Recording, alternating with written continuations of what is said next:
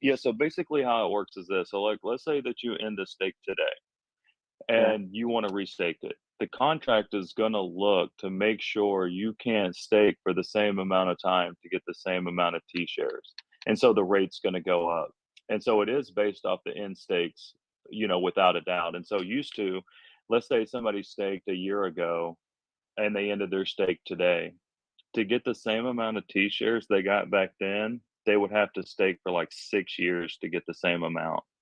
And so that's why a lot of people, once they, in their stake or they stake now, they're pushing it out so much further because the stake that ends this year, next year, the year after, you might could do a 15-year stake and get the 3x bonus and still not get as many T shares as you originally had. Mm-hmm. And Interesting. that's how it simulates compound interest because the contract isn't going to let you get the same amount for the same length. So you either have to stake longer or you have to put in more money. Gotcha. Didn't know that. Yeah, it's a beautiful, beautiful tokenomics to create that virtual compounding effect, but at the same time stopping people gaming the system. Yeah, and that's why they got an economics audit because they wanted to make sure that somebody couldn't stake weekly or monthly, like week after week, month after month, and taking their yield and just compounding it to make sure that they couldn't beat somebody that just staked for 10 years. That makes sense.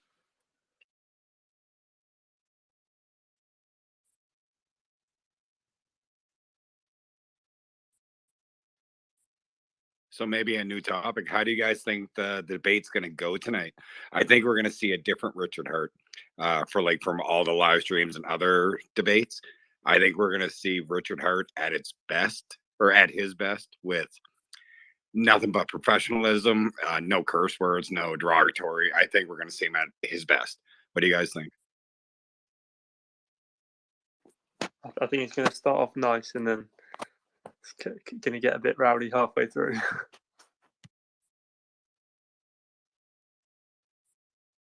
Yeah, he's definitely going to be more PC than usual, but I guess at some point or other, he's really just going to lay some things out that makes Peter just look like he really doesn't know what he's talking about.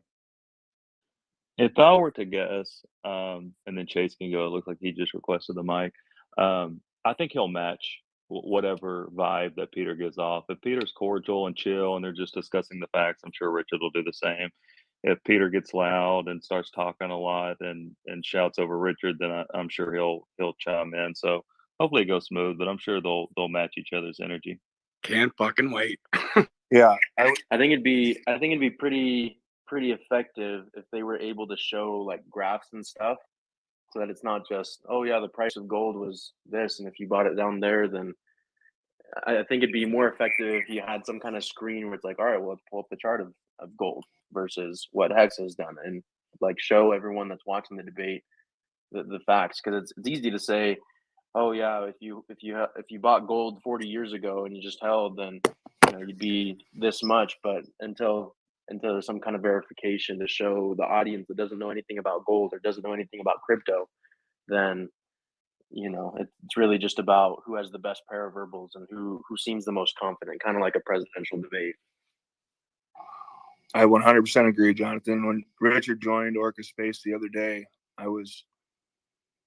right before he joined, we were talking about, I hope Richard does match his pace, and I just can't, like you said, it would be so nice if these guys, how Richard somebody brings up a question, you hear him clicking away instantly on his computer.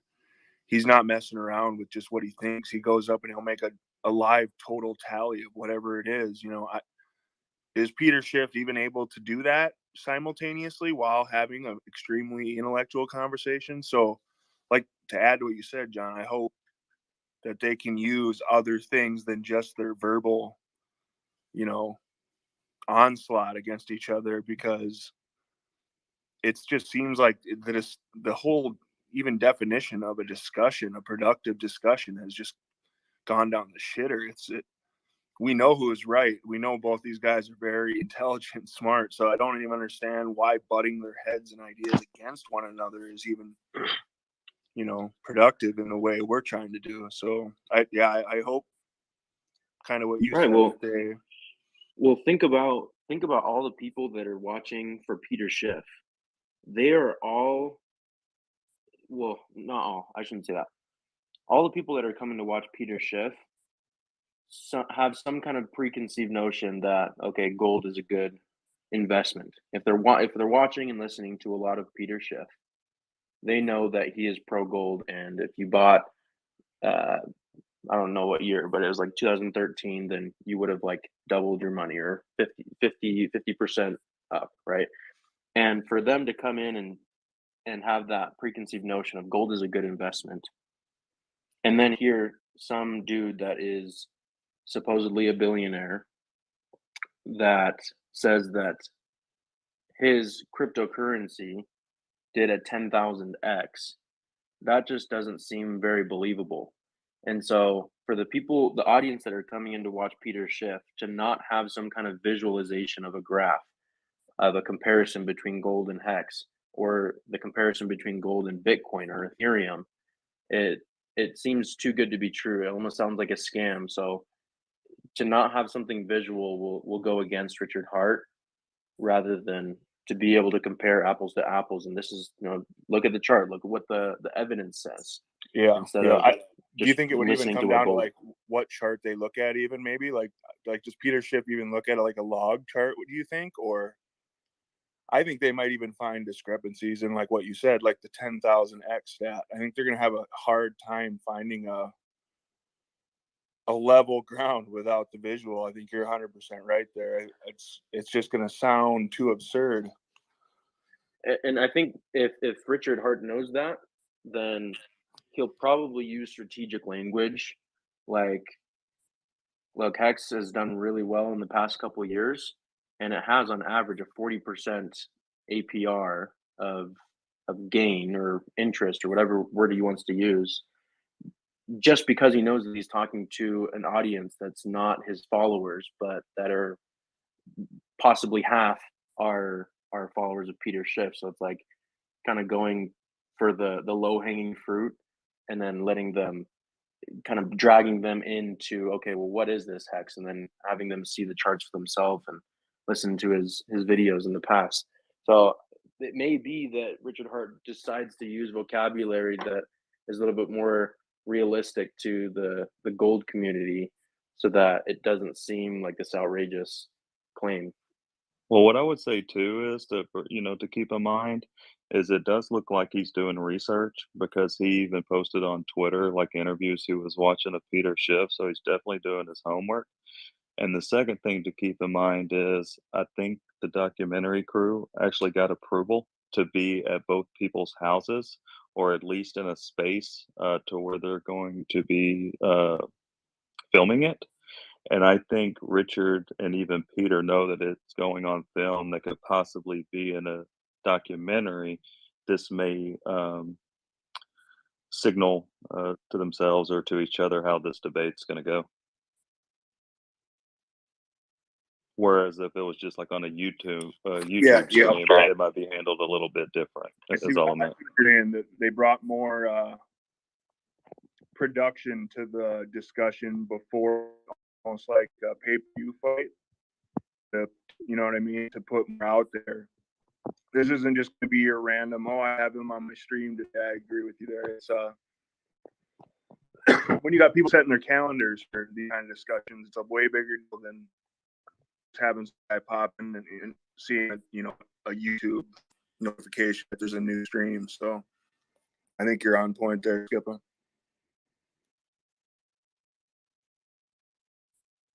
I listened to one of the debates of Peter Schiff, and he does acknowledge that if he had bought crypto, specifically Bitcoin, when it was $1, less than $1, and had held it through until today, obviously hindsight 2020 says that he should have gone and bought Bitcoin. He acknowledges that, but his his whole argument right now is that crypto is so high, how much higher can it go? And would he buy right now? No way, because he thinks that there's going to be a huge drop and it's going to go to zero because it's not tangible, it's not real, and so he acknowledges that. Oh yeah, I should have bought it. Or looking at Hex chart. Oh yeah, if I had bought it on January 5th and held it today, then yeah, I definitely would have done that. But would he have? Probably not, because everyone is the narrative is scam. Bitcoin is a scam. Back when it was just opening up, just getting to the market. Even Richard Hart acknowledges that he thought it was a scam too, because you're printing money. But I think his whole argument right now is that because crypto is so high, it's only going to come down, and gold is a better hedge against that depreciation. Yeah, I think that's a really good point. I really hope that they use Bitcoin as their common ground, as what they see that it doesn't work in that, instead of trying to compare Hex to gold right out the gate. Like if they could find that thing that, like you just said, they both seem to think that the weight of Bitcoin, it's too heavy. They both said it.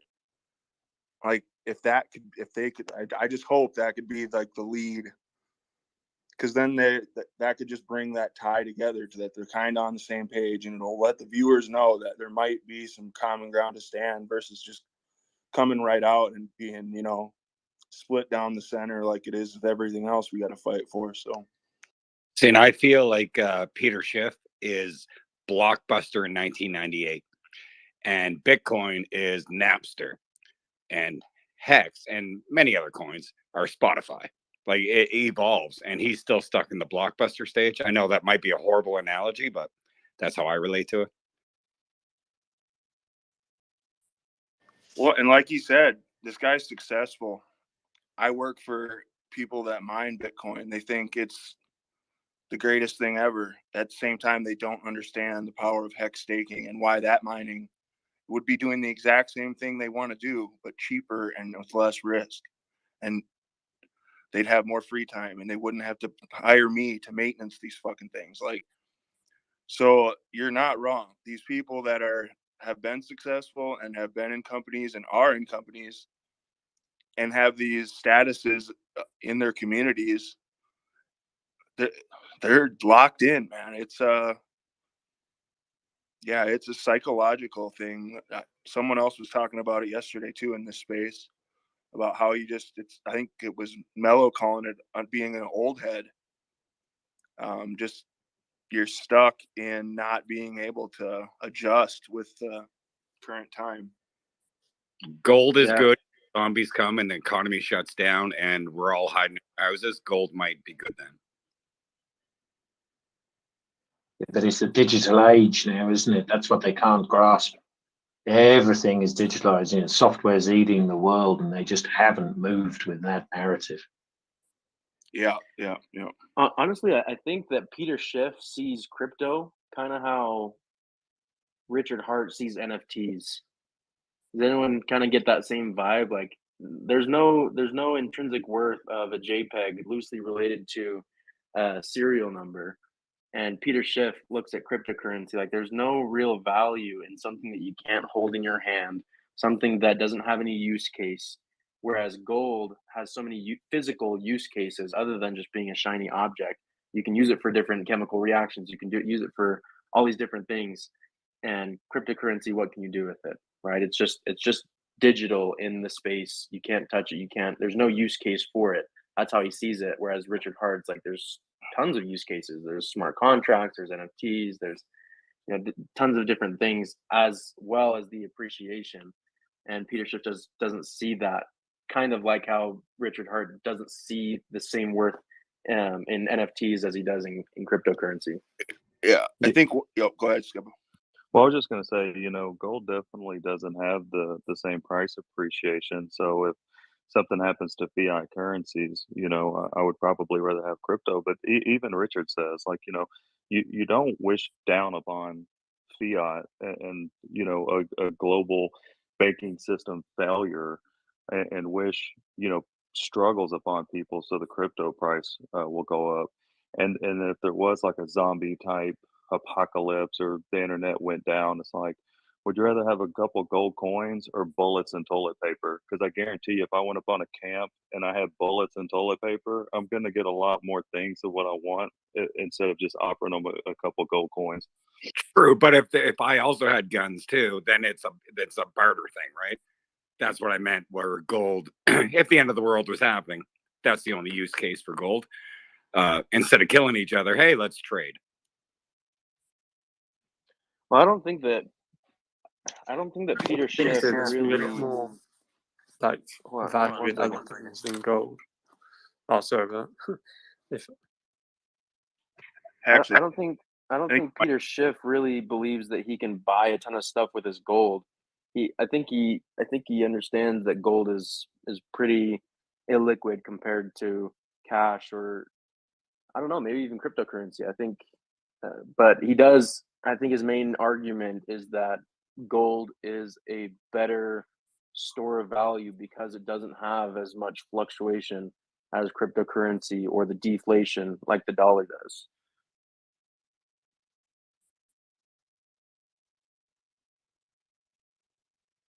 yeah, that's a good point. I mean, It maintains its buying power over time, isn't it?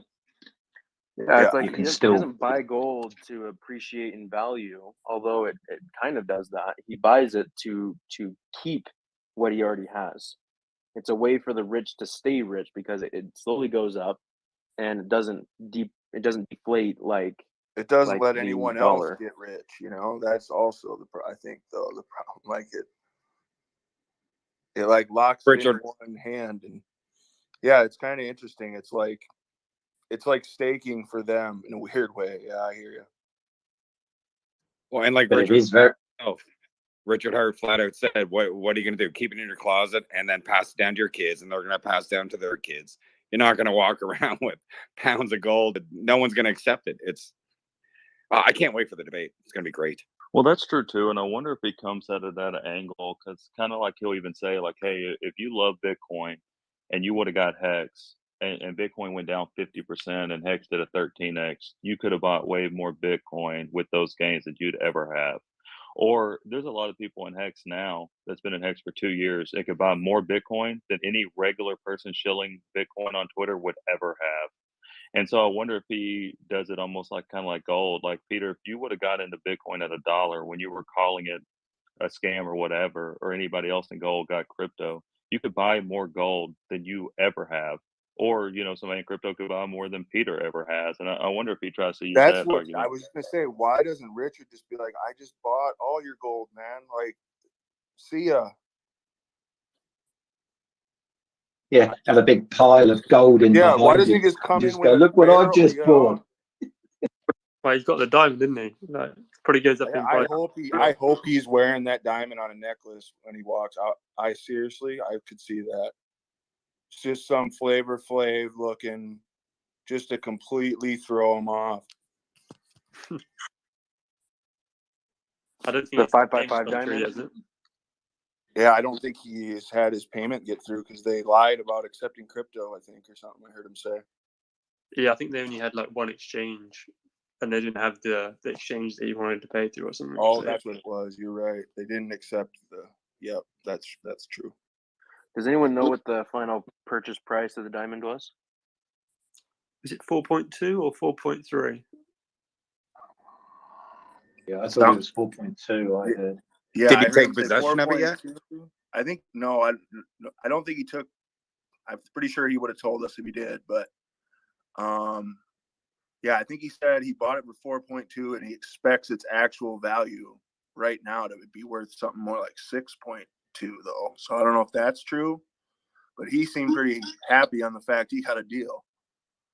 Yeah, because that's what the people selling it, like that was what the estimate was, like 6 or something, like 6.5. What That's are what the they odds that it's 555 on pretty much all aspects of this diamond? That's the only reason he bought it. That's the flat out I the only know. reason, and it's admirable. The guy's a fucking god.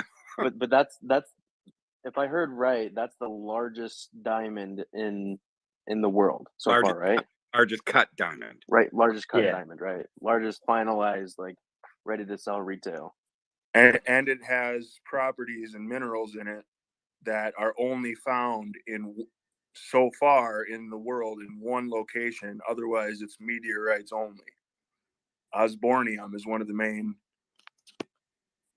elements. Yeah, the day after he bought it, I saw a tweet. I could not find the fucking tweet again. I looked hard for it. Is that he was going to get that diamond, get a rocket from Elon, and send it back to space because they say it came from space, but it must have just been someone just tweeting bullshit. But fuck, that would be, I don't want to use the word epic, but it would be epic if he could get Elon to fucking shoot that back out with a rocket. I mean, his 4.3 million is $100 to us. It's nothing, right? Yeah, but this is Richard. He wouldn't do that. No. I feel I like, don't know, man. He could buys get more airplane followers purses. by attracting people in with like, oh dang, what is this diamond? And having it kind of like his hex medallion that he was made for him with the diamonds and everything.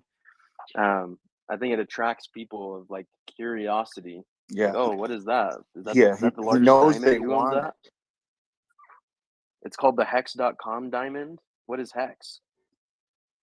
Let's look it up. Genius. Hex.com, and then they go into the Hex website. I feel like it's a smart strategy for marketing if he keeps it. It was his vertical integration plan, right? Like he knew that would get to every country, every dime, like that. It reached a different audience that we normally wouldn't get to in the news. So that's why I think it was his perfect play, because every country, every language seemed to have heard of that, you know. So that was pretty And cool. you can use that as a tax write-off, right? Wouldn't surprise me, my man. I don't know, but that. Yeah, he got places where you can't. He got places where you can't get adverts.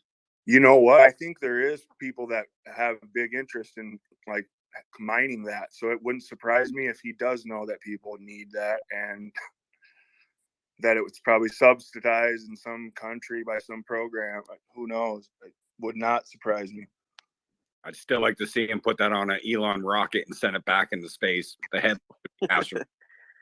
Well, Yeah. I was in Dubai and I saw a Rolls Royce that had a license plate with literally just the number 1.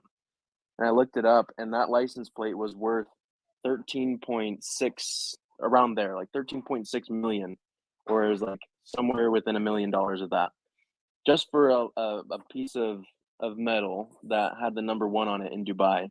And I was like, the only way that I would buy something like that is if it was a tax write-off, but it's also like a marketing strategy. Like, right, you have the number 1 license plate and people are curious about it. Like, it got me curious enough to look it up and be like, how much is that license plate worth, right? So I feel like it's kind of the same effect with a diamond. Oh, that's the largest cut diamond. It has 55 facets. It's the 555 carats, and the most expensive cut diamond. Yep. Definitely used for a marketing strategy. And if it's used for marketing, I mean, depending on your country, it should be able to be deducted as an expense. I think it's like kind of falls into play with like this. I've kind of seen it within our community. It's this new idea where we need to start doing our own things and then bringing in Hex as a secondary things, because people are so bombarded with the upfront. So if it's the first thing you come off with is just bang right to the sell thing. So like, to add what you said, Jonathan, you need to like attract them to something they like almost first, and then move on to that to intrigue them. So it's like it's a second level marketing technique that I'm not sure the name for it, but I know it's something that's been studied, and it's. Yeah, I'd be interested to see how many followers Richard Hart has gotten just because he started wearing Louis Vuitton. Well, even what's interesting about that is it's only a year old that he's really started pushing that, and his follower count over doubled in that year. And so it's not that you can directly attribute it to what he was doing, but I'm sure it had an impact.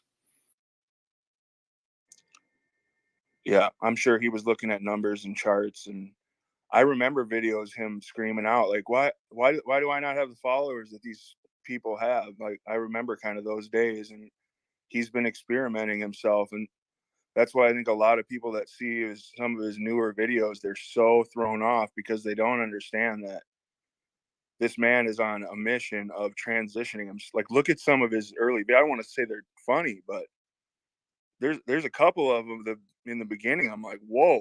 I was like, I kind of chuckled to myself, and then obviously I listened to it, the guy, and he starts spitting just pure truth knowledge once again. Like, so yeah, it's that's one of the main things I end up having to do to a lot of like the people I onboard nowadays is they come back to me like, what I do not like how he's presenting himself, and it's the kind of the same thing that threw me off, but I was lucky enough to know that that was a move he was doing intentionally, you know. Well, So he said, oh, he tried to be the nice guy. No one likes yeah, him. yeah. When he realized he had that kind of community behind him, and I think he was finally comfortable, he's like, all right, let's, you know, we got to vertically integrate. He keeps saying it, you know, it's like, that's the move. I think that's part of it. Go ahead, Sean. Yeah, I was gonna mention, like, look at me, for example. I feel like I'm a confident guy myself, and that's what I read off of Richard Hart. I didn't really look at it because in my mentality, I don't judge people based on material, but it also showed me that, like, hey, I don't know what it's like to be a billionaire. So how the heck am I gonna have a comment on what this guy has? Because even everything that he sees, it's gonna be so flashy to me. It's chump change in the end to him.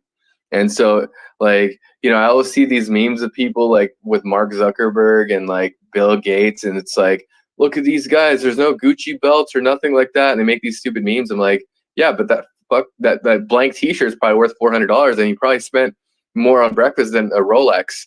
But you guys are trying to stay like, don't be flashy. But in the end, it's like, yeah, they might not be, that's not their personality. But in the end, with Richard Hart, it's like, it makes sense. He's just having a good time. He's living out his fantasies. That's fine. Let him do it. He deserves it. He made this crazy invention that's like a genius technology that he deserves anything he wants, in the end. Also, they're in completely different industries, right? Apple and Facebook, being CEOs of those companies with thousands and millions of employees, it's a completely different dynamic of, okay, the success of my company does not correlate with how many followers I have. Like the amount of followers that Mark Zuckerberg or Steve Jobs or Bill Gates has doesn't necessarily correlate with the success of their company. Whereas we're in crypto, it kind of has a bigger correlation. Now, they do have lots of followers, but mainly that's just because their company did so well that a lot of people wanted to hear their ideas. It was kind of like company first and then the CEO second.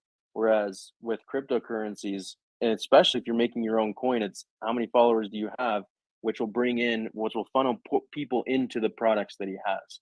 And so that's kind of my own opinion on, like, I his think followers are a little bit more important. And yeah, so his portrayal and the marketing that he does for his own personal like appearance matters a lot more than a CEO of a Fortune 500 company, for example.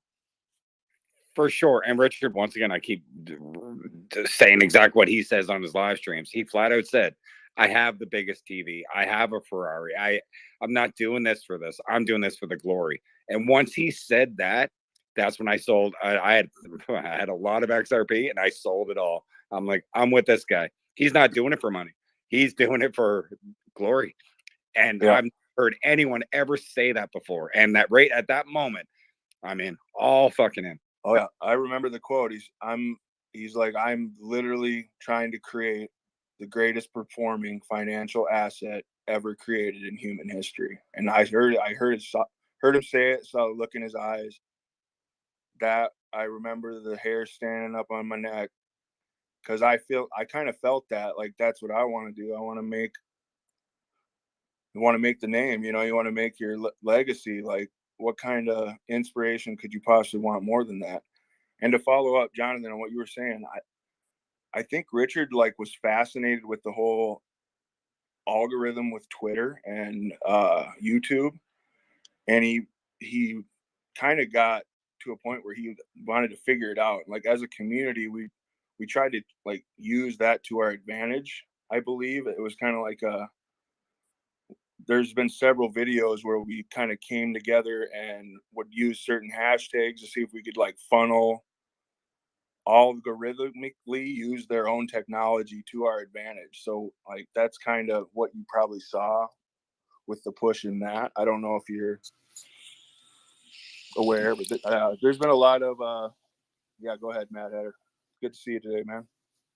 Hey, good to see you too. Sorry, I didn't want to cut you off at all. I think I breathed a bit too heavy into the mic there. Do you want to finish out your point? No, that means that you got something good to say. I know. You know, what I was going to say is if Richard didn't think that buying all of this Louis Vuitton crap and all this Prada stuff, if he didn't think that that was having an impact, a positive impact on his follower count or on getting the message out there, I'm sure he would have stopped it a long time ago. So there are clearly some type of analytics that he's seeing or that he's comparing to where it's a net positive in terms of the followers he's gaining for the money that he's spending to buy, you know, overpriced designer goods. And so, you know, to me personally, yeah, it's a huge turnoff. Like I don't care about any of that, but I understand why he's doing it. And I understand, you know, there may come a point of diminishing returns where he stops doing that. It just depends on, you know, is his follower count growing? Is he getting more engagement on those videos versus crypto videos? You know, I'm sure he's looking at quite a bit, but that's just an assumption. And I'm basing it off of kind of his response to the NASCAR event that just happened in terms of what works and what doesn't work. So I just imagine that he would stop doing it if it wasn't effective. 100%. And I think we should bring up, just because it's kind of cool and important. I know Orca and Funding Jim in this entire space, Sean, everybody I see every day in here up top, Matt Hatter, we're even right now, we're kind of like trying to capture in time, like who's in here, who's like talking good ideas, what kind of follower accounts are in here, like how are these people coming in here, what are their interests? Because I mean, we're going to the next level. I mean, we're trying to really reach out to people that we know want to find out about this, instead of informing people who have no interest at all or could care less. So yeah, just a shout out to those guys too. I mean, this community is amazing, and it's only a matter of time before we figure this thing out. So anybody, we got 2 hours, 3 hours till the debate. We're getting there. Hour and 58 minutes. Yep. Wow. Okay, so with the debate, there was like 3 different places. Is that where they're doing 3 different debates? Like first they fight on top of a skyscraper, then they will kind of like parachute down and fight on top of the back of a rolling 18-wheeler, which will eventually crash into the harbor, where they will have an underwater holding their breath fist fight. Yeah, with the enclosing spike cage. And of course, sharks circling. So I think that would be pretty interesting. I think that would attract so many people to this event if that was the case. You know, it'll be interesting to see how the audio equipment works out. This is kind of a first of its time debate / fist fight, so it'll be fun. Are you describing the Peter Griffin chicken fight? Because I mean, I swear I saw a couple of those videos back. I definitely went there. There's a lot of things going on here. I went there for a minute, and then I tried to bring it back to Joe Rogan Fear Factor, and was thinking about Joe Rogan throwing in a Peter Schiff, Richard Hart Fear Factor episode. We could bring in whoever else for the contestants, and that would be I don't even know what the word. It's like too politically involved with everything going on. But I do think that there should be small breakaways, just to keep everybody's mental acuity in check. Have them do like a quick Connect 4 between topics, just so that they have to challenge each other on multiple intellectual fronts. But when you register, the audience can ask questions, right? Oh, I have no idea. I have no idea how that works. Is it not aren't they doing the first run where they just record it? And I'm not sure. I would imagine so. And I wouldn't imagine, like, I don't think they're allowing just bombardment like that this time. No, but I saw a number you can call when I registered. It said you can call to ask a question. So I don't know if that's going to be a live question or it's going to be someone I'm else sure they would. Question. Yeah, probably jot it down. Get a list of good ones, crowdsourced. It'd be cool to watch them play chess. Yeah. Oh, there you go. A chess game. That's cool. I did see somebody ask Hexologist in a post if we, like, as a community, we could make a collection of questions to ask Richard Hart, like, before, so that he doesn't have to, like, filter through. So I don't know if maybe that's what that is, Hex Dude. That it very well could be Hexologist already in process of making like a good list of questions for Richard to read so that he can attack the questions we want to have answered versus just random nonsense every once in a while. Honestly, from the mind Richard Hart has, he does not need help from us. The guy has it fucking covered. I hear you, but I know he's busy, man. He's got a lot of, like, I just mentioned that thing the other day about how the T-share price surpassed the gold price. I literally heard him scramble for pen and paper to write it down. So yeah, that was an exciting one. Surprised. He, it's one of those things where Richard by no means lacks the mental faculties to have this debate, but he's also working on a ton of other things, so it is a challenge when you're entering a formal debate domain and somebody's preparing for you, because if you don't do the preparation or if you have a mental lapse, the other guy's not going to hand you his notebook, right? So there is something to be said about, well, Richard's smart enough, he can handle this and that, but lights turn on, pressures happen, unforeseen questions occur, mental lapses occur on the fly. So this is really it's not somebody that you would want to take lightly. Whereas I think Richard has unfortunately been matched up with some guys that weren't so great. He kind of flat warned us, stop, because people were trying to fucking throw all this shit at Peter, and he was like, guys, stop. Yeah, I think he really was like, just don't give him anything you shouldn't, like, be smart about what you say. But at the same time, I heard him say the reason he joins Orca's Spaces is the perspectives he can learn, even on the, I think he said it that just the other day again, like when he came in, he's learning on the fly too. Like, that's the best part about him. He's not done learning. He knows he can learn more. It's a beautiful thing.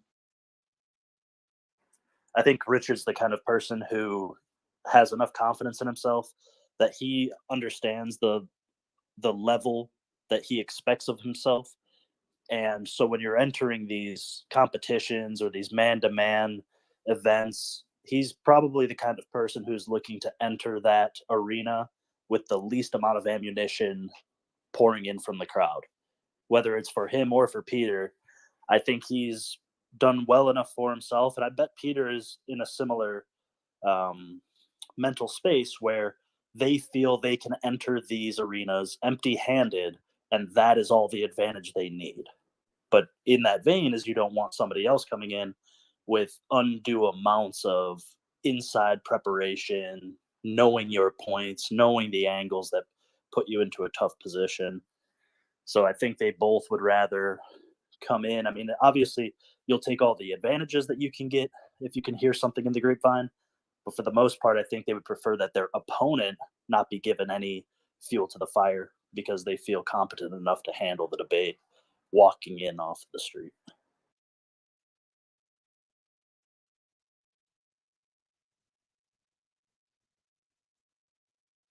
Does anyone know about how long the debate's supposed to go for? Whether it's 30 minutes or 2 hours?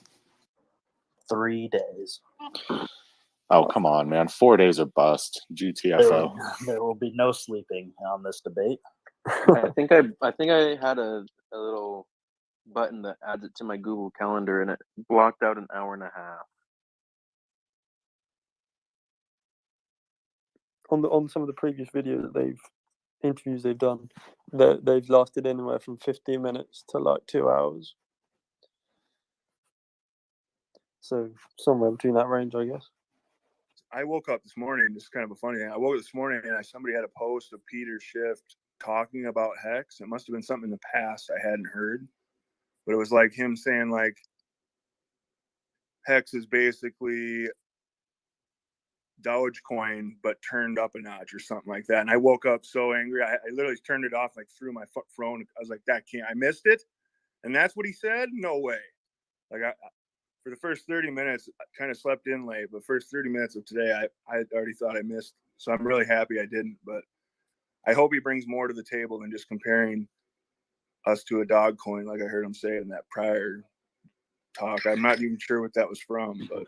So for me, the thing I'm most excited about is that this puts eyes on cryptocurrency. Like, I'm a huge fan of Hex. I have it in my Twitter handle.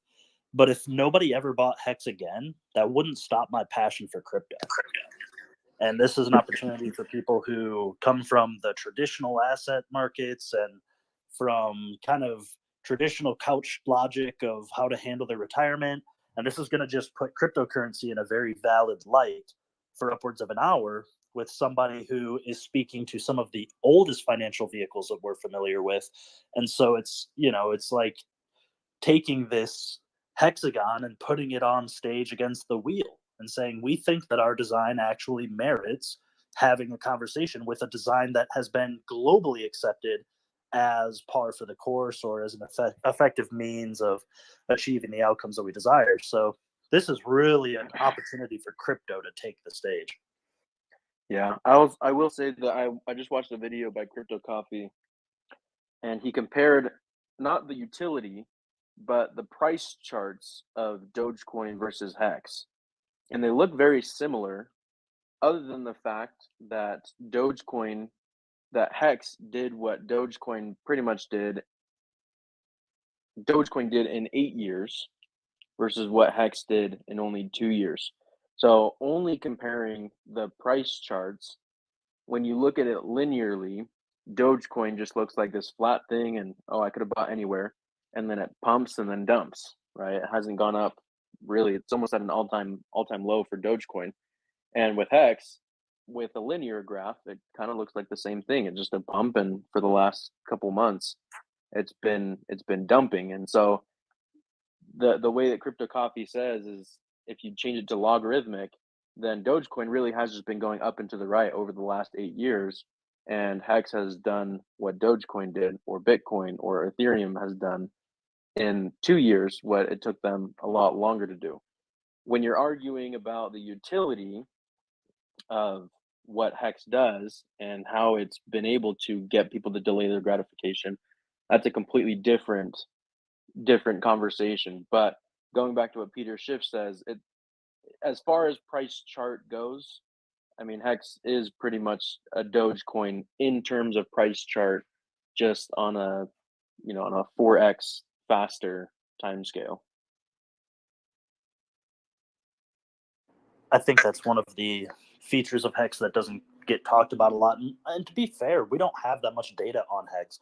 Over 2 years is a long time in crypto, but it's not a long time in finance, and it's certainly not a long time in speculative investment timeframes. When you think like this is the future of something, well, when you look at biotech and industries like that, it can take 5, 10, 15, 20, 30 years to go from the discovery phase to the research applications. So there's a lot of, we can look at the Hex chart and say, look at how well we've done for two plus years. But somebody else might look at that same chart and say, well, a lot of other things did well in that 2-year period. A lot of things haven't done well, starting at about the same time that Hex hasn't done as well. And so it's not, to use a price chart is not a bulletproof argument. Shiba Inu has a really good looking price chart just in terms of appreciation from the bottom. A lot of shitcoins, because I'm not saying Shiba Inu necessarily is a shitcoin. It's got a pretty strong community, but a lot of shitcoins have the ability to benefit from market pumps when the BTC ETH pair spikes. And so what Hex has built into it with the staking mechanisms is the ability to capture more of the good and insulate from more of the bad. So when we pump, we can pump harder because of our staking mechanics and the truth engine. And when we dump, or when the markets effectively retrace to more realistic buying zones for market structure, we don't have to take nearly as hard of a lump because we have so much of the potential selling pressure locked up. So I think that actually when we look at the Hex chart and say, hey, for 2 years we've been so good, as we continue through this bear market, we're going to find it much like any other asset and investing asset class, it's going to be really tough to make gains for the immediate term. That's the reality that we're looking at across legacy, across crypto. It's a global geopolitical situation right now.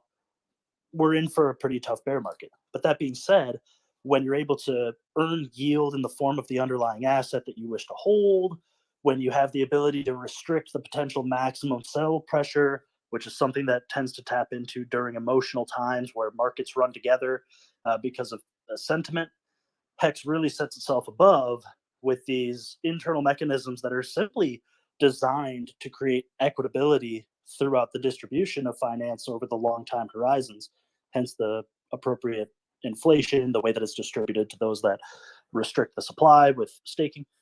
Hex has so many beneficial financial features that looking at the last 2+ years doesn't do it very much justice, because what you're going to see moving forward will continue to recognize compounding benefit of always dumping a little bit less, pumping a little bit more, incentivizing the correct behaviors, and producing the harder to follow on a price chart, which is unit bias yield.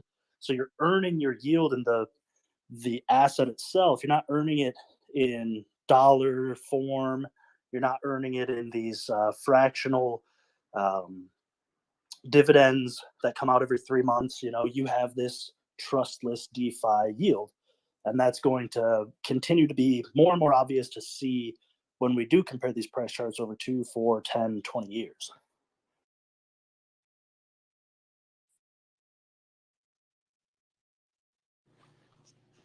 I agree, Orca. It's kind of mind blowing to think that even cryptocurrency has only been around 13 years. One of the most interesting arguments that I heard for gold, and back in like 2008, 2009, 2010, I was completely aligned with Peter Schiff in terms of something's wrong with the monetary system. We have to find a form of sound money. And I put my eggs in the gold basket, in the silver basket, the precious metals basket. I bought it hook, line, and sinker for a couple of years, up until 2013 when I heard about Bitcoin.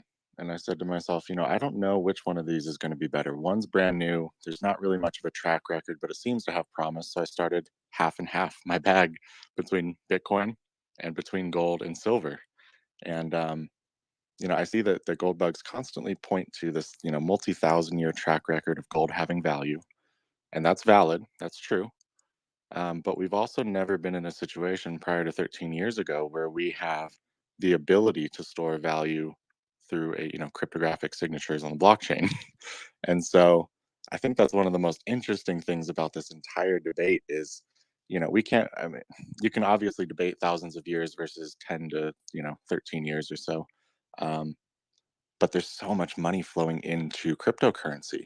And when you look at it generationally, even when I talk to like my nephews, they have no idea that gold has any value at all. If I were to offer them Bitcoin, they understand it. If I were to offer them an ounce of gold, they have no idea what that is, why it's valuable.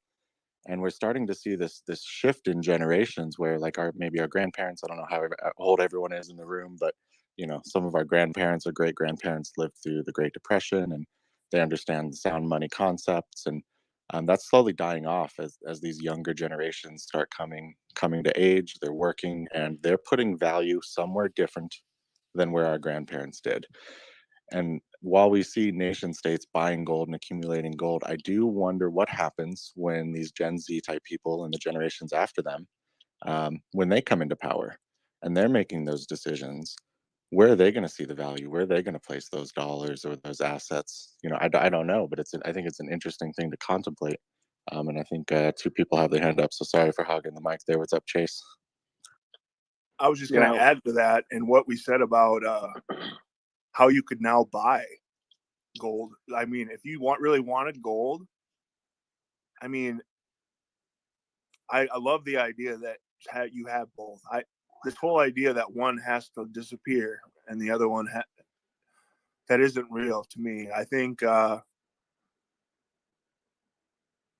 gold always will have its like purposes, but I don't think there's any way someone could try to compare it to like the stats you're bringing with the future generations coming up. And I think they're well aware of that. So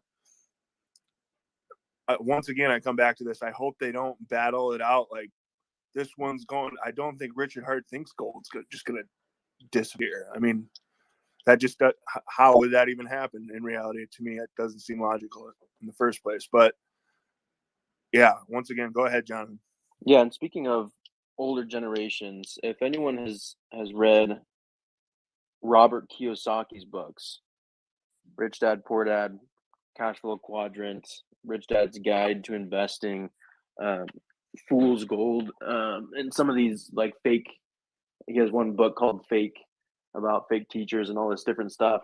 One of his arguments about why he likes to buy gold and silver is that gold and silver being tangible objects that hold some type of value almost pretty much all the time, and has been proven to hold value throughout centuries, it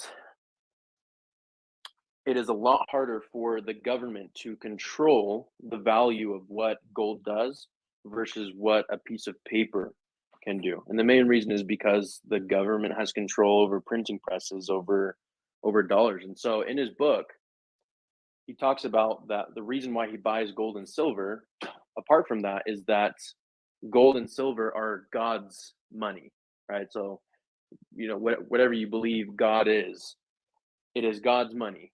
That it is pretty much eternal, right? It's an eternal compound or eternal material that you can't necessarily destroy that easy, and there's always going to be gold on the earth, and it's always going to have some type of value, whereas a dollar or a peso in a different country, or the currency in Germany, when they inflated away and they're a bucket full of cash could only buy you so much at a marketplace, a couple loaves of bread and all that stuff. And so you see the argument of gold has always had its value. It's God's money. That's the reason why we buy it. And it's a way to store value. And one of the other concepts that Robert Kiyosaki talks about is his rich dad saying, okay, you want to be rich? Yeah, I want to be rich. All right. The first thing I'm going to have you do is go and talk to a financial advisor and make a plan to become secure. He's like, why would I do that? That's not fun.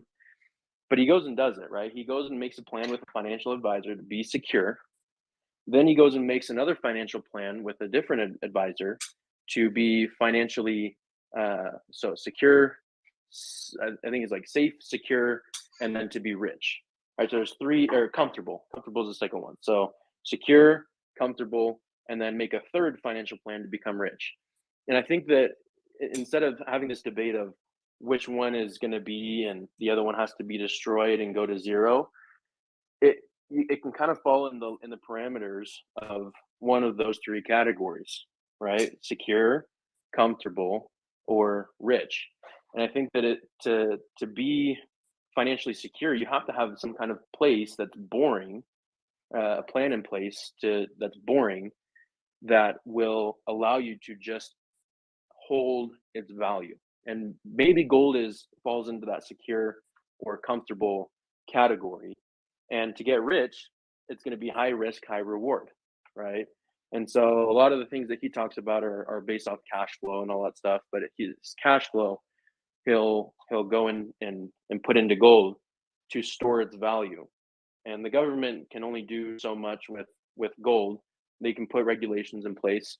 But the fact of the matter is that if you accumulate your wealth in dollars versus gold, the dollars is a lot more susceptible to risk of deflation or losing its value versus what gold can do. So I think those are valid points, and I think those are points that Peter Schiff will all agree with, that it's a store of value. A store of value isn't necessarily a place to get rich, but it's really that. It's to hold the value that you've worked so hard your entire life to keep.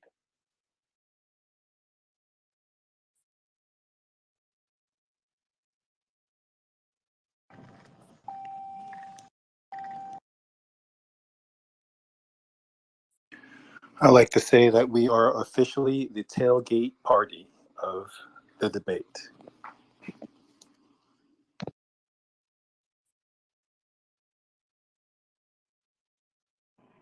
Do we want to create a Richard Hart bingo card for phrases that he may or may not say during the debate?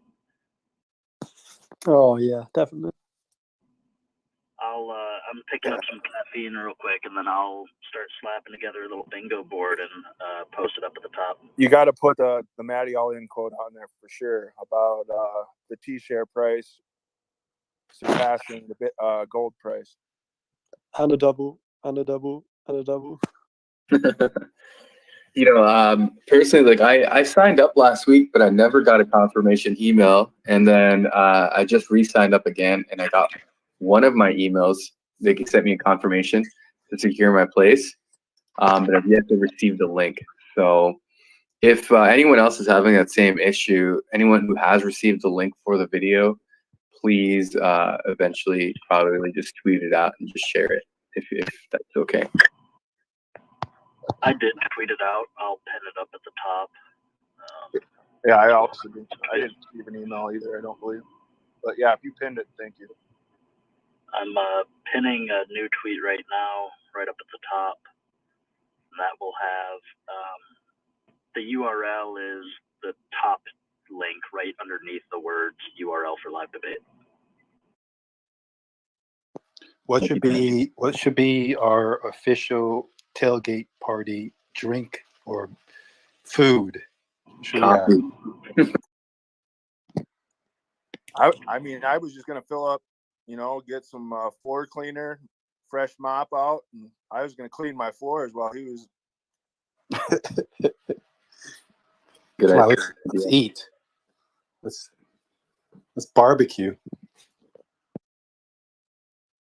I'm fasting for the debate as my sign of strength for Richard Hart. Should we all fast in solidarity? That would be good. A 2-hour fast. What a health conscious decision too.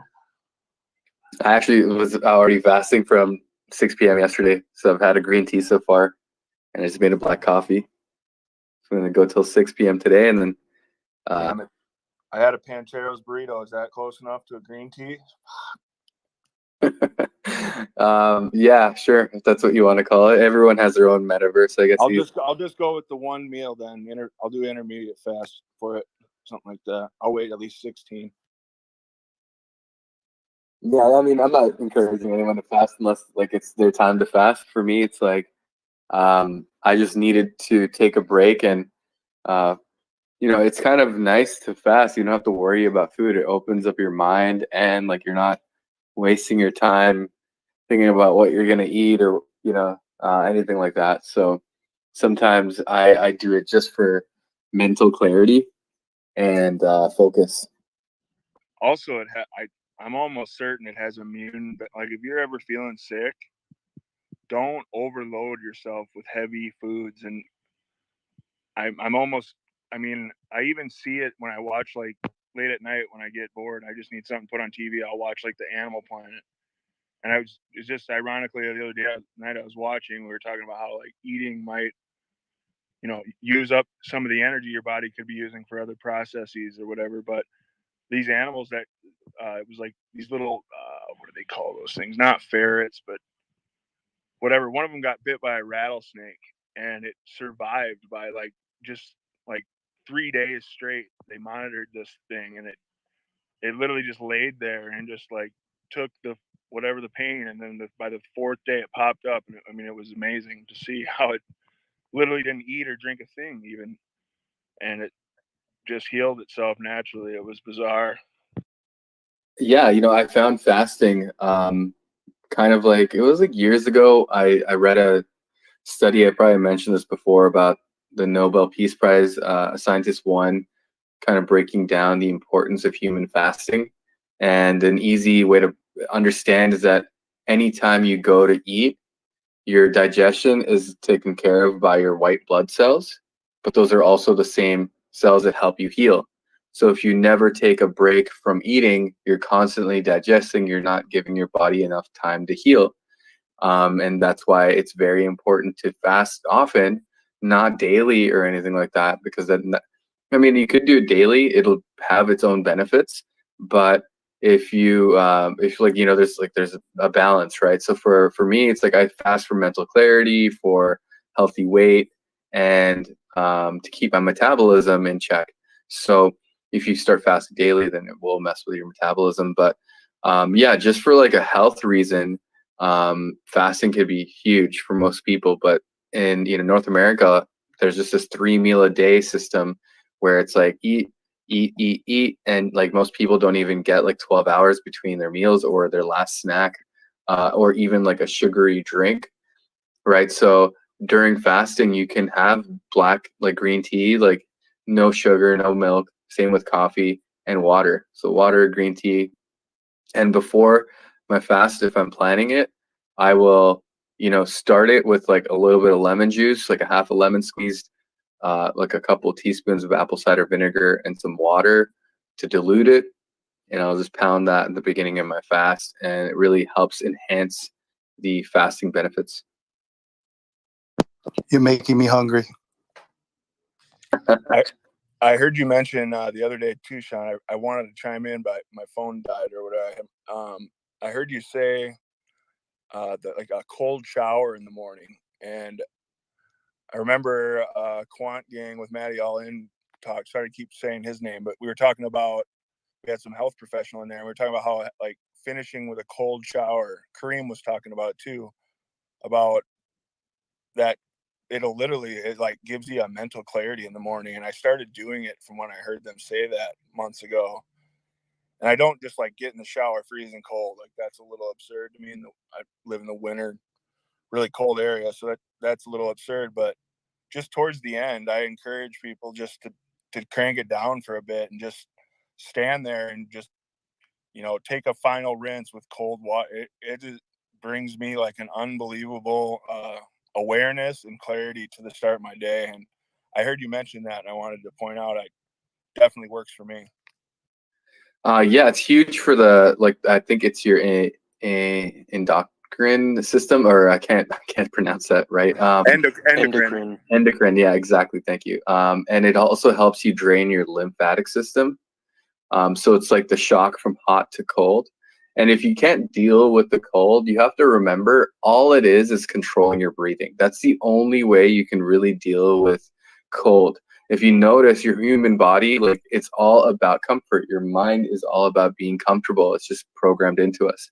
So you have to kind of mentally tell yourself, like, it's okay for me to be cold. And you have to trick your body, because what happens is people start like hyperventilating, ventilating. They're shivering, and their breathing speeds up, because it's like the mind tricking the body to be like, you don't like this, get out of this, you know. And you have to like control your breathing. That's the only way I'm able to do it. If I don't breathe in through my nose and take slow breaths, as soon as the cold hits me, I'm gonna have a struggle trying to get through it.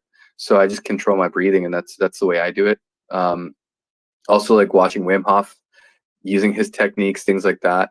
If you guys haven't heard of Wim Hof, he's pretty insane, pretty cool. And yeah, I feel like, you know, it's just like crypto. Like information is just shared, and you have to kind of look into things and not just kind of. I'm okay with if I'm not being called the normal guy, right? Like if people think I'm a weirdo because I do these things, I'm like, that's fine, man. I'd rather not be a normal food pyramid weirdo. So that's just my take on it. No, I can agree with you for sure. My life has drastically changed since beginning meditation and also the cold showers. The two of them are two different sides of developing, like yourself, really. The meditation is good for centering and being able to actually, you know, separate yourself from your thoughts and be quite mindful and heighten your awareness. But then the showers are more for like your mental toughness, and it fucking sucks. But it really makes a massive difference.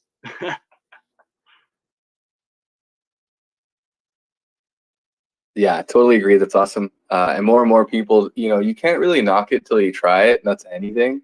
I think the craziest mental clarity I've ever had was like doing a 3-day fast where I didn't eat anything for 3 days, and I had just had this insane like sharpness in my mind.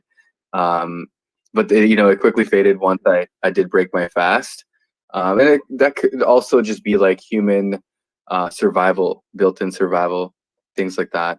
But we do have a new speaker, July. How can I help you? Hey guys, just tuning in with you guys. Love what you guys are talking about, clarity and making space for good ideas and thinking. Because I mean, at the end of the day, I mean, if we could all just sit down and take a little bit of time and really think through what we're doing, what we're planning, what we're organizing in our lives, it's definitely key. I mean, you got to think about it. I mean, your time is the most precious thing you have, is the most valuable thing you have. You'll never get it back. Once it's gone, there's no way you could ever get it back. So it's definitely taking every little moment that you can in your free time to be able to gain that clarity is key, to living a healthy life and definitely living a successful life.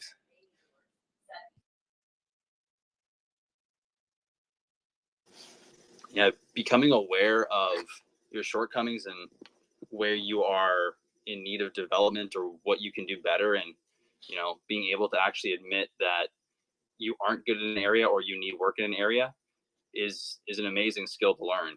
And I think everyone should try and learn it at some point in their life. I think we all kind of naturally do, but yeah, like you were saying, the mindfulness and meditation and these cold showers and actually having a focused, specific reason or a lot of time in a day to practice that is amazing. So I definitely agree, Julio.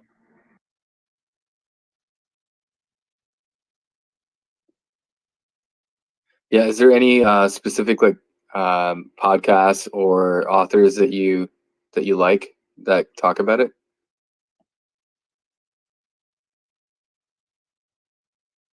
Like personally, I recommend this book called Food Fix by Mark Hyman. If you're into just understanding like the food system and FDA and how it all works and his theories on it, he's very like educated. He's been a doctor at the Mayo Clinic. He was like the head of Mayo Clinic for like a long time.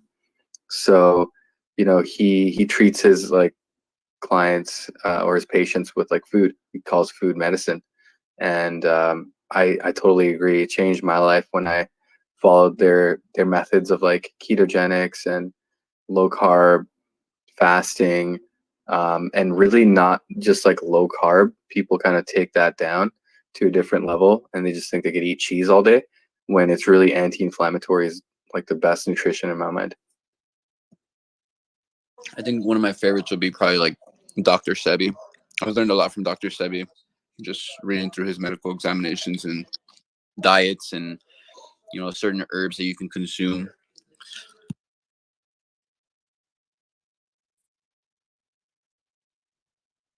Wait, Sean, are you saying that you can't eat cheese while you're on keto or just in very low moderation because it is somewhat inflammatory? Yeah, like I try to avoid dairy when I'm keto.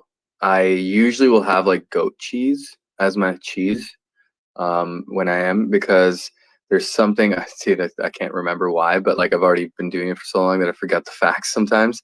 But I'm glad we're talking about it, so it kind of goes in fresh in my head again. But there's something about the antibodies or something in goat milk and goat cheese and buffalo that's not as inflammatory as from cattle or cows. And yeah, that's the one thing. Also, like when I'm keto and I'm trying to do anti-inflammatory, like I'll have for breakfast, I'll have like an avocado with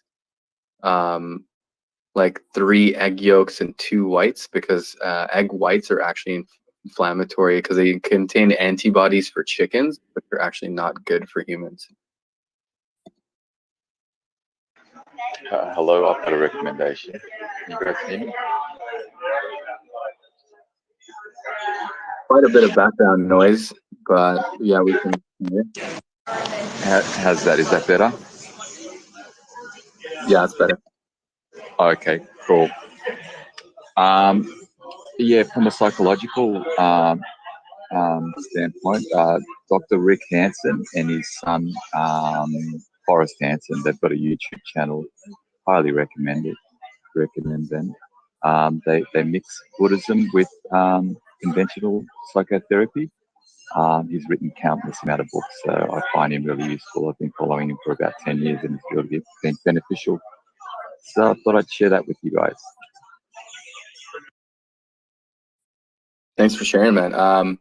Yeah, Rick Hansen, probably someone I've only like watched one video before, and meditation and Buddhism is something that I picked up. It's funny enough that when I was doing fasting heavily and I really jumped into like nutrition back in 2020, like that was like my cure to pandemic, is like figure out how to be the healthiest version of myself so I don't care about whatever virus comes at my way.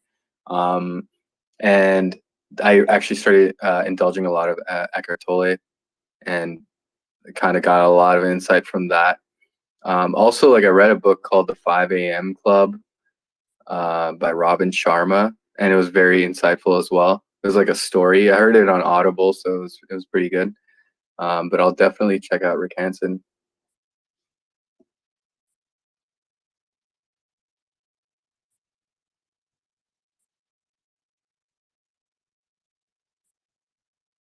And just a friendly reminder to anyone who has yet to sign up for the Richard Hart Peter Schiff debate, just go to the link that's posted in the name, gocoevents.com, and you can register there to get your unique link for the debate.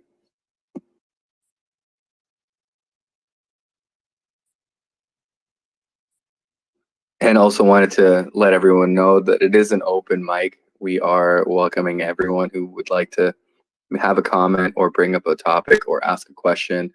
Doesn't matter how important or anything. We're here to help explain crypto security, details about how to be ready for the Pulse chain launch and get all your airdrops for all your existing ERC20s if you're not aware. So please feel free to come up. I'm getting so many good recommendations for this bingo card.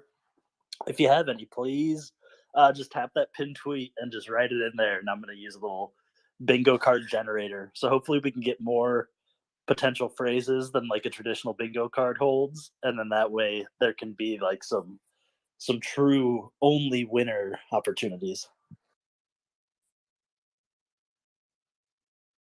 Because I'll have it shuffle up all the spaces and stuff.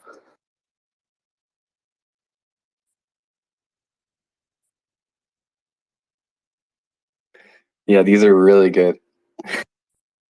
Hey, Orca, I'd like to see "I'm the greatest man in crypto" on there. Absolutely. I just saw your tweet. Yeah, man. It's like this is one of those times where he's talking to a gold guy, so he's probably going to use more generic crypto.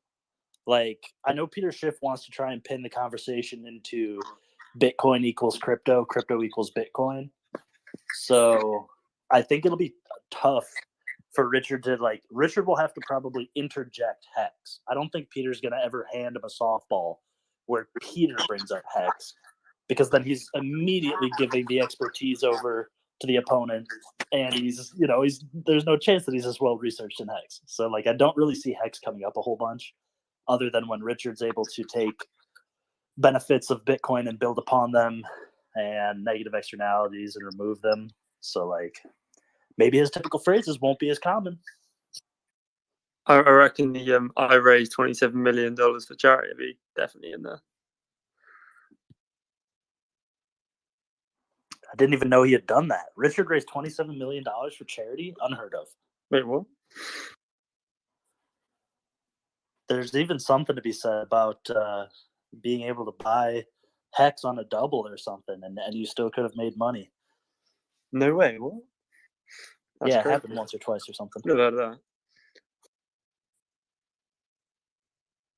No, it should be really exciting. Such a weird date and time, though. Wednesday late evening in UTC. So I wonder. I guess these two old wrinkly bastards don't have anything better to do on Hump Day, if you know what I mean. They're both just old men finding that perfect time to come and shout about young kids in their lawn. Yeah, I think, they probably made it to where 5 p.m. Eastern time fit their schedule. In the end, it seems like Peter Schiff's been on his channel a couple times. So there is some camaraderie there, most likely. And in the end, when it comes to the debate, I mean, I was planning on watching if he's ever had another debate on his channel, but it seems like it's just been hosts and like talking about.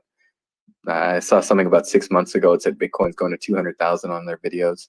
So I'll see. We'll see what happens. But Robert Kiyosaki's been on his channel quite often, so it seems like that's a good connection, and that would be cool to have Robert Kiyosaki invite Richard Hart onto his podcast. I think that would be a good step next.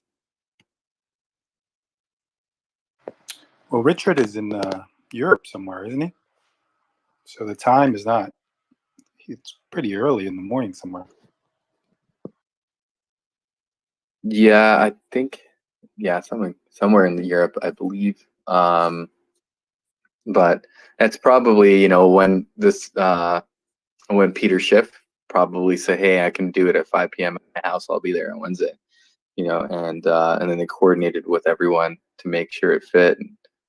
Um, I feel like Richard Hart has this kind of his own schedule.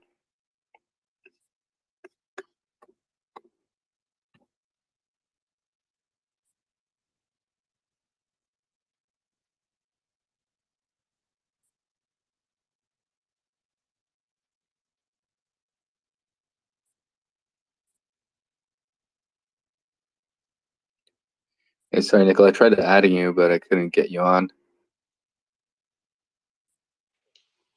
That's all good. Can you guys hear me? Yeah. Okay, my connection is pretty bad, I think. But yeah, Sean, I just sent you a DM. Super interesting. I just came in late here in the room. You guys talking about some good doctors, healing foods, all that good stuff. Super interesting that. But yeah, or you can just DM me back if you want.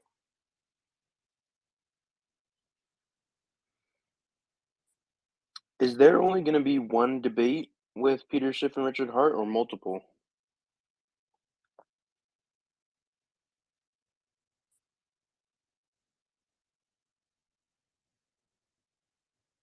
From everything I've been told, this is very likely going to be a one-time only debate. While they both have a lot to gain from one another, they're by no means collaborators in their industries. So there are likely going to be opportunities for each person to create a little bit of division between the two particular sections of the audience, the gold maximalists and the crypto maximalists, or Richard maximalists. So I wouldn't expect this to become some kind of a powwow that they do every year. That said, if everybody shows support, if we use these sign up links, if we're respectful on social media, which that damage may already be done, I'm not sure, then maybe we could look at getting these things to occur more in the future. And that's just a little side note for anybody who's coming in. Please feel free to use like a junk email even, but the sign up, if you go to gocoevents.com, and the links are up above pinned in the Twitter space, then that'll help drive a little bit of traffic metric. I'm not saying like your location or your name or anything like that. Even a junk email from some server that's not even hosted in the same country as you is fine, but it just shows that there are real people who are actually interested in this content, and that allows the people with the budgets who align these events for us to have something to show when making their decisions in the future that say, hey, people are really into this cryptocurrency conversation. They really like Richard Hart as a guest on the show. Those kind of things will help put us in positions to compete, time and time again moving forward. Yeah, I agree 100%. I think he knows this is his chance to touch base with these gold maxis, may you want to call them, or whatever. It's just, I agree. It's a once in a lifetime chance to reach out to these people and present his version without them having to go through Peter Schiff to hear about these beautiful technologies. So yeah, it's going to be great.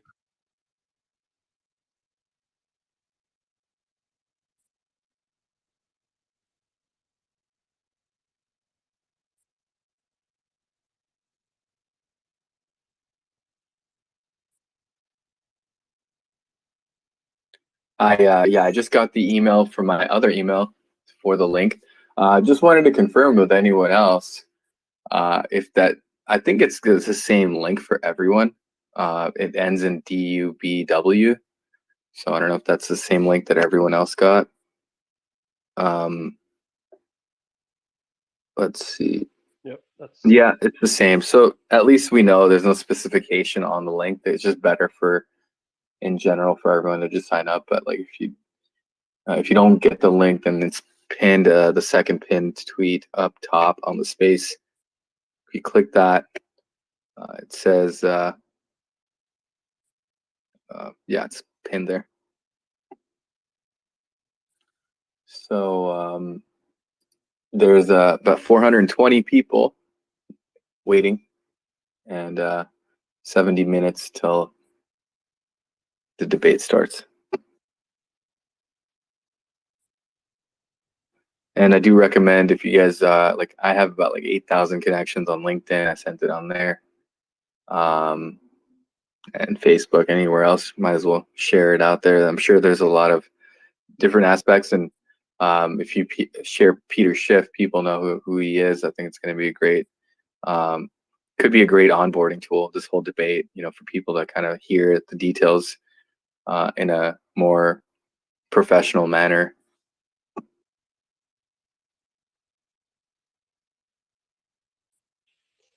Do we know if it's getting recorded and maybe played on Richard's own channel afterwards? Yeah, there's a production team that'll be recording on both ends, I'm pretty sure. And I think they're both aware it's going to be part of the documentary. So we were talking earlier how we hope that might kind of direct the narrative to as a little more professional style versus maybe just full out attack like some of them seem to find their way. But yeah, Richard seems to be preparing himself very well, and I like how today he's been quiet. That tells me that he's got his bandana on backwards and he's ready to clean the floors. So I can't wait. I'm excited to see him pull a couple rabbits out of that Louis Vuitton airplane bag. I'll tell you that.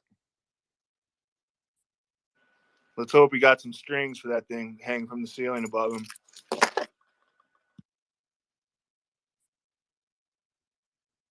I got a good feeling he's gonna have an interesting setup for this one. If he's got a production team recording it, anytime I see him where he's on video and he knows he's on video, he's definitely bringing the heat. So it's going to be fun. I think it'd be best to have him like where he's most comfortable. So I think it's his new setup with his red chair and nice background. Like the same situation he got rug pulled on YouTube. I think he's going to be somewhere like that.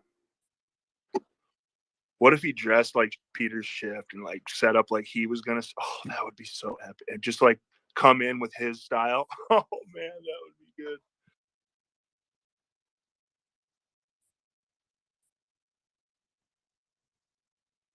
It's Peter Schiff, so I expect Richard to do something special for him. Yeah, I think he's gonna. It might even be too special to where like we'll kind of understand. It might be. He's so intelligent, so we'll see if it goes right over the guy's head a lot of times or not. Does anyone else think we're going to see a wager? Some kind of wager? I agree on that one. I was thinking about that right now too. 100%. I agree as well. I think it's just going to boil down to it. I'm going to hear, I can already hear the words, I bet you this, or something like that, especially from Peter Schiff. I could hear him saying that. He won't shake on it though, I bet. Yeah, that'd be a good one for the bingo card. Some sort of a betting quote. So I wanted to just add on to this thought from what I brought up earlier. I actually still believe that gold is sounder money than fiat. But one of the things that kind of woke me up to the fact that gold isn't really a good investment is the ability for the paper market to literally dump, unbelievable amounts of gold on the market, driving down the spot price, right? So the gold market isn't really settled, the vast majority of it. It's not settled in direct like gold for fiat payments. It's actually settled in contracts for gold, right? So basically paper representations. Imagine if Grayscale got so out of control that Grayscale was the one factor that controlled all of the Bitcoin market. And that's essentially what's happened in gold over time. So it's kind of allowed this fiat money paper system, Ponzi scheme, whatever you want to call it, to endure so long, is because of these gold contracts that get dumped on the market. So anytime you see like a 2, 3, 4% rise in gold on the day, you can bet your bottom dollar the next morning in early market trading, you're going to see massive contracts dumped on the market to bring the gold price, spot price back down. I hope they talk about that too, because I'd be really interested to see, manipulated markets and kind of the drawdowns for investors. To add to that, I remember Kareem breaking down, you said Grayscale. He was in some video, he had some unbelievable like statistics where like the 5 to 10% moves that we see in like the Bitcoin price, he was able to like capture the sell-offs from Grayscale, kind of like what you were talking like the day before. Or it was absolutely, he called it out for like 2 weeks straight. I remember like just kind of following it after he had that video, and he didn't really do a follow-up on it and brag about him being right, but it was definitely chillingly accurate.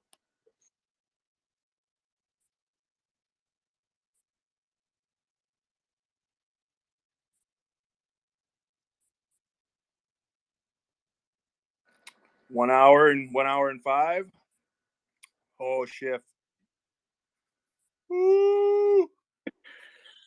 Getting ready, man. Get a priest on retainer, just in case. He's got to be shifting his pants.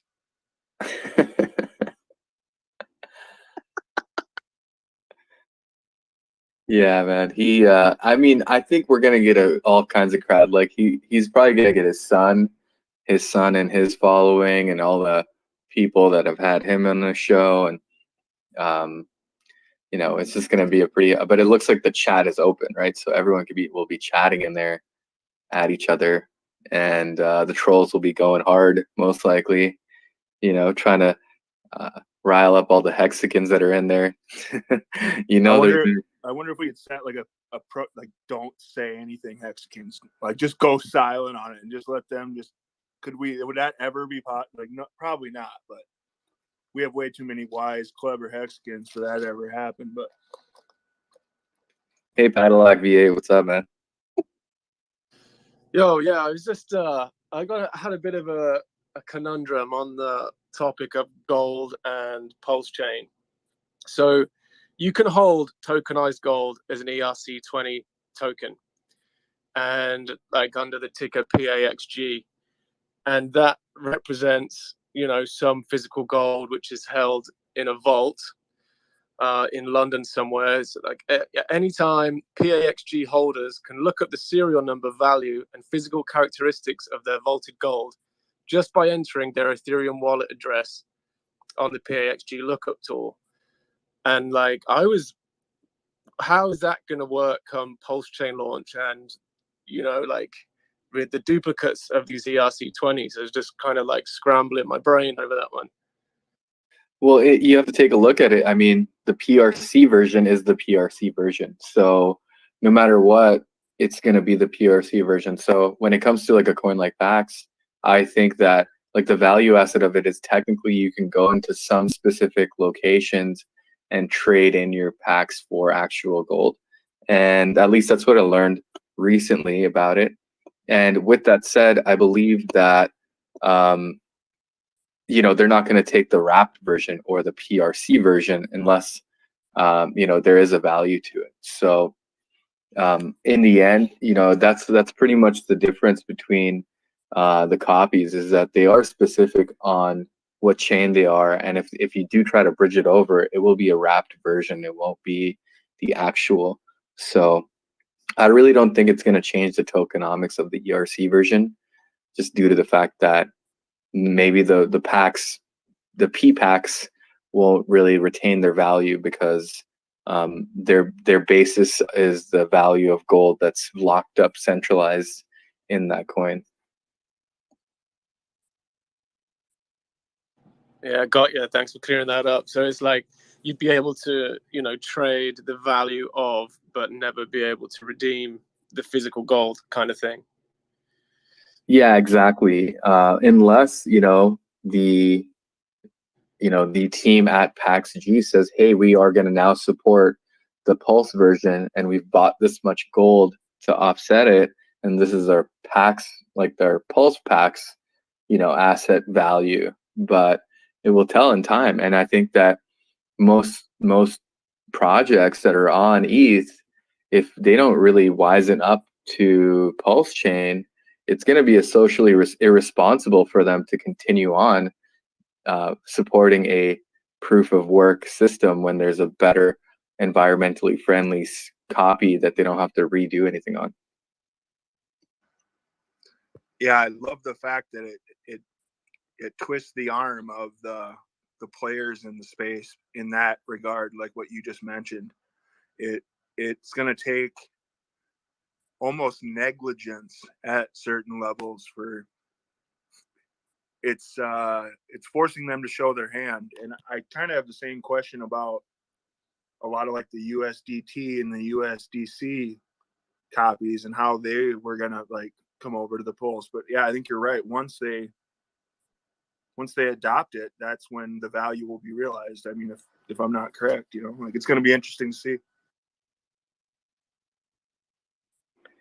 Exactly. Yeah. So time will tell. Patience is king. And all we have to do is just educate, spread the word, and get more people to be users. So those players understand that there's a big user base that supports low fees and environmentally friendly projects. I mean, just the amount of people that can come on and increase the value of the entire ecosystem, because someone with $20 now can come and join the projects, where before it's like you don't have $30, you can't even make a transaction. So you better have a few $100 if you're going to play on ETH. And I think that's going to open up a lot more, because a billion new people coming in with $100 is still $100 billion. So I feel like that'll increase the market.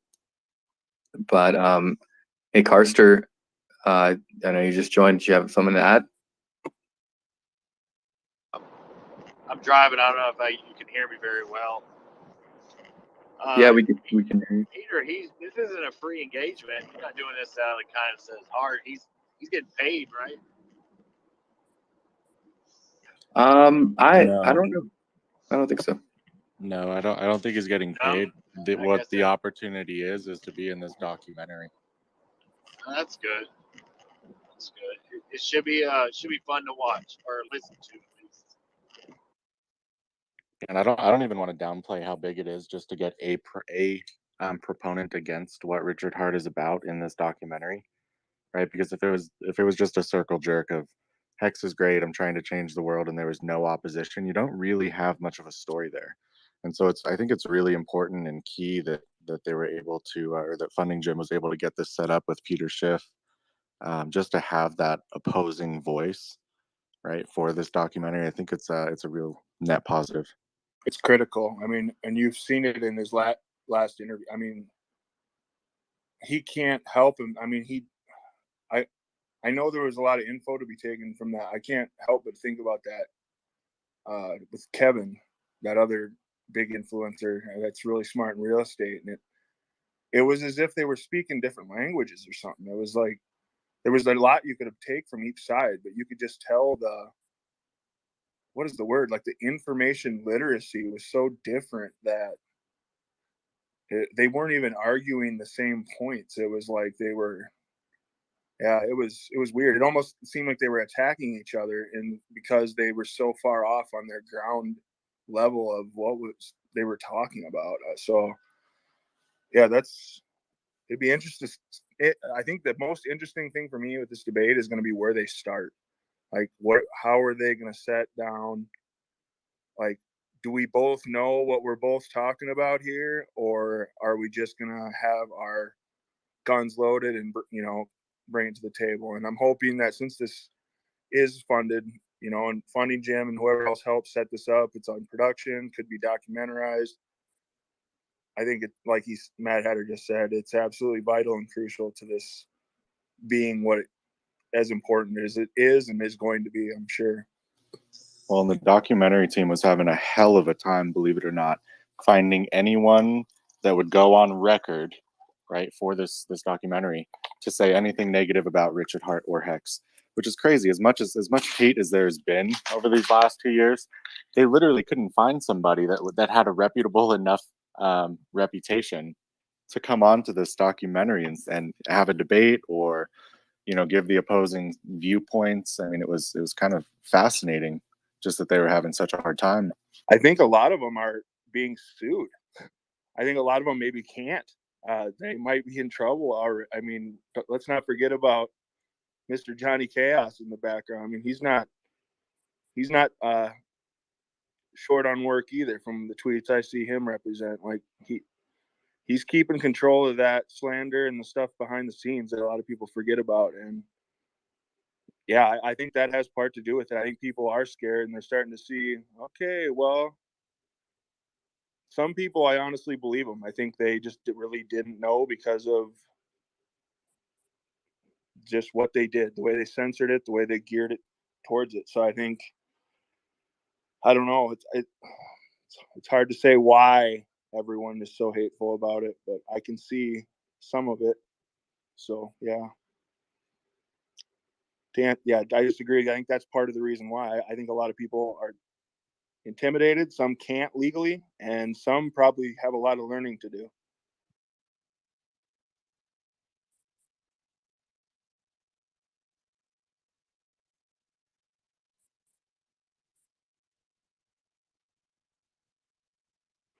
How's the bingo board coming, Orca? Pretty good. I've got 30 different cards. Probably awesome. They're 5x5, so that's 25, and so a free space, so 24 phrases. I probably came up with like 30 phrases, just so that there's a little variation among the different cards. And then I'll throw them all in like a Google Drive link or something like that. They're just JPEGs, and then are you gonna NFT them? Oh yeah, dude! It'll be an exclusive NFT. Anybody who holds one of these will automatically be entered into a drawing for a free subscription to my $19.99 monthly gold newsletter. Beautiful. Which actually last night we gave away several discounts on that subscription service. So good, love it. I think we talked it all the way down to like $9.99 at one point. What a steal! Oh my gosh, I know all the information you could ever want. Hey, the price of gold is going up. I know. Hey, have you seen Hex price on of gold sale? hasn't done great. Hex is on sale. What a deal! Couldn't believe it. Yeah, how about that? I think what a wonderful opportunity for everyone who would like to tip the toe in, knowing they're going to get the copy, and now they get a little more value for their bang with the buck. So like I'm cool to shill with the best of them. Like I'll shill Hex if that's what people want to hear. But like I do think it's important to discuss that we're in a bear market. We have been in a bear market. Been pretty vocal about it. Buying opportunities should really be looked at as dollar cost averaging opportunities. There are a lot of different unique angles that you might be looking at an asset from because we all have different financial circumstances personally. But even when you do see these discounts, some discounts are different than others. So right now, traditional markets, the legacy markets look really beat up. We obviously understand some of the macroeconomics that are playing a part in that, some of the monetary policy that plays a part in that. Crypto is not going to serve as this one-for-one hedge against any shitty geopolitical efforts that take place in the next 10 years. So if you're in it, you got to be thinking about longer time horizons. And I think that's why Hex does make a lot of sense, is because even if you're not an expert investor and you don't know how to buy bottoms, newsflash, very few people do, being able to stake and just kind of dollar cost average through the form of acquiring yield is a really good way to come out on top if you do have the patience to be a buyer when other people are fearful. Well said. And by doing that, when with Hex, we mean that by our Hex is designed with a staking process in it, and if by long term, if you are willing to, you know, invest in this and read up, do your own research, but you will find that you can earn up to 38% annual yield if you stake for, you know, roughly 10 years or more. And our average that most people stake out of the 80,000 or so staking wallets that we have is like 6.25 years, I believe, roughly. So there's a lot of promise in this. A lot of people clearly already believe in the system. They have been earning this APR. If anybody's aware and seen the price of it, the reason it has been pushed so low is because clearly people are cashing out. I mean, there's people that need money, and if you want to use any of the community's websites that we have available, you can kind of even see, you know, when stakes are coming out. You can plan yours around when that happens so that you can give yourself a little better return on the timing of it. So there's a lot to take into consideration, but staking Hex is one of the true ways that you can kind of hedge yourself against some of these upcoming markets we could see, in my opinion.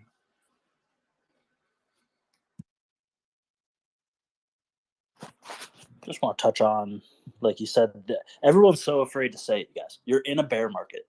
You have been for months. Like it's not gonna slowly creep up over the next couple of weeks. Like you've already been in it. That's why everything that you own is down 20, 30, 40, 50% right now. You've been in it. This isn't the bull run that consolidates into the bull run, into the next bull run. Chill the fuck out. You've been doing really well for the last couple of years if you've been buying and holding valuable things. Those similar things that were valuable during that time will probably be valuable again, but you're going through a bear market right now, and that's the facts. So if that's something that makes you uneasy, that should tell you something about your tolerance for risk.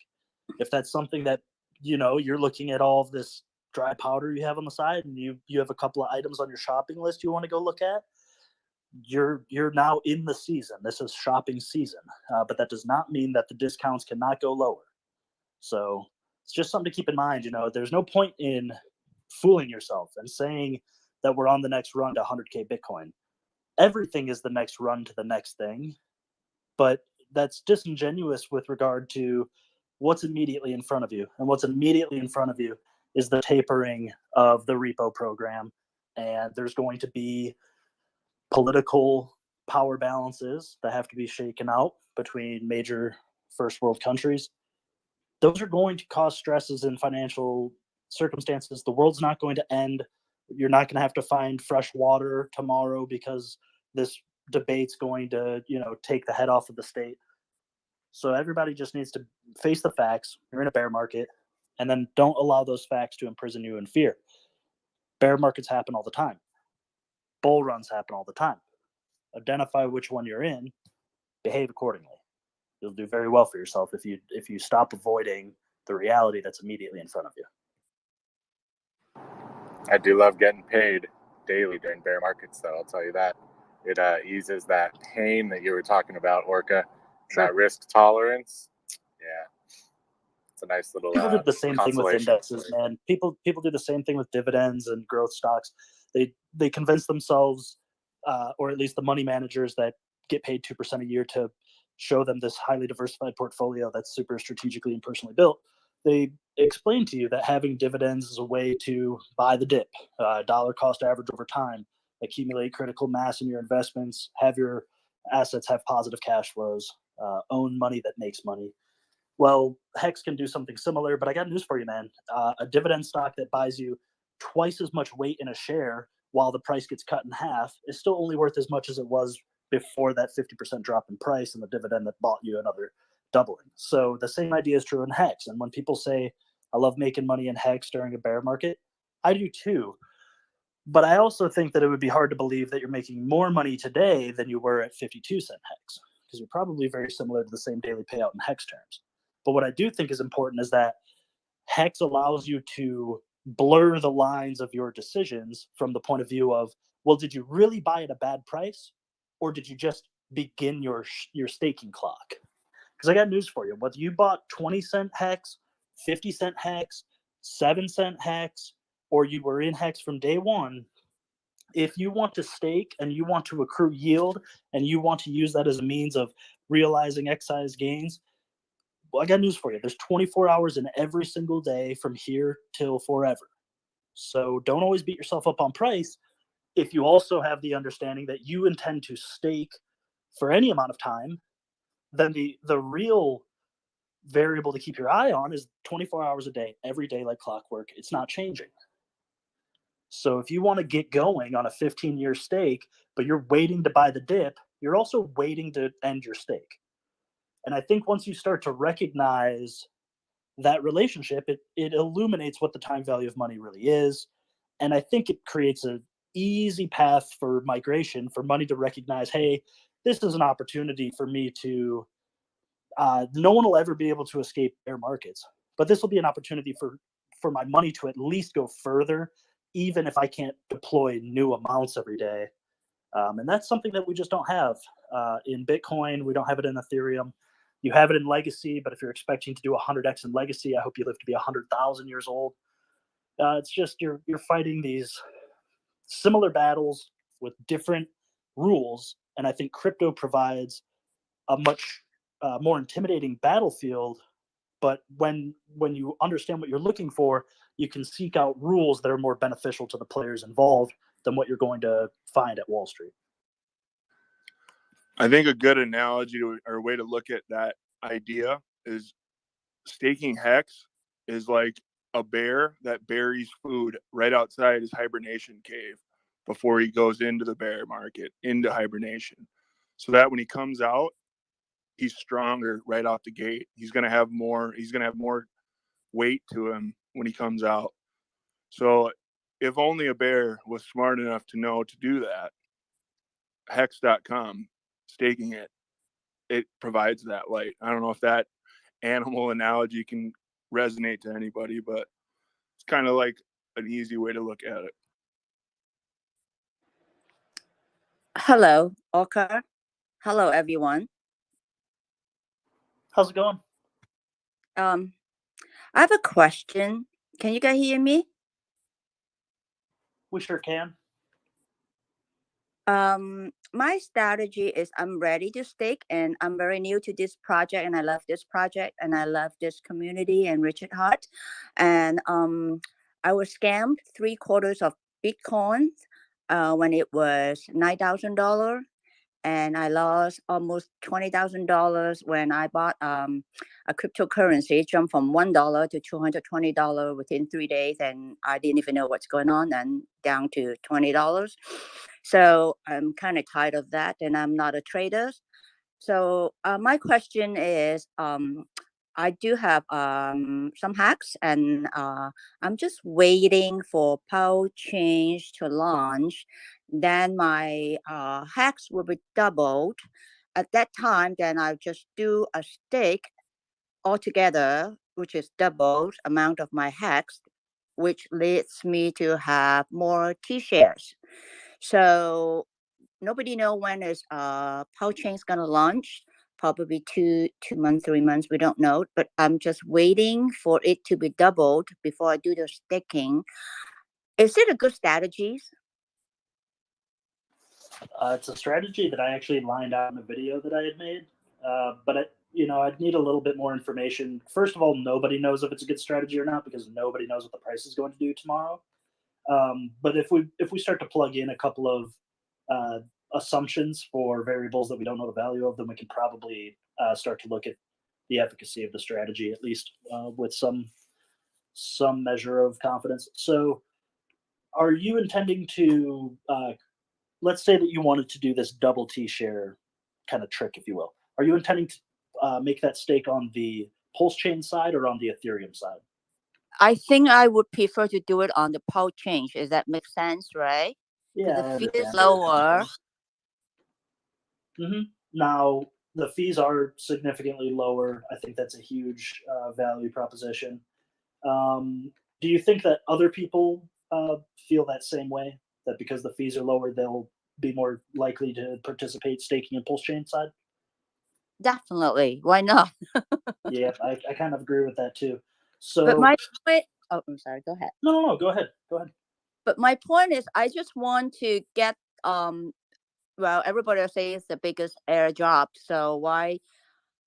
Because I get double the amount of hacks, right? 1-to-1. When I am I right? Breach all my hacks. That is true, but the difference when the fork occurs and you get your 1-for-1, that's from a volume perspective. So if you have 1 hex on Ethereum, you'll have 1 hex on Pulse Chain as well. You'll have a total of 2 hexes, but the value of either is not necessarily identical, and that comes down to the concept of price bonding after the fork and after a bridge is established. Will people bring in Ethereum hex, bond it to Pulse Chain hex? Will enough transactions and market sentiment bring the price of the two together? That's the prerequisite that's required for that strategy to occur. Because what you're describing is being able to swap one of the chain's hex 1-for-1 into the other chain's hex. That would require a price parity. Oh, okay. Does that make sense? Oh, okay. So I didn't know that. I thought will be when it's launched, I can just do a breaching all my hacks from Ethereum to Pulse Chain, which means if I have 10 there, then I'll get 20, and I just stake that the quantity, right, 20, and get more T-shares. So which means I have to wait until their value are equal before I can do that. Is that right? Correct. And then you're also looking at the sunk costs of bridge fees and the staking fee. Obviously, you understand that. The bridge fee is probably a more significant consideration to make at that point. But yes, you're correct. So in my video, I kind of described it as if you have this hex and you're wanting to try and do this kind of like gaming of the T-share rate, the only time it'll ever be possible to do that, you'll have to wait for a price parity or something that's close enough that when you take into consideration the swap fee, the swap ratio, the bridge fees, the staking fees, do you still come out ahead of the T-share count of just staking what you have on each side? So there's just a couple of variables to keep your mind on, or your eye on. But as you get closer, I think it'll become more obvious whether or not that's a good strategy for you. Because maybe you're sitting on your Ethereum hex and the fork happens, so you've got hex on both chains, but they're not the same price. Well, there's only 2 things that can be true if they're not the same price. Either A costs more than B or B costs more than A, right? So either hex on Ethereum costs more than hex on Pulse Chain or vice versa. Now, you wanted to do all your staking on the Pulse Chain for the fees. Well, if there's really inexpensive hex on the Pulse Chain out there, do you have any intention of going and gathering more or acquiring more hex on the Pulse Chain? I actually, it doesn't bother me to pay for a certain amount of fee, but I prefer to have more hacks to stack it all together rather than many little transactions. You understand what I mean? Sure. So let's say if I do one stake, whatever amount I have today, I'll get T-shares too. But then I will do another one. Can I do another one when it's launched, even though the price is different? So the key is, right, so the key is you can only stake hex that isn't currently staked. So if you have the hex right now, if you just keep it liquid at the time that the fork goes to mainnet, then you'll have liquid on both sides and you can stake, all of the asset. You can stake a portion of the asset, and that's the same on either chain. So if I have 100 in hacks, if I have 100 hacks in Ethereum today, when it's launched, and I will have another 100. So I have to do 2 staking or 1 staking. I'm still confused. Sure. So just keep it as simple as this. You have hex on one chain and hex on another chain. Yes. Each chain can only be, the assets there can only be staked on that chain. Oh, so okay. If you have, one of each, then from that position, you could stake on either or both chains, but you couldn't just simply do the 2-for-1 stake on one chain, right? That's where you have to bridge or swap and do Yes. that kind of process. Yes. Can I ask So one question that may help? Coolman, are you aware that you have your T shares will also copy over to the Pulse chain? So like no. any that you stake now, that will all copy over for you automatically, so you won't have to do another stake. And then you could take advantage of today's T share rate, which if you wait, that could go up and will go up every day. So that's another thing to keep in mind. I don't know if you're aware that with the beauty of the staking Hex now is you will get 2 stakes of Hex when the copy happens, and you're set then. So you won't have to do anything. You won't have to mess with any of the bridges if you don't want to. Oh, you mean if I stick it today? Today, yes. Let's say if I have let's say if I have 5,000 Hex. Well, I have more than that, but let's say 5,000 And you can Hex. do a portion. You don't have to do it all. So if you want to keep some liquid, but yes, ask the question you're going to ask. Because I think we kind of reached what you might have needed to hear. I totally didn't know that. Okay, so you mean if I stick it today, then I have a copy in PulseChain, which means I will get double T shares already, right? Yes. Okay. So I don't know why I've been So waiting. if you're trying to get the most T shares you can, yeah, you could lock in the price now because the T share rate went on the chain. It'll be the same. The T share rate will be the same price on Pulse Chain as it is. So it will rise together. That is the one thing that will stay constant.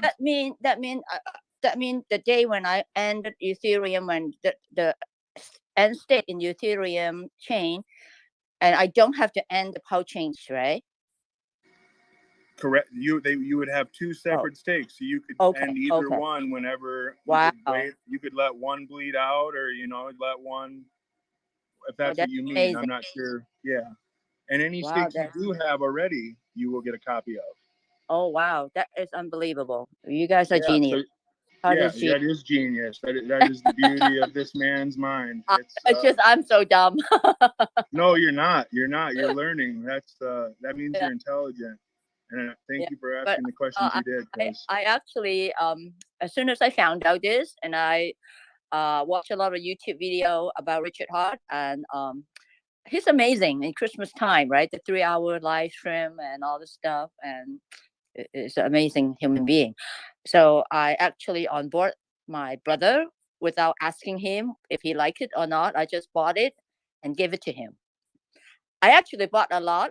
I actually created MetaMask account, wallet. I just give it to people.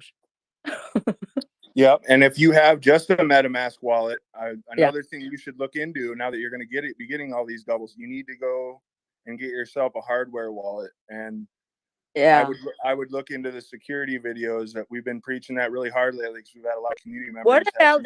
What about the brand new one? Is the most expensive one? It's like almost $500 pound called Engrave. Is that a good one?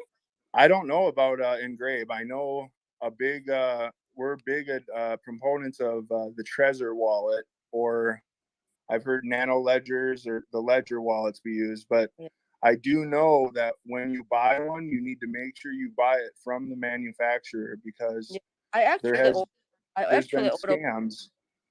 I actually ordered one. I sent it from France to me, and it was defective, and they wanted me to send it back to them with the original receipt. I lost my receipt, but a few weeks ago I plugged it in, and then it was back to normal. It doesn't show the batteries won't charge. Careful using that. Yeah, exactly. I think I'm just lose $250 for that, and I just forget about it and order another. Do you guys recommend Trezor? Is that what? Yeah, I would go to Trezor.io, and I don't think you even need to buy the most expensive one necessarily. Okay. They do say to maybe buy a couple of them, so that way you can maybe put your stakes for one chain on one, or your longer stakes on one, and that way you can spread your risk out a little bit. So it's basically transfer everything from the MetaMask wallet to the Trezor. Is that what it is? It'll take your MetaMask seed phrase, and then you'll be able to offline. You'll put that into the Trezor when it's new, and it will Okay. give you a new seed phrase through the Trezor offline. Yeah, I'm And that always way, that think that- Trezor seed phrase, you never want to have it online. You know, that's why they call it a cold wallet. It's offline. so But so there's, basically go it's ahead. like hook it up you hook it up with your cable, and so you It's a USB drive. debate is, the debate is almost I set an alarm. Yeah. I'll just say, I'll add you as a friend, and I'll send you a link that you can go to and learn all about that. Because I'm not well worded enough to probably even give you all the information I should. I just know that it's a vital thing, and I don't want to see you get wrecked anymore. I know. I actually kind of need to do that, but I'm kind of very nervous that if I did something wrong now, I need to. Yeah, we have an awesome step-by-step video that a community member made, and it's at howtopulse.com. Okay. Howtopulse.com if anybody wants any info. But I agree with you. I gotta pipe in here. Yeah, go ahead, Crypto. So How to Pulse is a great resource, first off. So appreciate you sharing that, Chase. And really the best person to listen to is Papah Boehner, and then Crypto Kool-Aid knows a lot what he's talking about when it comes to security as well. Specifically Papah Boehner, he's kind of the security guru in Hex. And you can find a lot of his information like on YouTube. He's got his own videos, like step-by-step guides on how to set up like your Trezor and stuff. I also did an interview with him. I asked him for about an hour and a half, tons of questions from like A to Z on like the best way to set up your security as far as crypto goes. I posted that on Sunday, so it's called The Ultimate Guide to Crypto Security. You can look at it on YouTube. You can YouTube Crypto Currency and see that. I did not know that. Thank you. Yeah. And he has like 25 years in security. He's been in the space for a long time, not just crypto, but like back in the .com bubble, he was involved in like the Snowden stuff. So he knows a lot about security, and he has like a step-by-step. He goes with me through like a step-by-step guide on like why you want to protect it this way and different ways. There's a process called Shamir secret sharing where you can split up your seeds in a way that even if somebody gets one of them, you're still not compromised. So I would say watch that, and just front to back. It's about an hour long. It's all edited. It's meat and potatoes. So you know it's like gold. It'll literally save anybody protecting their crypto assets. And then the other thing I wanted to say is I wanted to push back a little bit on the whole.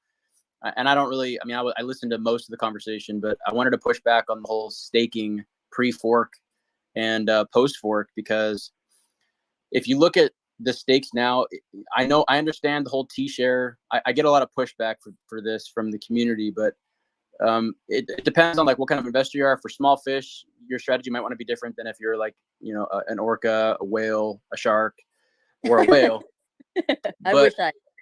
But for the majority of people, if you're staking a smaller amount, it's hard to justify staking it on Ethereum even now pre-fork.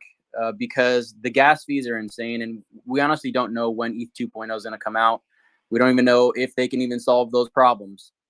Right now, if somebody had a stake, a 15-year stake, a 555 that matured today, it would cost about 1 Ethereum today to unstake that and mint all your rewards. No way. We don't. Yeah, Wow. we don't know if that's going to get worse or if it's going to get better. Like, there's really no way of knowing. The only benefit to staking now is the fact that you're going to get your essentially your stakes doubled. You'll have stakes on the Ethereum chain, and you're also going to have stakes on the Pulse network when it goes out. So the problem, obviously, is that's one question you have to ask yourself: is do I want to do it for the doubling of my stakes? I would argue that if you just hold liquid hex, you're going to get those double. You're going to get your coins essentially on the Pulse chain either way, whether you hold liquid or you stake. And so I say this because it's going to cost a lot less for you to set up your stakes on the Pulse chain. And if you just hold liquid hex, there's going to be a bridge that you can swap your eHex into pHex once the fork goes live, and then you can use that to set up your stakes. And if you're going to get copies of your eHex anyway, it might be something to consider to wait for the fork, and then set up your stakes after the fork to save you on gas. Now the pushback on that is, yeah, well, the T-share price is always going to go up. I agree with that. The T-share price is going to go up, but you have to just weigh it for yourself, like the opportunity cost, I guess you could say, of staking on Ethereum versus Pulse Chain. Personally, I'm waiting for the fork for that purpose, because I don't want to necessarily have a bunch of stakes on Ethereum if they're going to cost me a shit ton of money down the road to unstake and mint my rewards. The other argument is, well, if you have your stakes now, you can unstake on Pulse Chain. You can mint those rewards, let's say 15 years down the road. You can mint all your stakes on Pulse Chain, then come back over to the Ethereum network and then use your gains, your minted rewards from the Pulse Chain to unmint and to mature your stakes on the Ethereum. So that is an argument as well. But I did an entire video breaking this strategy down, and my strategy moving forward, like on once Pulse comes out. It's called the Hex Snowball Ladder. If anybody wants to go view that, it's on my YouTube channel. It has almost 85,000 views, I think now. It's an interesting strategy that just, it pushes back on the narrative of just setting up like a 5-5-5 stake all the time. It allows you to diversify your risk a little bit more. If anybody's interested in that, and there's a way to front load and back load your ladders, so that if you're somebody who doesn't necessarily want to stake for 5-5-5-5, if you feel like maybe you're not going to be around in 15 years, whatever the case is, I set the strategy up in a way to where you can front load the ladder so that a lot of your money comes out earlier rather than later. I also set it up where you can do it in a backloaded way, where if you want to really delay gratification but still take some profits along the way, you can set it up that way too. So it's like best of all worlds. So if anyone's interested, you can go on my channel and check that out too. So my question one more time. So you guys were talking about the value, the dollar amounts when it's 1 hex to 1 hex is different. One EX and P hex is different, but the quantities are the same, right? So if I bridge 10,000 hex, E hex to P hex, then I will have 2,000 P hex. Am I right? It depends. It all depends on who provides the liquidity pairings for that. So that's not 1-to-1. It not necessarily, no. Especially early on, it's known that it won't be one. I mean, at least for the trading, for like your copies, though, the quantity is 1-to-1. Okay, so that means but the price, you got to keep in mind, it's two separate markets up front. So. But if the quantities on my Pulse chain is throwing 20,000 P hash, right? So with that 20,000 P hash, because I don't know the value, and then yep, and you would need Pulse. You would need Pulse. Okay. Sorry, what'd you say? That 20,000 P hash, if I stick it on, then that means it will give me double the amount of T shares, right? I don't care about how much is the hex cost at that time, but because the T share is accumulated by the amount of hex that I have, right? So if I have 20,000 T hex, because I bridge it from E hex to P hex, it's double it, and then I stick it, then I will have more T shares, right? Because that could happen. That is a possibility, but I think what you're asking is I'm trying to word this properly. It's a good question. Yeah, no, it's. I don't care. I don't care about the whether it's a complicated question because this has never happened before, really. So it's a lot of speculation from a lot of different areas, but there's no speculation because not on. You will have a copy of P hex equal to the amount of E hex you have liquid in your wallet. Yes. Yeah. So the part I'm confused about is how that's going to get you double. It doesn't matter. Oh, let me. Hey, Coolman, do you mind if I hop in just for a second? I might be able to help. Yeah, please do. Sure. So when you receive your copy, if you have 100 hex on ETH, you'll get 100 hex on Pulse, right? Yes.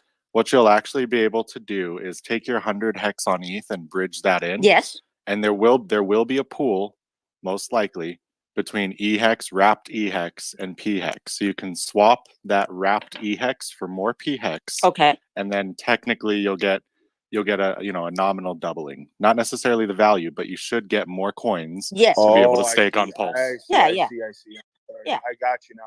yeah. So that means I'm sorry. will I be see what you're saying. will be double, right? If I Well, stake, we don't know exactly what the pool is going to be, but it's going to be Right. more than zero, right? So I don't know if Yes. it's going to actually exactly double your coins, but it's going to be more than zero. yeah, What yeah, you yeah. should keep in, what you want to keep in mind too, though, what I do know Pulse Chain will be much cheaper, but I do also hope that when Pulse is launched, a lot of the pressure on the Ethereum chain should also decrease. So I'm hoping that the future of both of these see light, and it's going to allow people who maybe don't have the resources to switch over to Pulse Chain to still interact on a chain that was successful once ago. Like none of us would be here today with this chance or this option or this ability if it wasn't for the Ethereum chain in the first place. So just keep that in mind too. You don't know the future of that either. When Pulse Chain launches, it's not like the fees on Ethereum are going to stay at the price they are. I mean, you'd be silly to think that. Hey, cool, Mint. I just want to make sure that we got your question answered to your satisfaction before we move to another hand that's up. Who was the one who talking to me? Was it Orca? I don't know. So I think it was. Okay, I'm gonna let you guys go. So I'm still kind of a little confused about because to my understanding, first thing I'm 100% don't care about what hack's gonna cost. E-hacks, P-hacks, I don't care whether they are 1 to 10 ratio, whatever ratio. I only care about the quantity of the hack that I have after I breach it. So from what I understand is after I breach it, I get double amount of hacks. So if I got double amount of hacks, and when I get that, and when I do a 5, and because it's the bigger the better, the longer the better, that will give me more T-share, then I'll get more gain. Right. Cool.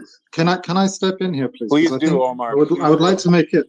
I would like to just make it really clear. I think that I need to let you know, Coolman, very specifically. The problem in understanding here is that when you bridge from Hex onto the Pulse chain, so when you're moving your eHex to the Pulse chain and you're using the bridge, we don't know right now if you're going to get the same amount of Hex on the Pulse side, if you're going to get 1 for 1. So you might bridge in 100 eHex, but actually you only get 10 pHex or maybe 100 pHex. You might get more, or you might get less, but it's not going to be exactly the same number depending on how the pool is set up for that bridge. Okay. Okay. Okay. All right. So, but we'll see. We'll see. Yeah. So it is possible Because to do somehow your strategy is a good one. I'm not saying that. It is possible to do exactly what you're thinking about, and that's why I say you're not dumb. You are very smart to be thinking game theory ahead like that. So because I asked a question about 1 Ethereum equal to 1 PRS, which is dumb, right? But then I saw another one post, it's 1 eHack to 1 pHack, and I say, oh wow, here's the way to go. But now I just have to wait until they get close. Well, nobody know. Well, we'll see. I think they're gonna get really close. I really think they probably get 1 to 1. Hey, Coleman. Yeah. I'm gonna pin up a tweet to a video that I had made, and I would just. It sounds like it's something that you're interested in trying to game the best way to get the highest amount of T-shares. Exactly. Because what do we want to do so many little stakes, right? I just fun and then go to sleep. I hear you. I think I push back on that argument, but I'll digress. There's no guarantee on how to game the system if it's going to require uncertain timetables in the future. Like, when's the fork going to happen? When can price parity be reached? All those things. So, but I do appreciate that you're trying to find kind of the best way of maximizing your bag. So I'm going to post a link to a video I had made. Feel free to check it out sometime. It describes the strategy you're referring to. Okay. Can you send it to me? Yes, Can you I'm send going it? to. I'm trying to find it real quick. My Twitter feed is kind of garbage. I'll pull it off my YouTube channel real quick and just DM it to you. Okay. Yep. Thank you. You guys are wonderful. You guys are great. I really appreciate it. I love this community. Thank you. Yeah, it's awesome having you. I love hearing people that are I'm gonna hold you trying guys to because figure out the best way debate's to. gonna start. Yeah. Yep. Awesome. Good idea. I just And sent you the link in a DM. Your questions enlightened us too, so please come back with more like that, Coleman. So yeah, it's always good to double back and refresh on important topics like that. So Hey, Orca, could I make a request? If it's cool, sometime before the debate begins, could we go over what the boxes and what every box in the bingo card says? I've got the screenshot from your retweet of Jay Future's picture there. Oh yeah. I'm still coming out. Excuse me. Still putting out some. The JPEGs will be here shortly because I have 30 different variations of the bingo card, so that you can all randomly pick one or not randomly. I don't care, but just gives you a little added fun of does someone else have the same card as you? You have 30 different cards. yeah, Yeah, oh yeah, man. we're making a Where huge game out of this. I haven't dropped them yet. They'll be where? Not only that though, so I'll he's be doing tweeting out that. in just a second. There's going to be like a cool individual winner card. Then it's a genius idea. Maybe. I want to try I that. mean, Oh, because there's Everyone's only gonna 30 be looking in the chat variations, for someone's going bingo. to pick the same one. Are you putting them all on Twitter? They will be. Yep, there will be an easy link to grab. Dude, you're the fucking man. All right, I'm out of here. Thanks, guys. Yeah, you bet. Omar, I think you've had your hand up. Go ahead, man. Cheers, just a simple one. I registered for the debate and I'm in a different time zone. I'm a bit lost. Did anyone receive the link yet in their email? Because I really don't want to miss it. Yes, and I can tell you it comes from Greg Owen. So you might want to check your spam folder.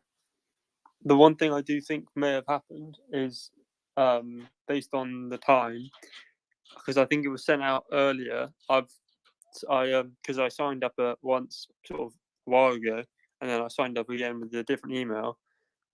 The one previously, I received a link to connect to the watch it, but I haven't on my most recent one. So if you've signed up recently, you might not receive email. Yeah, Sean. I think Sean K, the co-host, had the same exact problem. I think up in the links, maybe one or two to the right, there should be. If you go to Goku events, we're saying either to re-register, maybe. Otherwise, I think he has what the correct link is up there. I haven't looked at it myself. Sean, do you have any more to put into that? Yeah, if you go to what's not news, like what's not on the news, it's linked in my bio. The last tweet has the exact link to go to the debate.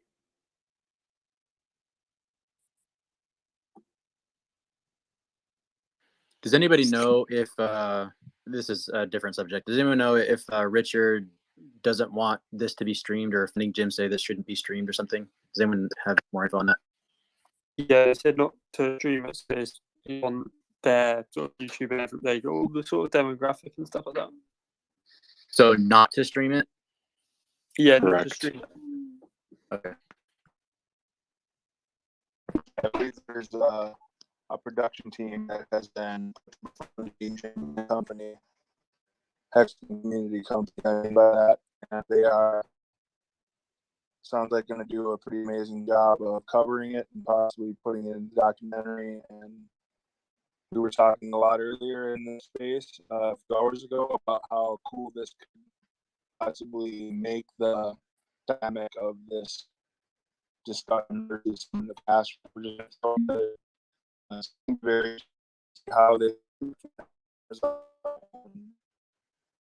seem both realize the potential that it could have for the future of our financial system. I think we're both in the same kind of trying to know something seriously wrong, and I just hope to whatever universal power out there is, that they find a way to find common ground up front so that this can be productive and not more of a dick swinging contest, is what they like to say.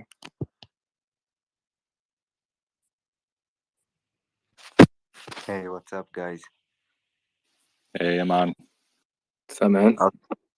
All good. I was just gonna say, if anyone, is trying to access this, just like go on YouTube and type GoKo group, GOKO group, and that's like the main channel that's gonna be.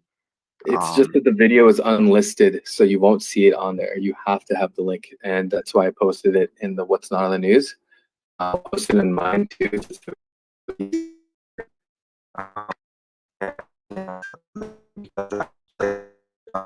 That it pops. These are specific. Yeah, No, it's the same link that's sent to everyone, but you can only see the video on a link. You can't search it. You won't find it on YouTube. It's unlisted, so you have to use like the exact HTTP link. I just retweeted the link if anyone needs it quick on Twitter. Awesome, thank you. There you go. I'll try to retweet that. Yep. Yeah, I'll post a link in my chat too. Pin it to the top of the space. Okay. I'll do it right now.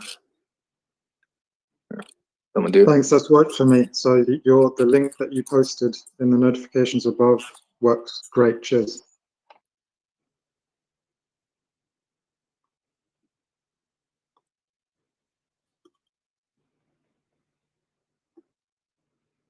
There, it should be there now.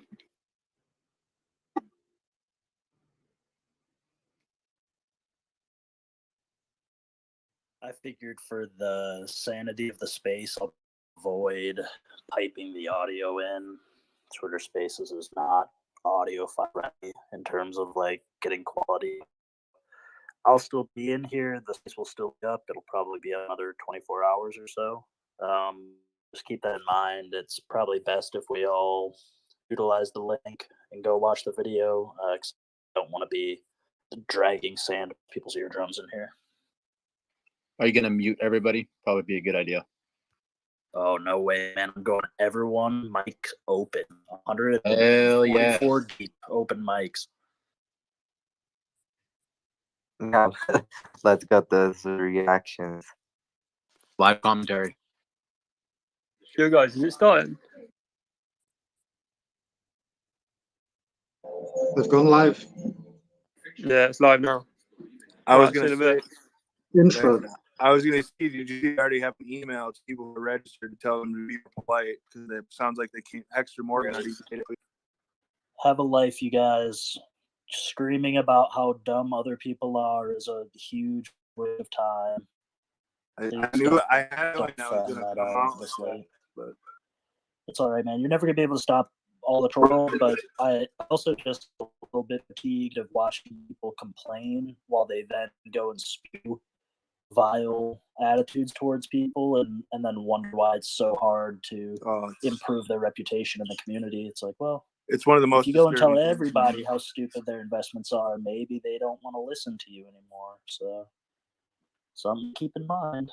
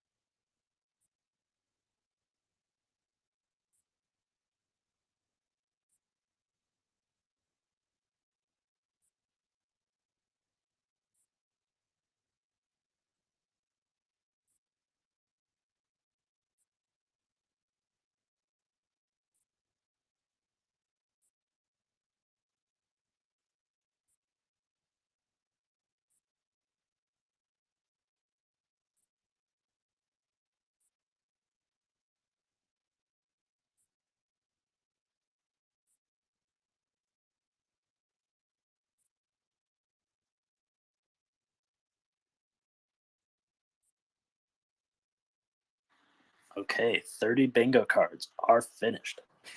Just gotta put them in a Google Drive real quick.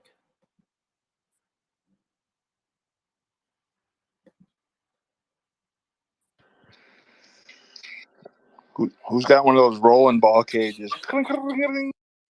My address on Etherscan and on PulseX, MetaMask has got one capital and one small letter. Does that make a difference? Could you ask that again? I could try to help. Yeah, can you hear me? Yeah. Yeah. Yep, What it is I've just sacrificed to PulseX. I'm just new to this, and I've looked through my address on Etherscan, and one of the letters is a small b, and when I looked at my address on PulseX, it's a capital B. There's one small difference between them. Will that cause any problems? I don't believe so. When you sacrifice, did you copy paste it in, or did you type it in manually? I just copied and pasted it in. I think you should be okay then, my friend. Yes, but I would be saying one it's like DE, and one's a capital and one's a small. How would that be? Yeah, I think it's probably just maybe a minor refreshment error on either like a PC to a phone, but it should. I don't think it. I see how that could be concerning, but I don't think it's anything to worry about. Okay, sure.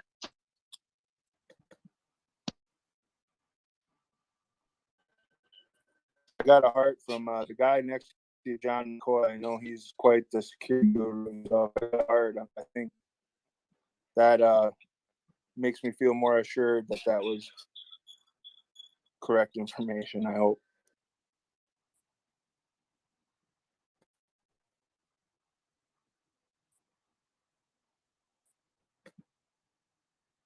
Thanks for sacrificing too, man.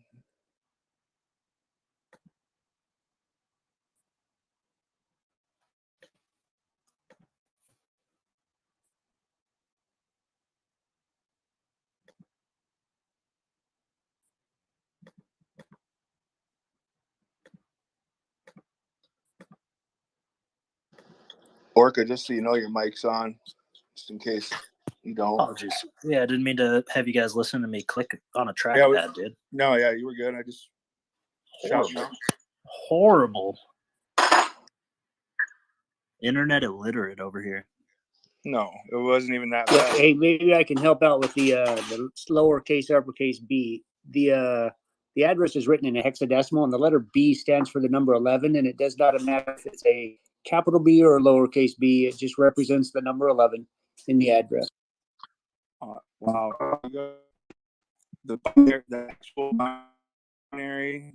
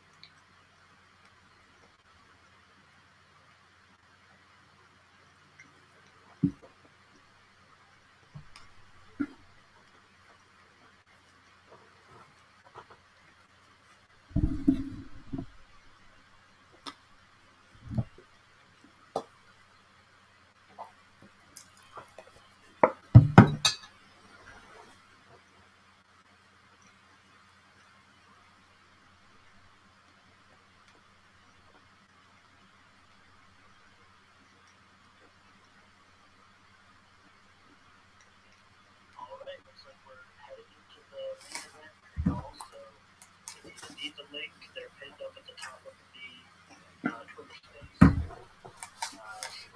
space. I've posted the link to this debate in the chat. If you want to watch the stream live, feel free to click on the link. You can only get this link if you've registered. I've registered, so if you didn't register, it's too late. There's the link there so you can watch it live. We're probably going to be doing a post debate after this. So as soon as Richard Hart and Peter Schiff duke it out, we'll be in the Twitter space talking about it, dissecting things and breaking things down. So I'm going to leave my mic on just so I'm going to be recording this as well. Not streaming it live, but I'm going to be recording it for content. So I'd like to get my voice commentary if there's any pauses or anything, but I'm going to do my best to be quiet.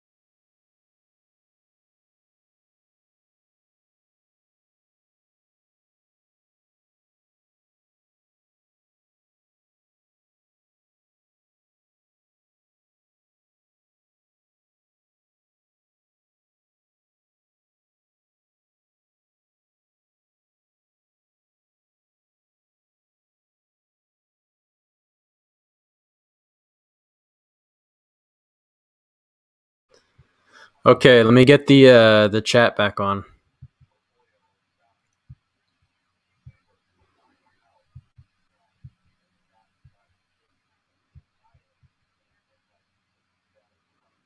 Let me rejoin the space here.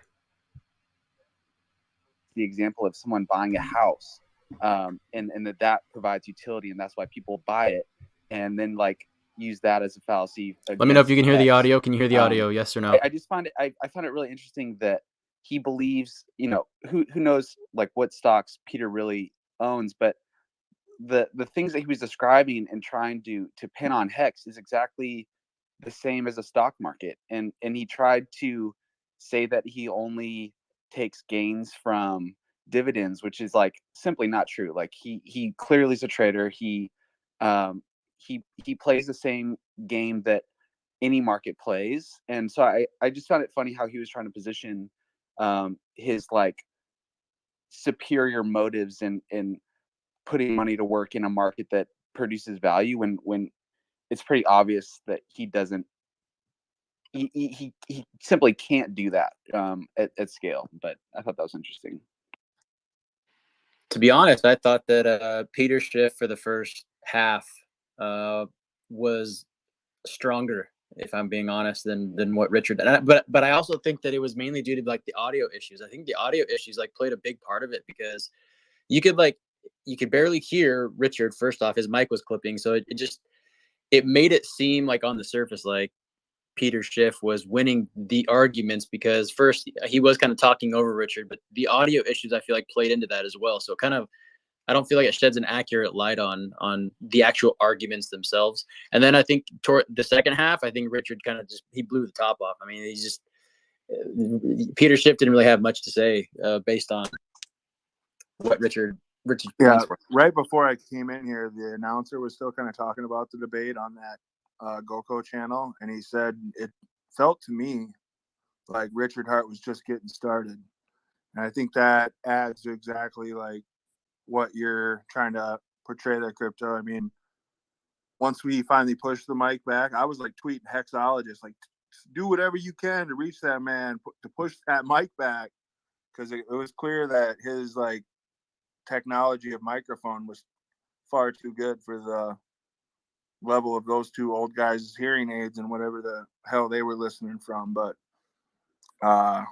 yeah, I just Chase, I just don't understand how they no worries. I just don't understand how they could not hear how loud that mic was. These are professional audio video guys on both ends. So I mean, were they not listening to the same thing we were listening to? I mean, it was absurd. It was absurdly loud. Yeah. I've never heard Richard's microphone clipped like that before, and like all of his streams are all just really pure. Right? I mean, it was because of that narrator. He moved it back. I literally tweeted Hexo, and he pushed it like 4 inches back, and then they came back from a break, and the guy in the middle of the two of them goes, "Yeah, there's audio problems," and he like made it sound like it was Richard's that was the problem now, but he had already fixed it, and then he pulled it right back to where it was originally not a problem, and it was actually the other guy's mic, and we almost had it fixed for a second, I think. But on top of that, how weird was it that Schiff was like, "I'm younger than you," and then the moment it was about length and time, he's like, "I've been since I was born. I'm 98 years old," but he wouldn't even admit he was 55 or 60. That was hilarious to me.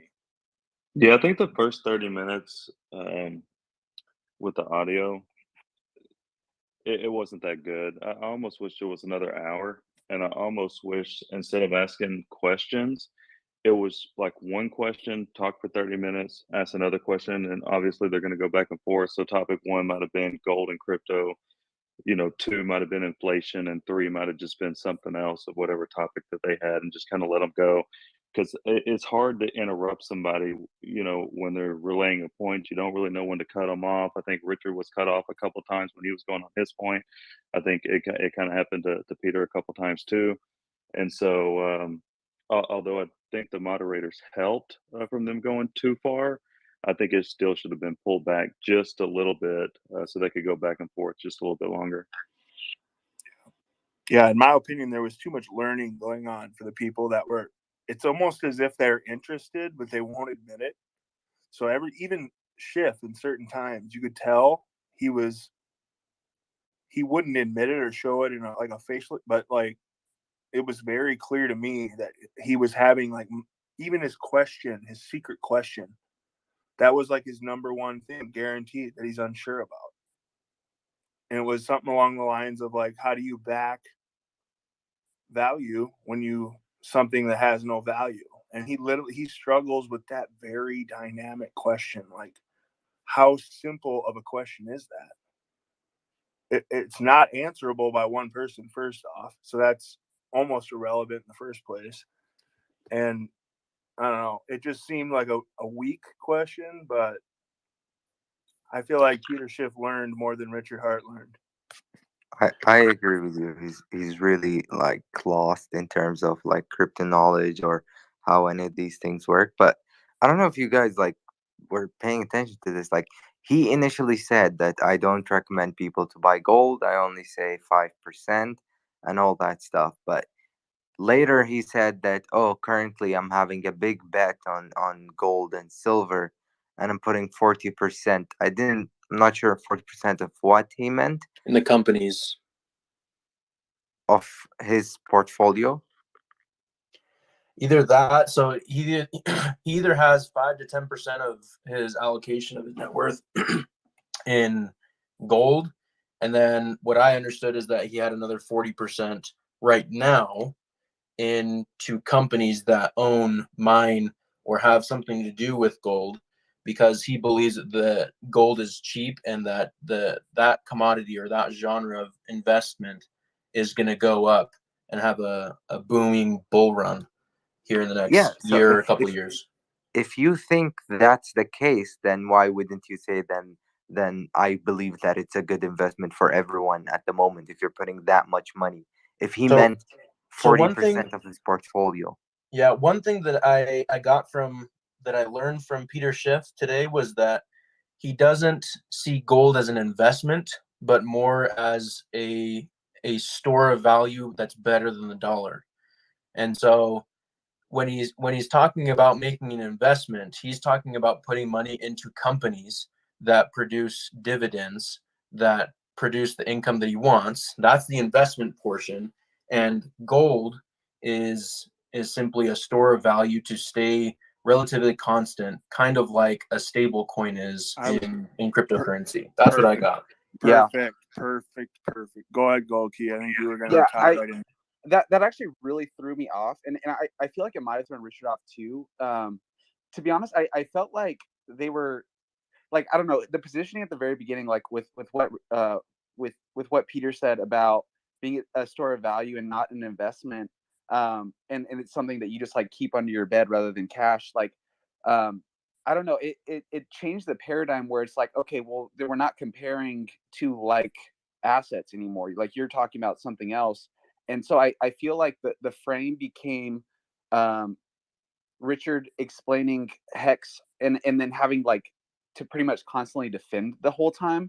And so it kind of put Peter in somewhat of a power position to just like kind of attack and pick apart the things that Richard was saying is better about Hex, about Hex and everything that he was doing.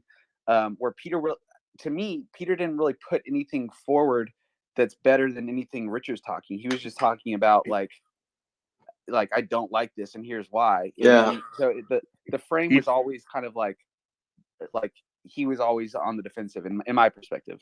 Yeah, I feel like the conversation kind of shifted from, okay, I mean, if we were comparing cryptocurrencies, it'd be like, all right, well, is Ethereum better or Bitcoin better or is Hex better? And then after that point, Goldkey mentioned of when he was like, I don't think gold is an investment, it's a store of value.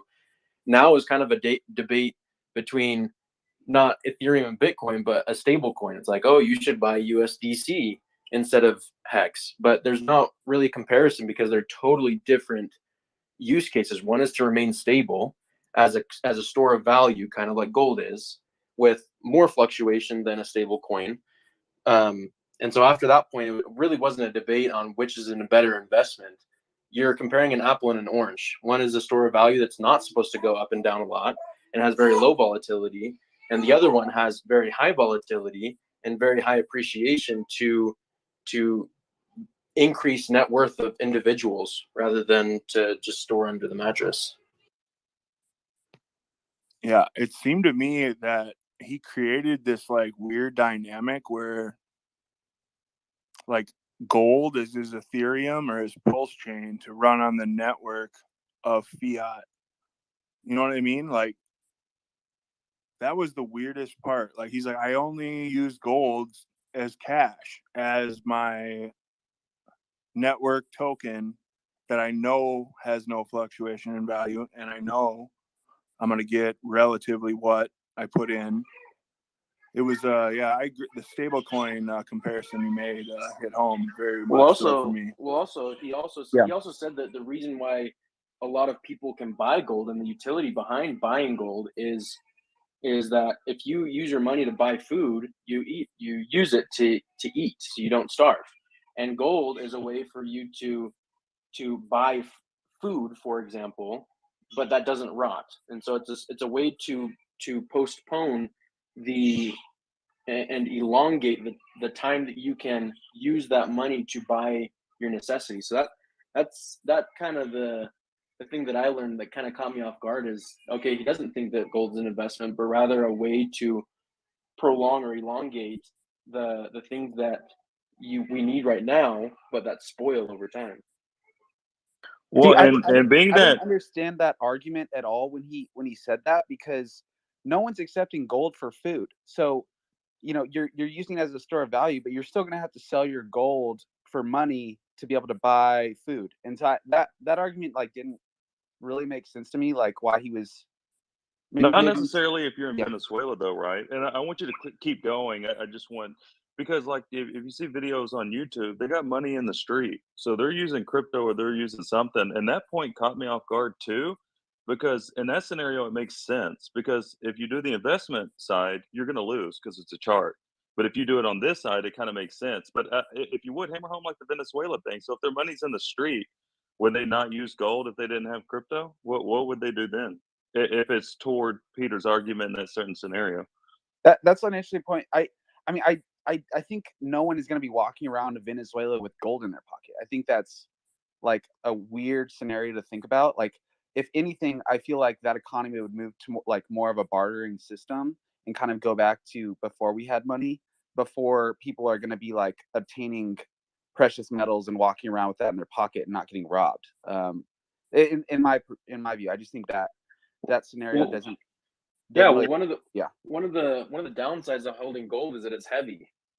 Like, remember when Richard Hart, I think, tweeted that Peter Schiff said that he could carry $300,000 worth of gold in his suitcase, and how much that would weigh. So, I mean, one of the downsides that they didn't really talk about was, if you're really going to use gold as a way to purchase commodities or the necessities that you need, you also have to realize that it's pretty heavy, and it also costs money to transport that gold in large amounts. Another thing that I think was missed, and maybe on purpose, is the fact that gold has been manipulated by central banks and governments for who knows how long. And maybe Richard avoided that topic on purpose, but I think that's another just fact to point out about gold. Well, the only thing I would say too is, and I'm definitely not the gold advocate here, right? I mean, everybody knows I'm in crypto. That's what it was. But if to me, like, if people are going to come in these spaces, we want to hammer out the deal. So that's the only reason I'm taking this stance. But what I was going to say is if somebody's in Venezuela, they wouldn't have pounds of gold, right? Because at that point, they would just have Bitcoin and could travel. But somebody in Venezuela could have 3 little, gold quarters or whatever size that they come in their pocket. So I think when we're talking about weight, I don't, in Venezuela especially, I don't think we're talking about the same economic weight there. Yeah, it all kind of comes down to value. You know, one thing that I find ironic is they both agree that proof of work is destructive for the environment. Has anyone ever actually seen a strip mine or pictures of a strip mine? in terms Yeah. of when you're mining gold. It literally strips the entire landscape.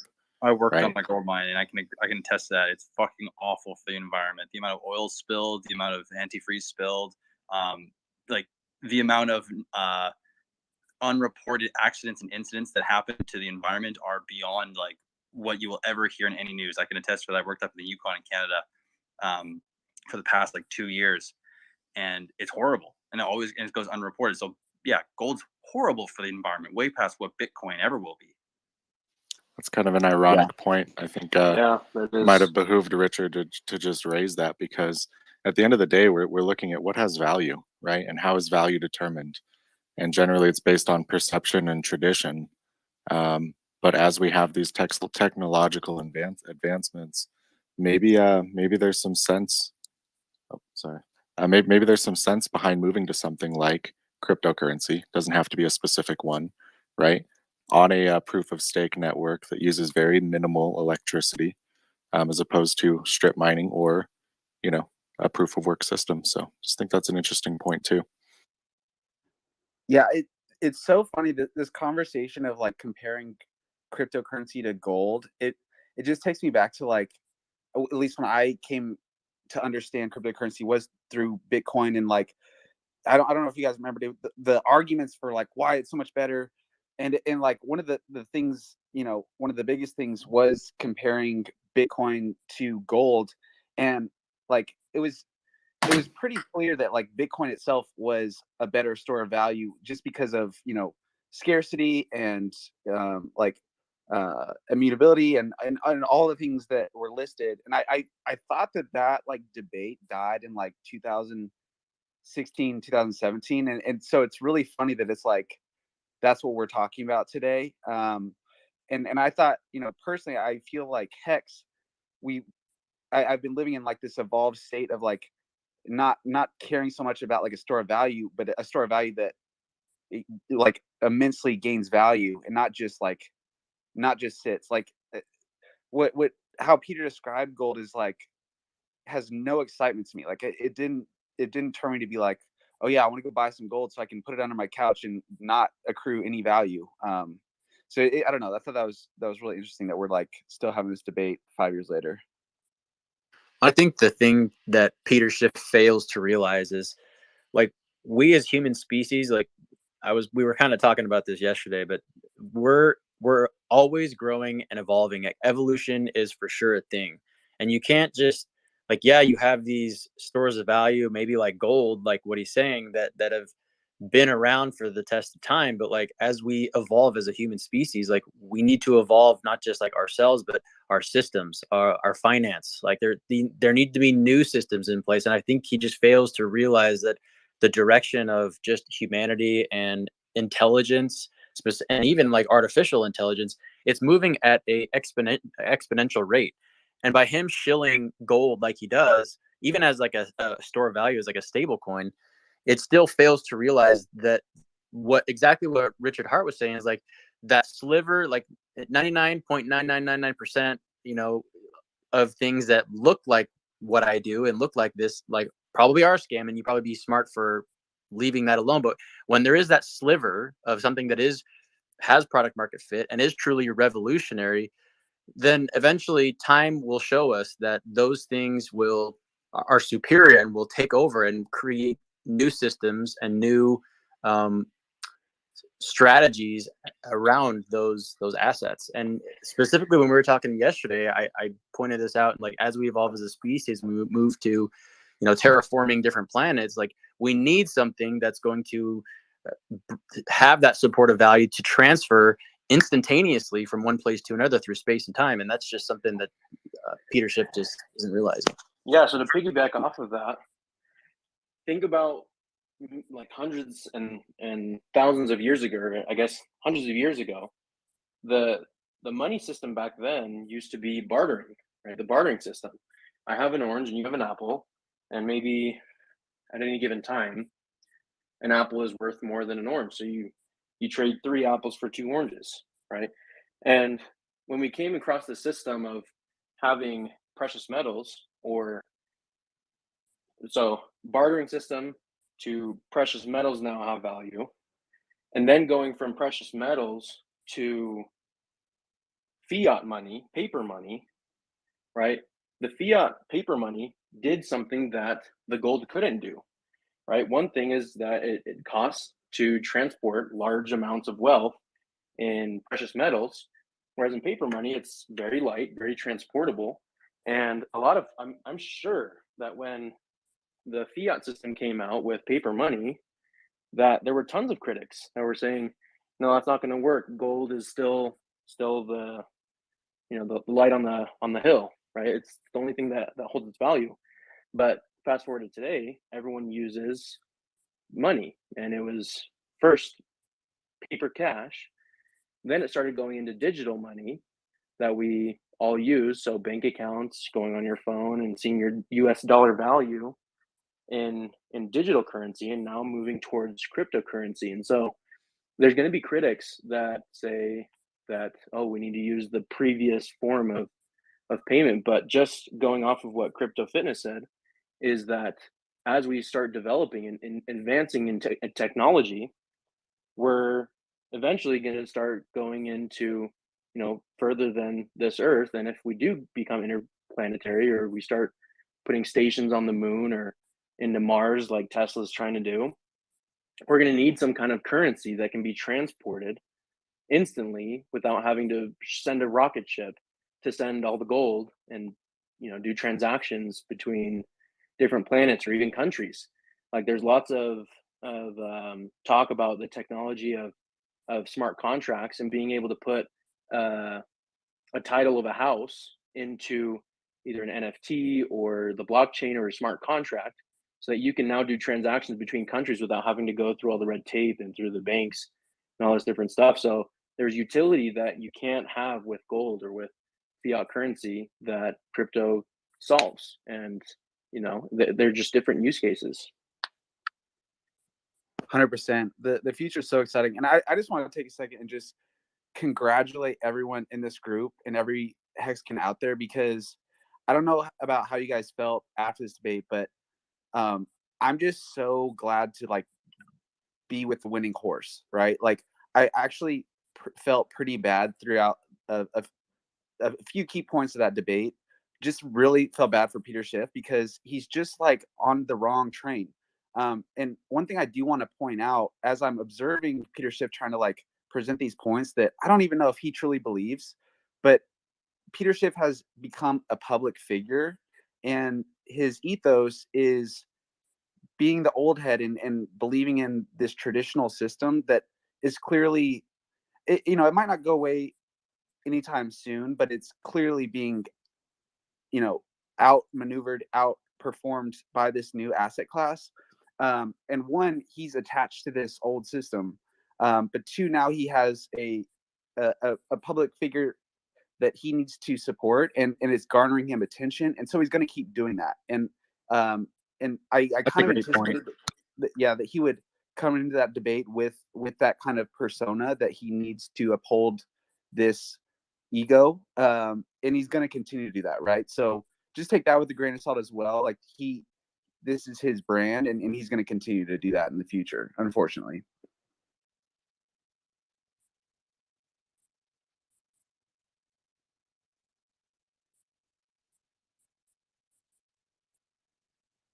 Yeah, mad respect. Just that Hex and Richard Hart have even gotten to the level of having a debate like this. I mean, a year and a half ago, 2 years ago, you might not have been able to see this as something that could have taken place. So, I mean, either way, I got respect for Peter Schiff just to come on and have this discussion. I know we kind of talked about it before the debate even happened, but, Peter didn't have to do this. He's at least aware of who Richard Hart is. Yeah, it wasn't something that was necessarily going to be a net gain for Peter, at the beginning. And so just the fact that he came on and even had a discussion, I think is a win no matter what. And what's up, Hexy Clown? So you got your hand up? Hi, everyone. No, I just want to say that, I saw and listened the debate. I think it was pretty good. I think it's fair enough that we all have our different opinion. Only thing I didn't like in the whole conversation is that, as usual, when they attack Richard and X, when people start to say, you will lock your money forever, and you will never get your money out. You will have people shooting you, and so on. I think this is a big responsibility when you say something like that, especially when you have, I believe, Peter Schiff has something like almost 700,000 followers. I just think this is really so unfair and so stupid. There is no problem to go into a debate with such as accusation, but if you have done your actually groundwork, do your own fucking research before you speak. I think that was a very low class speech where Peter was saying about just the fact that, we saw so many people in this fucking Twitter how much money people are just washing out of the wallet on a daily basis. And I think this is just bad because you are gatekeeping not just a product, but you are actually deviating people because you influence people. You actually make people make bad decision or good decision or whatever they are. Yeah, that's all I wanted to say, guys.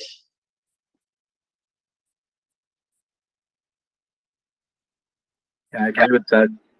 I wish it went for longer. That's for sure.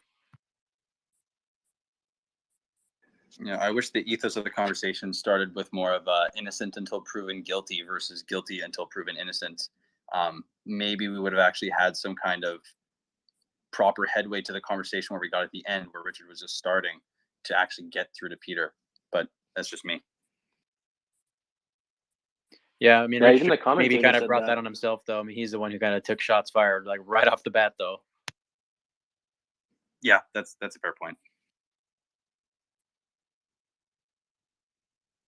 Although it was entertaining. Yeah, and just actually, July, you had something to say. Go ahead.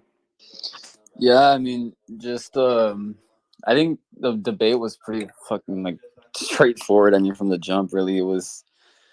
It's just you can tell Peter Schiff is old money, Richard Hart is new money. Peter Schiff having old ideas, old money ideas, old money logic.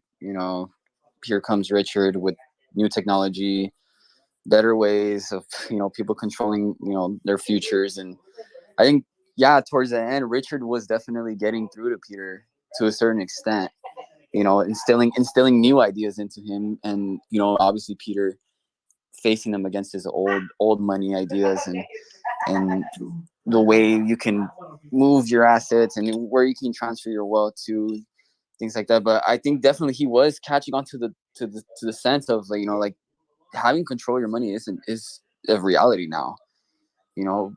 Back in the day that wasn't a reality. Now with these new technologies, like Richard's giving power to the people, and I think to a certain extent, Peter doesn't really like that, because then you're kind of like, he's thinking like, well, people are gonna wreck each other, they're gonna wreck themselves. Here comes these new ideas that nobody's ever seen before. But it's like, you're looking back to when Google and Amazon came back out. It's like, how are you gonna tell somebody that these things were gonna be worth what they are now without somebody looking at you like you're crazy? You know what I mean? And I think Richard's just in that stage right now, and Peter being his number one dragon, being old money. And you can't really get through to people like that to a certain extent, but I would be definitely excited to see them go at it again, because I do think Richard was getting through to Peter to a certain extent. Yeah, I'll say two things. One is that his argument that the people that are selling the tops and buying the bottoms, and saying that the people that are buying those coins are just the bigger losers, because you buy first because you think that the price is going to go up, and the person that sells and the person who buys the person that sells is the greater fool because they think they're going to go up. He described exactly what the entire stock market is, right? You can buy a share of the S&P 500 And if you ever decide to sell that share of the S&P 500, you can make the same argument that the person that bought your share is just a greater fool because they think it's going to go up. So that's the first thing, is that his argument applies to all of the stocks he owns, the gold stocks that produce dividends. And his argument that, oh, well, these stocks are different because they produce dividends. That is the income. Well, it's the same thing with Hex, right? It pays a type of dividend. You could say that it's similar by the inflation. And then he's like, well, yeah, you're just paying with inflation. Well, that's exactly what the government does with fractional reserve banking, which is what they talked about at the end there. So that's number one. And then number two is that it's funny how whenever they're doing a debate against Richard Hart, anybody, they always say that, oh, you can't sell because you can't sell because you're just going to dump on their heads, right? But tons of people have already sold the top, and now it's at 15 cents. And so it kind of contradicts his own argument because, oh, you can't sell because there's not liquidity. We've heard that argument tons of times, and it's all going to go to zero. It has no worth. There's no value produced. Yet just the fact that it's gone from 46 cents or 50 cents down to 15 cents proves that lots of people have liquidated and lots of people have sold from way back before any one of those doubles have been able to sell and had gains. The only people that have lost are the people that bought at the recent local high and decided to not be patient and sell at the bottom.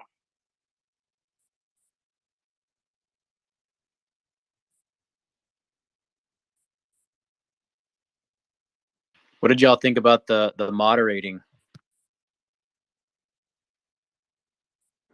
I think they created a. I mean, they got what they wanted. Like they went to this. They wanted them both to fight, and they weren't necessarily trying to like direct the conversation. I think I from what I remember, there was only like 3 actual questions put forward, and then they just kind of let them go. Personally, I think they're both the type of personality to like want to continue to talk, and so maybe it would have been more beneficial to try to break it up a little more. But I don't know. I think I love free form conversation, so I enjoyed it, but the quality was kind of shitty.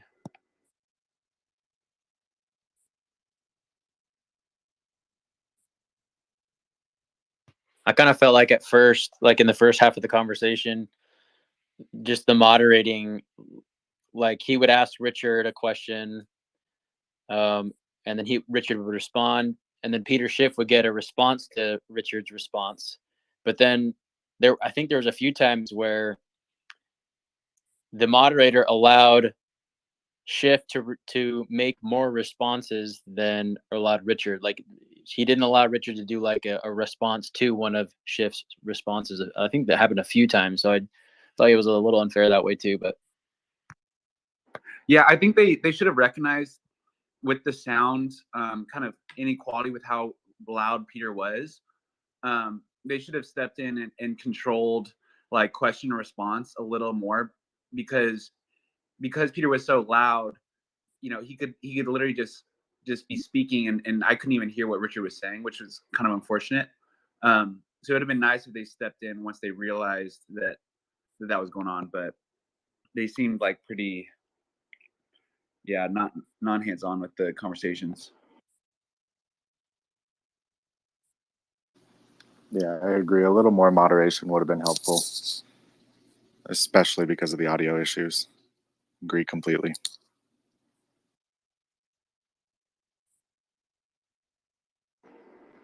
One thing I really wish they would have done, and like some of my favorite debates ask the participants to do this, is have the person explain the other person's position, and it kind of brings the people together. It could either be at the front or the end of the debate, but like having Richard describe Peter's position, then Peter describe Richard's position, kind of opens the grounds for like come together with an understanding, and they didn't do that. But that'd be nice. I agree with you a lot because Jordan Peterson and Sam Harris did that before they debated, and I think it worked out really well that way.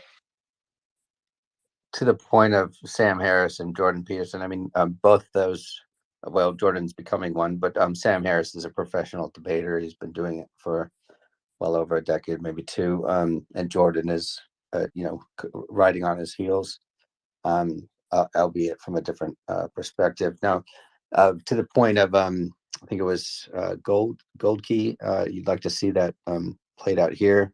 The reason why Sam Harris, Jordan Peterson did it is, again, back to the point of the professional debaters. So it does set a very good tone for both sides, especially for the listeners that say, if Sam Harris is debating Jordan Peterson on, say, religion, and you've got some people in the crowd that are listening or that are Jordan Peterson supporters, don't know who the fuck Sam Harris is. What that does in the beginning is it sets a tone where it's possible that people from the other side might listen instead of just dismiss it outright. And Peter Schiff will know this. I'm not so sure about Richard Hart, despite some debate experience in this format. We all know how how Richard can get in debates, and we all like to see him slay. But I think Peter Schiff, to the point, I think it was Jonathan Escobar, about towards the end, and it also might have been a point of crypto fitness as well, towards the end, where the consensus is that Richard was reaching Peter. This might play into the hands of a long thought process by quite a few of us, where Peter Schiff is actually just playing a role, and he's well aware of the weaknesses of his arguments on gold, and he's well aware of what somebody called new money with cryptocurrency, and he has an audience that he has to sell to. His a part of his job is literally keeping this position. So while he might have different opinions in the background, those can't be shown in extreme ways or shifts or complete paradigm shifts in a debate like this. What if Peter Schiff is one of the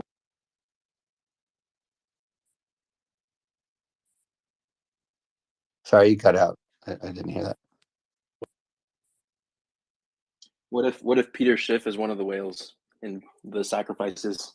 Well, yeah, we've got BitBoy, who is something, I wouldn't say well, but something similar, right? Where large investment in Pulse Chain, and won't speak of it, right? Did our original space get rugged while we were in the debate? Sure did. Like fate. They wanted all eyes on the debate.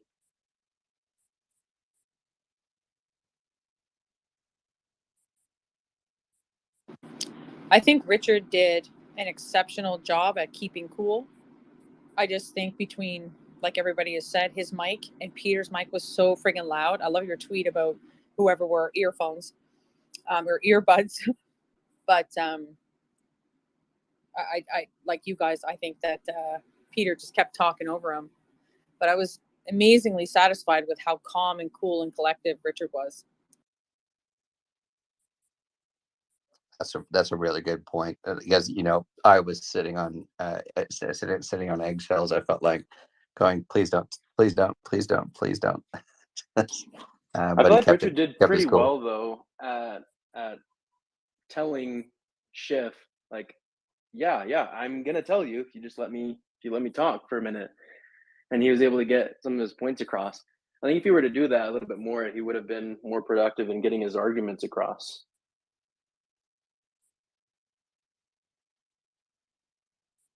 Well, but again, Schiff had the advantage because he has a louder mic. Yeah, he was kind of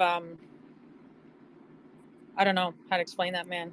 But yeah, the loud mic made it seem like he was predominantly he had the upper hand, but at the same time, I don't believe he did.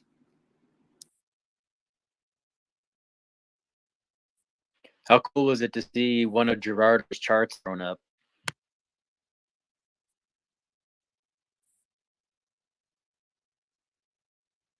Yeah, on the paper when you brought out the pieces. Yeah. I wish Richard would have had more feedback on the clarity of the charts, because some of the charts that he showed were on white paper. Couldn't even tell what it was. Yeah, they should have been Yeah, able to put that up on like a screen or something. it's not something you normally do during a debate. It's I'm glad he printed probably them not out, the though. best idea.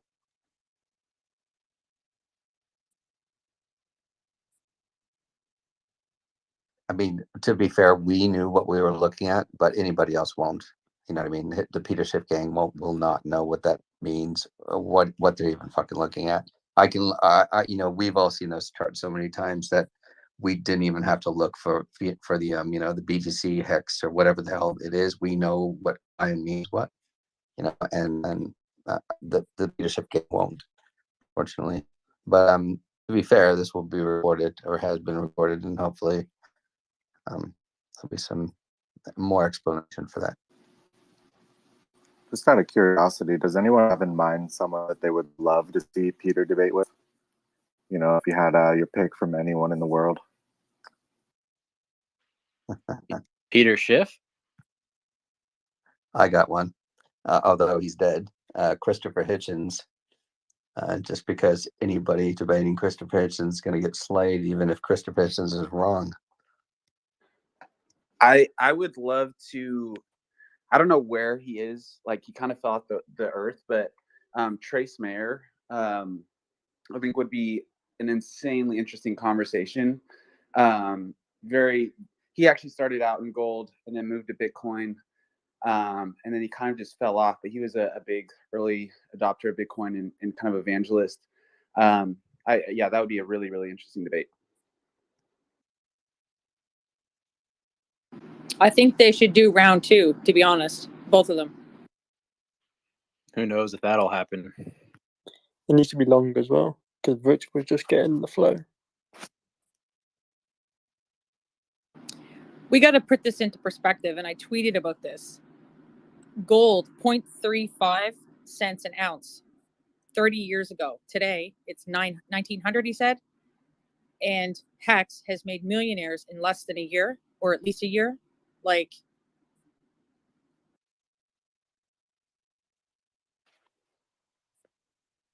I mean, he kind of admitted that. I mean, Hex obviously way outperformed gold, so it didn't really make any sense. He kind of admitted that at the start. Like, Peter was just like, well, yeah, it's a store of value. It's like, so it wasn't really a debate between gold versus crypto, was it? It was more just crypto and then a store of value. Like, Yeah, somebody in the comment section said, what was it? I don't want to butcher it. It said, Peter Schiff has done 2x in 40 years versus Richard Hart 10,000x in 2 years. exactly. That reminds me of Donald Trump's comment against Joe Biden and the presidential election. Sorry, I'm a liberal, so go ahead and tell me what was his comment. Trump basically is like, I've done more in 4 years than you've done in 40, is basically what he said.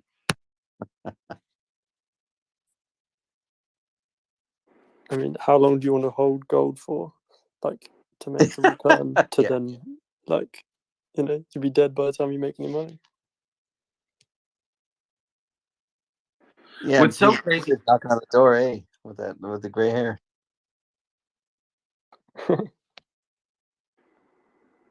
So something is so crazy to me about Peter Schiff. The only video I had ever seen of Peter Schiff was actually when Occupy Wall Street was going on. He actually went out where they were like holding the protest and was like interviewing people and like giving the perspective of the 1%. And if it's on YouTube, definitely go look it up and watch it. And throughout that whole, it's like an hour long where he's just talking to people. He's arguing for free market capitalism, and it's like you would expect Peter Schiff to, like, the light bulb would go off when cryptocurrency emerged.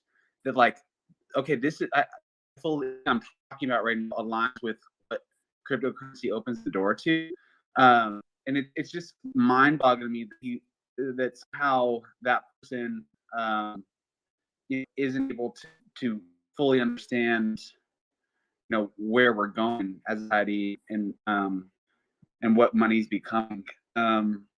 But I think it just is rooted in a lot of his wealth is probably tied up in that old system, and he's not willing to, like, start over in a lot of ways. But I just found that really interesting.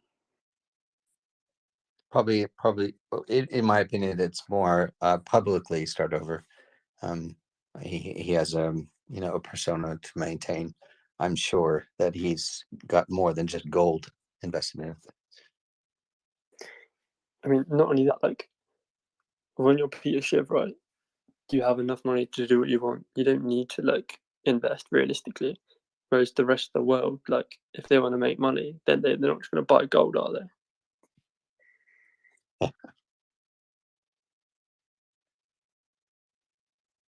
You can do anything, and if you can go into a shop and use your mobile phone to buy stuff with this currency, then it's going to do nothing but get bigger, because nobody wants to carry extra stuff in their pockets. A phone is good enough, and for the younger generation, it's going to be the future. And although it starts off as nothing, as he says, when you buy into it, it then floats the boat, and all of a sudden, when you can buy stuff in shops, that's all people want to do, is use it to buy, and if they can buy it, it'll do nothing but get bigger and bigger. Correct me if I'm wrong. I'm just new to this, but does that sound right? Yeah, it does.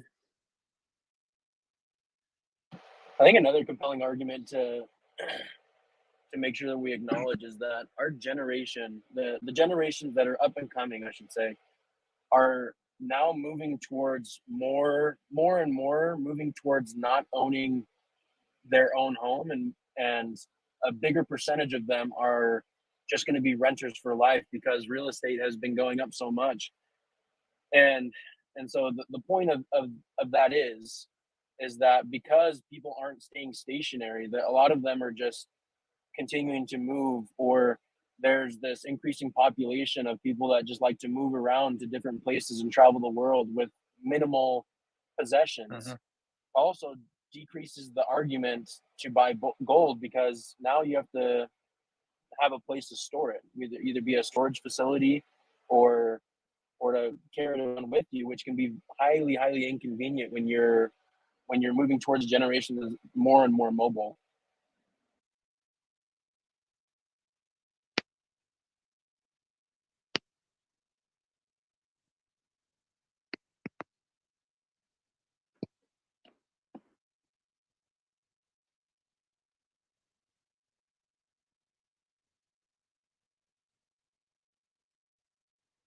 How did everyone feel about Peter Schiff discussing the logical flow of value in the traditional stock market opportunity?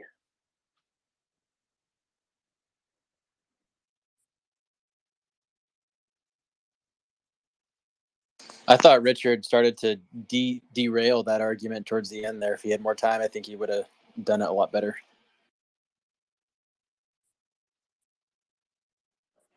The main argument that Peter Schiff was making was that when you invest into a company, the company uses that capital to deploy into providing a good or a service.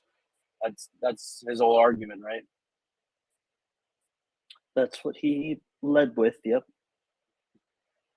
How do you think that if there was more time that Richard Hart would have gone, like what path do you think Richard Hart would have gone down if he was allotted more for that argument? I think an argument might be that companies are not infallible, and entrepreneurship inherently comes with risk. So if the idea is that these efficient markets are providing speculative opportunities for investment on shares, and the price of the share is efficiently determined by the current known information on the firm in a highly competitive environment, then what you're telling me is you're hoping that mistakes will not be made in the future by decision makers who have probably given you some work history that's been highly successful and justifies your confidence in them. And cryptocurrency offers you the opportunity to say, okay, we can create the same number of slices of pie, whatever you need to see from a divisibility standpoint and equitable ownership standpoint. And people can put their money into that as well. And they don't have to hope that a company successfully designs a new engine. They don't have to hope that a firm acquires a new customer segment in a new emerging market. What's going to happen is the numbers are never going to be changed or corruptible. And the only way that you can get money into the system is through purchasing, and the only way you can get it out is through selling. And that in itself will look volatile in short time horizons, in long time horizons. It'll look volatile some days. Some periods of time, it may not look volatile at all. And that in and of itself might be an unusual moment in periods of extreme volatility. But that's all because people are efficiently moving their capital and understanding the opportunity to reserve the value of their fiat currency in a system that incentivizes the purchase and long-term holding of the asset, in this case HEX. And it says, okay, if you're willing to wait, you can earn yield that would outsize the appreciation even without having to go and purchase more principal, just because you're going to be more patient and sell later. It provides a much more efficient, it's just DeFi stock market, and it's one asset, but it does the same job that you're hoping all these other companies execute. You hope that they have positive earnings. You hope that they release positive news. You hope that they don't have a scandal. You hope that the CFO doesn't get fired. There's so many narrative driven, or what Richard might refer to as meme driven explanations for why number go up, why number go down. I think that the money in the world is not as transparent right now as it ought to be. And that lack of transparency largely explains why people are so often misled by information that is distributed to them about concepts that they're not largely educated on. And that puts us in a position where people are not empowered to actually have an equitable say in their own livelihood. And that's financial freedom, right? Is having the opportunity to provide for yourself and for your family and actually take advantage of your time. People are using the stock market to bet on the future, and crypto is saying that's such an unnecessary web of middlemen services, fees, and ultimately kind of this cloak of business that's secondary. It's like a layer 2, but you actually don't have any receipts as massive market makers and dark pool exchanges and insider trading, dude. Insider trading is over 80% of the value in the market. So it's just this endless web of, deceit at the end of the day, because there's no actual way to authenticate, to keep the receipts, to keep a record. And that's why the blockchain is superior. It's not a better online gaming platform, not yet. The stage we're at right now is how do we keep money from evaporating simply by owning it? And that's a race that a lot of people are struggling with.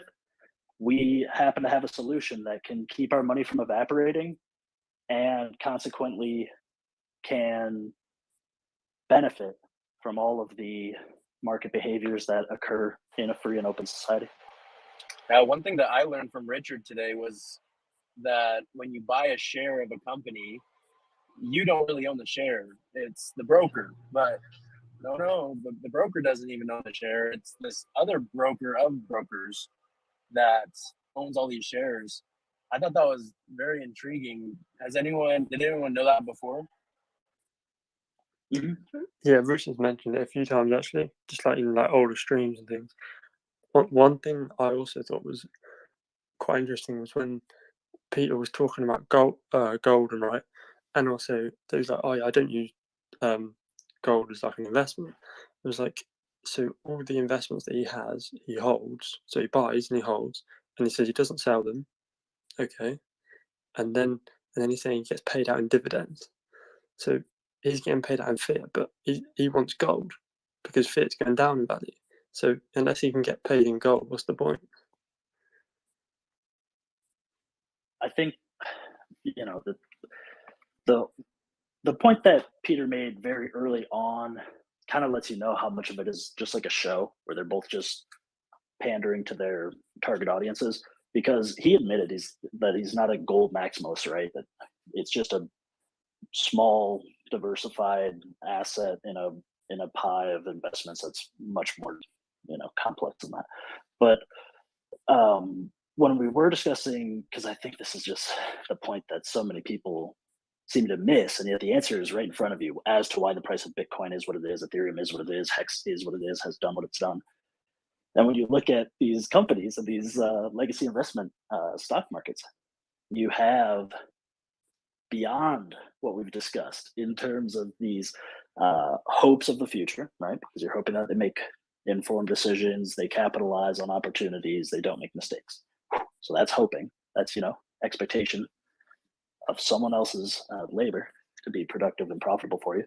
But beyond that, you also bring into the into the mix the complexities of the synthetic market and the secondary market, and people having vested interests that are different than this idea that all of these assets are solely in existence so that everybody can buy them, hold them, and realize appreciation value. There's the very obvious and money-driven, incentive-driven opportunity for people to short, to move markets with volume. So there's, as we discussed, insider trading. So when you introduce those variables, it's not even fair because gold is in that same legacy market in terms of the value and the companies that offer the services and all of the prices of the speculation of the cost of oil in a dynamic world economy where we have labor shortages and bottlenecks and strikes. I mean, these are so many impossible to predict and measure variables. You're never going to know precisely when number go up or number go down. You're never going to know when the CEO is going to have the innovative breakthrough or produce a dud. And so DeFi and blockchain give us the opportunity to say, what if we didn't need those apparently rational criteria for justifications?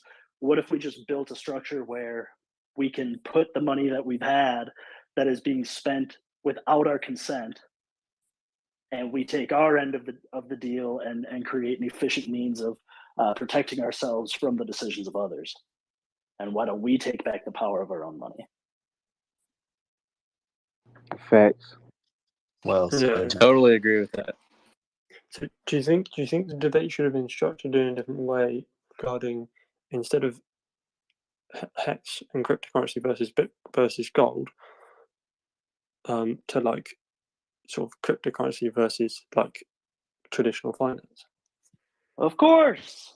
Have we just arrived? Like, did we just actually turn on crypto in Twitter? Did we just make it happen? I see a lot of Bitcoin maximalist conversations. I see a lot of Hex and Richard maximalist conversations. Every now and then, though, I think we remember that there's a real purpose, right? These aren't just you like hope that the number is going to go up. There's like real reasons that people are so passionate about ideas. It goes beyond just the monetary value of their investments. There are ideologies that are floating around, and I think they could have arrived at a more poignant time.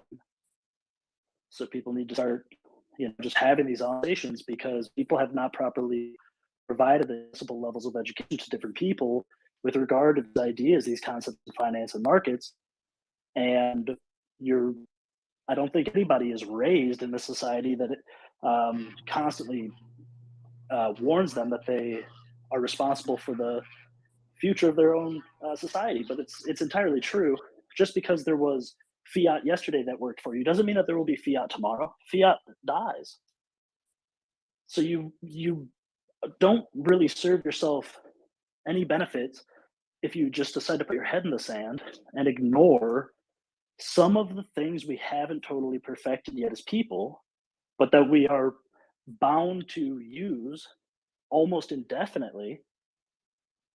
So why would we instantly begin to ban these concepts that maybe are improving upon constructs that we've seen fail time and time again? So that's cryptocurrency. We have the ability to create immutable smart contracts, things that can produce. If you need repetition and consistency and infallibility, smart contract is far better than an accountant, right? A blockchain is far more accurate than your book. There's no comparison. Wait, you mean a trading account? With regard to what? Sorry. My fault. You was talking about a trading account, like the blockchain is better than a trading account? No. Just like record keeping. It's better than having a person write down in a notebook, the value of something that you just purchased. You'd rather it be verified on a consensus network and no one be able to go and use whiteout on the ink. For sure.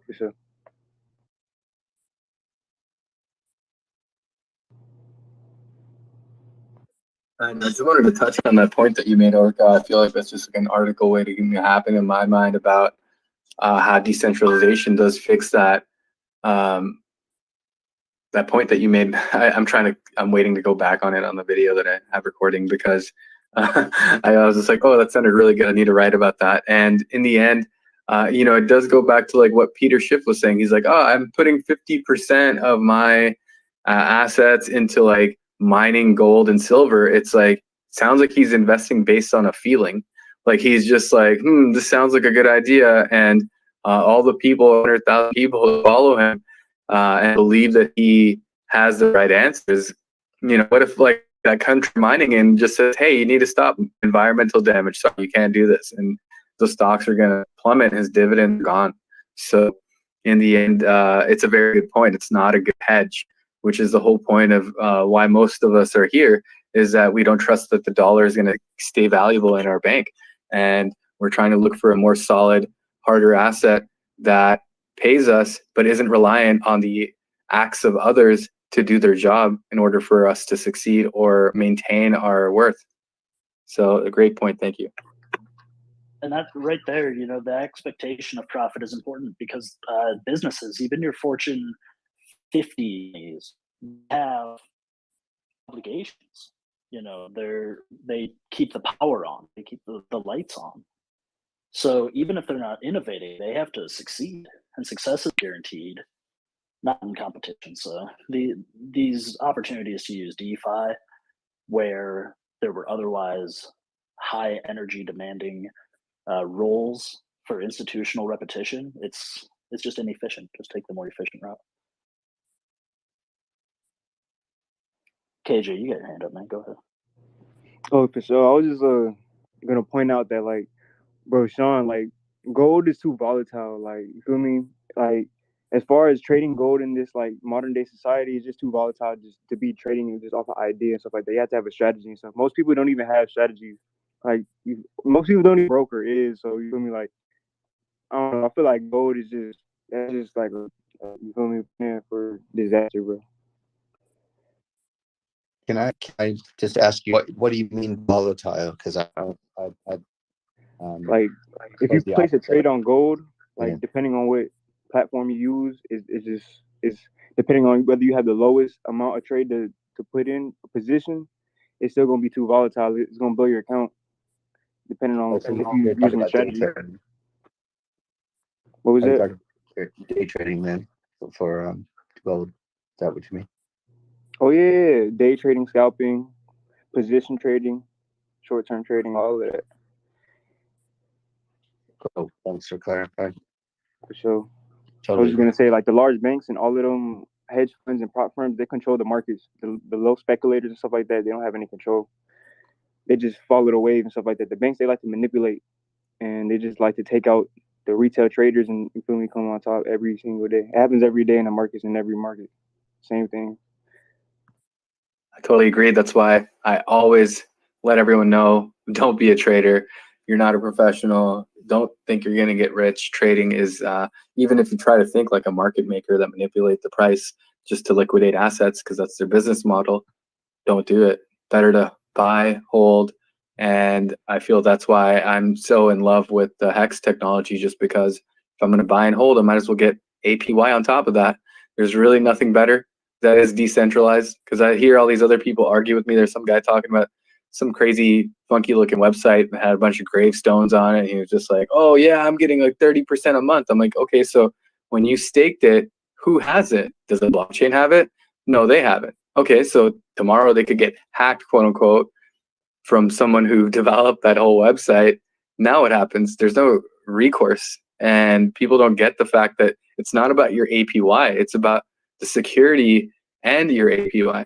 That's most important. So that's my main thing, is that really there's nothing better than the decentralized design of Hex, and how you still own your keys. You burn your tokens, you get your T-shares, you burn your T-shares, and then you mint your own coins. There's really nothing better. Fact, that's far. Hi guys. Yeah, that was an interesting debate.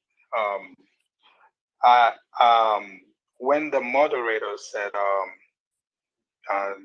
both Richard Hart and the gentleman wrote each other a question, I think Richard should have capitalized on the answer the guy gave on his own question that he asked him. Because while the guy was answering the question, he made mention of him advising certain people in the past in some business adventures, and the business probably didn't, or the investment probably didn't go quite well. And up to date, I can't really think of any investment advice that Richard has already given before that quite failed. So I think Richard should have capitalized on that, letting him know that, hey, you've given, investment and people lost money, but I've never given any investment in that aspect. If you have any to prove it, you could make mention of it now. Everyone that invested in X, they're all happy up to date. So I think he should have capitalized a little bit on that. And there was a couple of opportunities he should have capitalized on also. But I think the guy has watched a little bit of Richard's debate with other people, and he knew how aggressive Richard could be.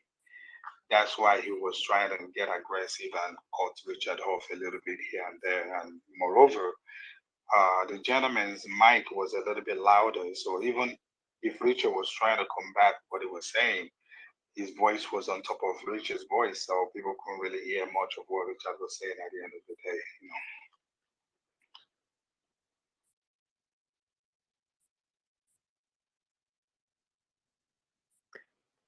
On a total side note, I just wanted to throw this out there. I think it's interesting. So the guy that his name's JJ Ely, he drove the Hex NASCAR. He's actually active in the Hex community now, like going in and commenting on people's posts, and he's followed a couple Hexicans.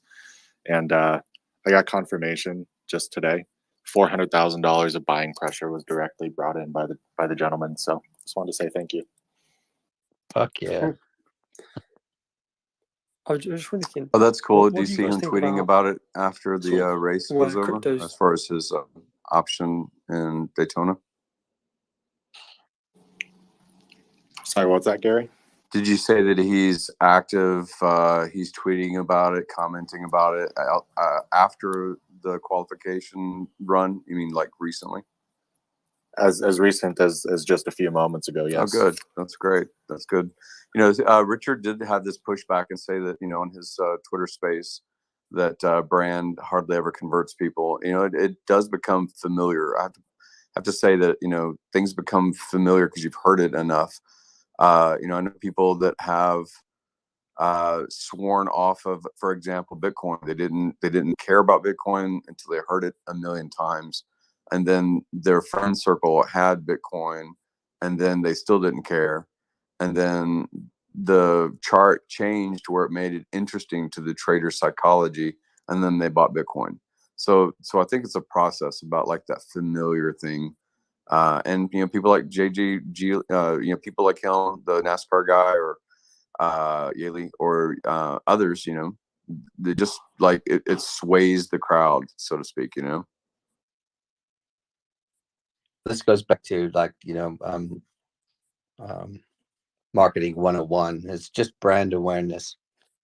You can't put a price tag on brand awareness, especially over time.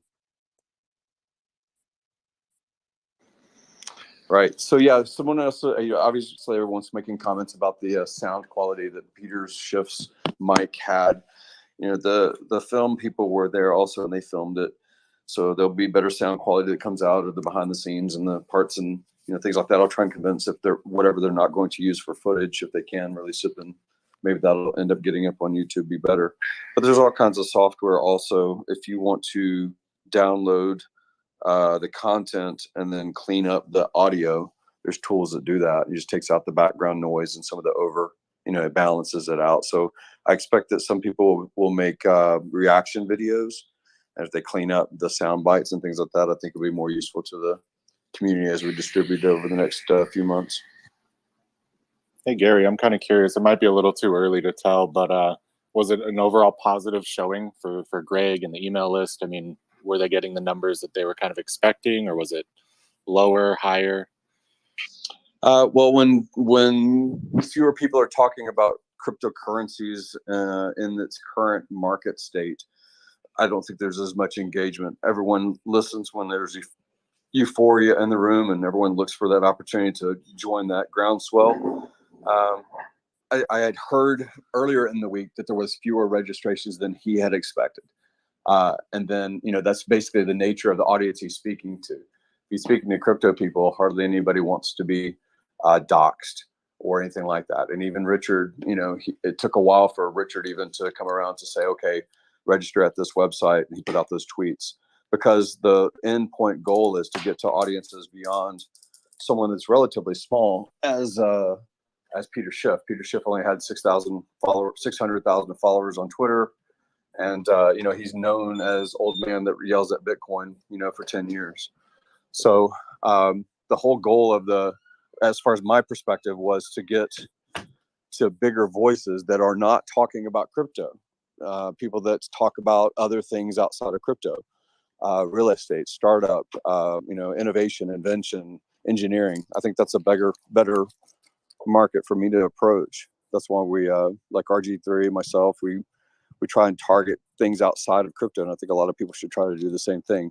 That's what the point of the event was in my mind.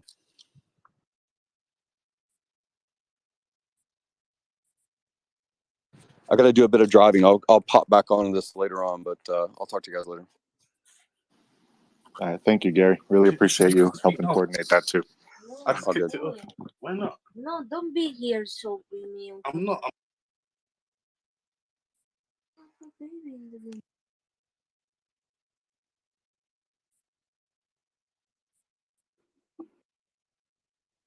Well, I was gonna tell him thank you for all the work he did there, but he got out of there too quick. I'll catch him later. And Gary makes a great point, trying to reach out to those other markets of people with good investment strategies and getting them to actually open their minds into the concept of a better, stronger, stable, I wouldn't say stable, but a better appreciating and harder asset that doesn't rely on others. So I'm really taking back on what you said earlier, Orca, about that whole decentralization point. I really, really like that, and I will either make it a sound clip or I'll just write an article about it, but I want to take that in.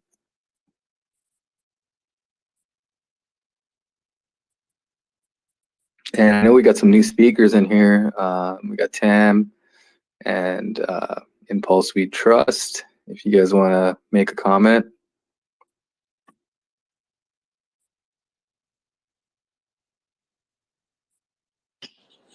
Well, look, guys, I think everything went kind of good, you know. Like, I really liked how Richard dealt with it, because to be honest, like,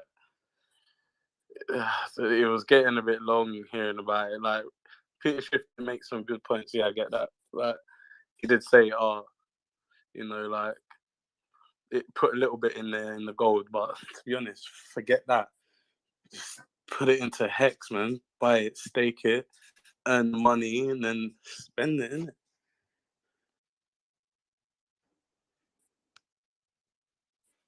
I do think it's maybe worth noting that knowingly or unknowingly, Peter Schiff was the only one who was really lying about their familiarity with the subject matter that everyone was discussing, because Richard proposed the concept that Peter maybe didn't fully understand Hex, and you know the retort was, "I totally understand Hex. I know everything about Hex."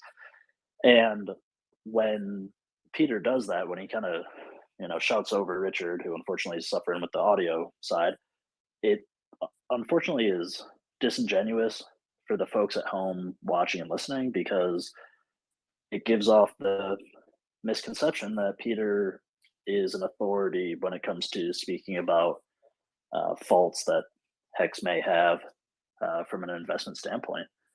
And so I hate when I hear stuff like that, because it's an easy opportunity. I'm as competitive as anyone. It's an easy opportunity to take the low road and to just shout over your opponent, and hopefully nobody goes and does the forensics and sees where the body was buried. But there's a lot of people in the world that genuinely would succeed by having more exposure to more good information. I don't think that good information is scarce. I think the distribution channel is a bit inefficient. So if we could do a better job of getting that information out to people, honest, verifiable information, I think people would be more empowered. And maybe disagreements that we have where we believe that we understand the thought processes of people that don't align with our preferences, maybe the decisions that some people are making are entirely being impacted by resource constraints. And maybe we'd all be a little bit more on the same page if we had these reliable and verifiable networks of information being given to us freely. I think Peter is pretty upset he didn't get into Bitcoin, to be honest.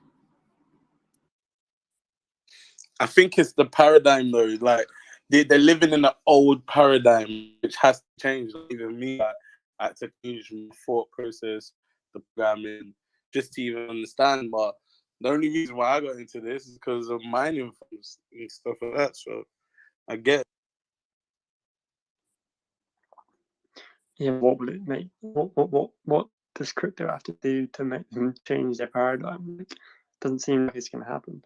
It's almost as if like the only way crypto can further itself is for the next generation to come through and just have grown up with it to then become just this thing.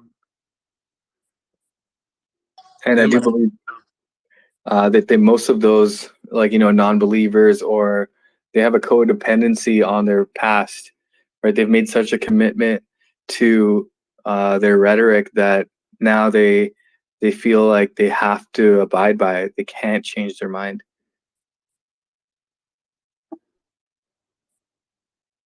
Yeah, exactly, Sean. This is what I was saying earlier about Peter's Peter's 600,000 followers, right? I mean, the reason why he's in a position that he's in is that he consistently, and that's a key word, consistently shits on tries to make cryptocurrency look like a Ponzi scheme, comparing it to Bernie Madoff, etc. I mean, that's just the audience he's catering to. But see, the thing is if people are buying crypto, and I don't know if this was said here or not, but if people are buying crypto, nobody's buying gold. So 10 years ago, when Bitcoin was what, $35 or $100 or whatever it was to buy, and now it's like, even at the top, it was like 60. Gold has never exceeded anything like that. it's a hard sell. It's a hard sell. And I mean, yes, Peter, I thought Peter kind of toppled over him, but I also thought Peter was very much a bully. And like I said before, I'm really impressed with how Richard composed himself. Yeah, minor innuendos saying just, like little smirks or smiles or whatever the case is. But I need them to go back at it. You know what I mean? Like there has to be another debate because it wasn't finished. It was just getting started. Like to play devil's Well advocate, said, Timmy. Richard did Yeah, come out you're right swinging about that. pretty hard. That was supposed to go on for way longer. Like literally, as soon as it started, they stopped.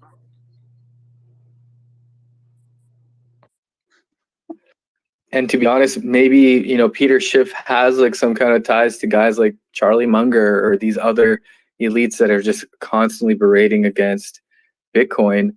And he has to keep those people happy. Who knows, right? Like there's maybe other powers that have Peter Schiff in their pockets and they're just saying, hey, no matter what, you can never side on that end.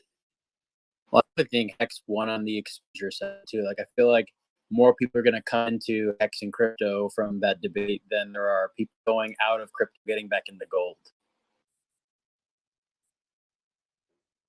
Yeah, I agree. And at the same time, let's see like what's his name, Cardano, and all these other crypto founders talking to Peter Schiff, like in a sense like this. Hey, Johnny, what's up? Hey guys, good evening. How did you like the show? Well, my ears are bleeding, but other than that, man, I think it was a net positive. That was fire. I was watching the whole thing and I was just laughing. Peter Schiff, he had the mic. I would say the volume is like all the way up. Like he did put it down a little bit, but it was kind of like you couldn't hear Richard Hart as much. But then another thing, though, what's really funny, he was like saying, well, gold, like Richard Hart said, well, 40 years back. And Peter Schiff's like, well, yeah, but we're up. Richard Hart says, how far do you want me to go? If Hacks did in 2.5 years, 999, like Richard Hart said, why would you wait something, I don't know, 40, 80 years old, like coin, like gold or coin or whatever, back up by gold? Why would you wait that long to profit, to make a little bit money in your lifetime? You probably won't even make it. How would you give that to kids or grandkids or whatever, all your life you work for and now you down? It's like, it doesn't make sense. The whole thing was just being Hacks win. What is it that he said when he was first born? You could buy gold at how many dollars per ounce? I think he said 69 or something like that. I want to get the Okay, so chart that's for just when he was first born. 1900 divided by 69. At That's 35. 27x divided by 80 years.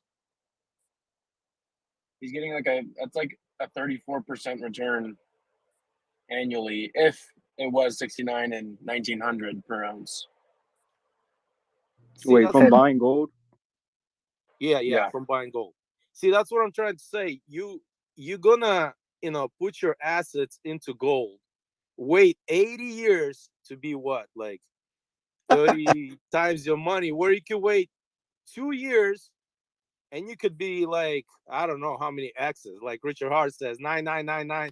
The whole thing is just a joke. The charts, the numbers don't lie. Like I even posed that.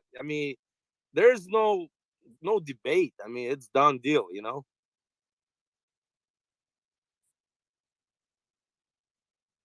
Interesting.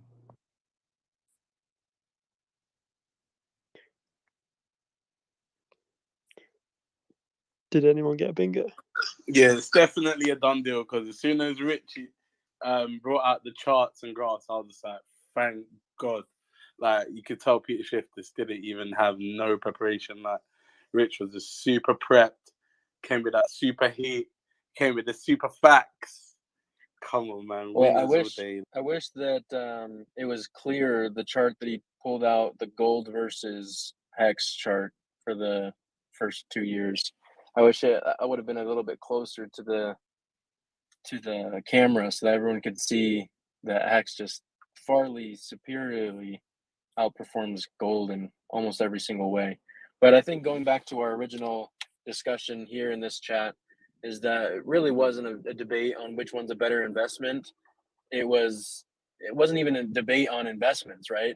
Because Peter Schiff doesn't even believe that gold's an investment. He just calls it a store of value. So as soon as he positioned himself as that gold is a store of value, not an investment, the debate was really over at that point. In my mind, there was no debate to be made.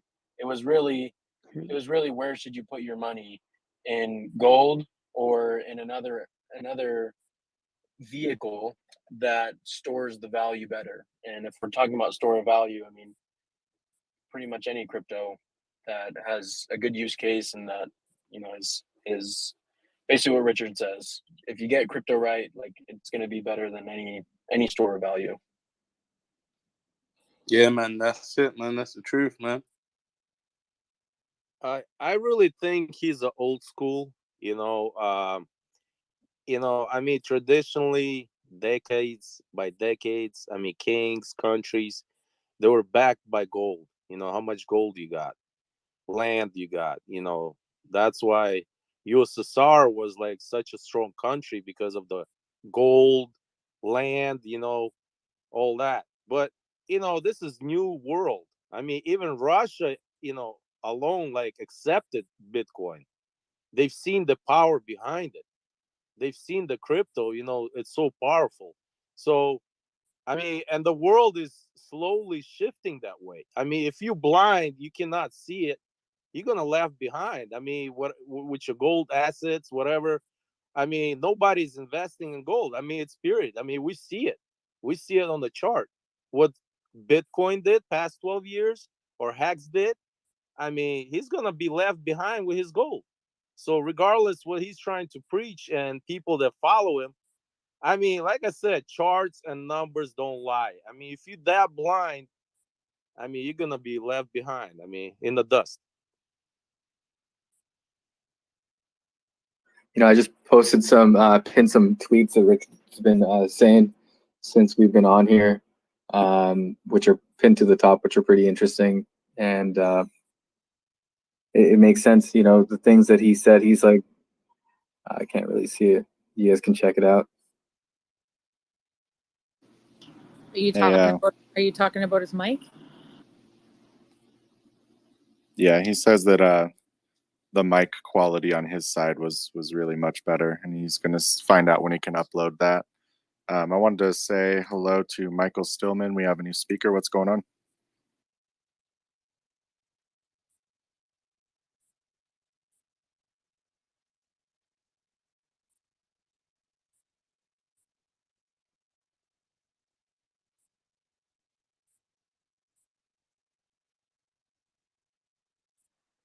But yeah, just whoever asked earlier, I actually got a double bingo. I think I almost, all these cards are winners, y'all.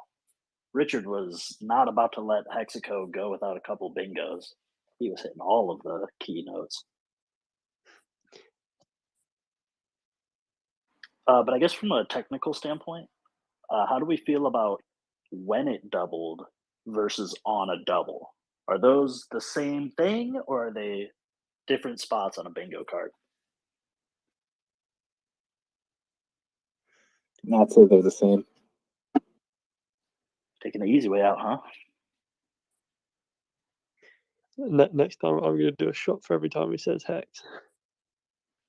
Okay, well, you may want to just call the ambulance before that stream begins, so they can meet you by the time you hit the floor.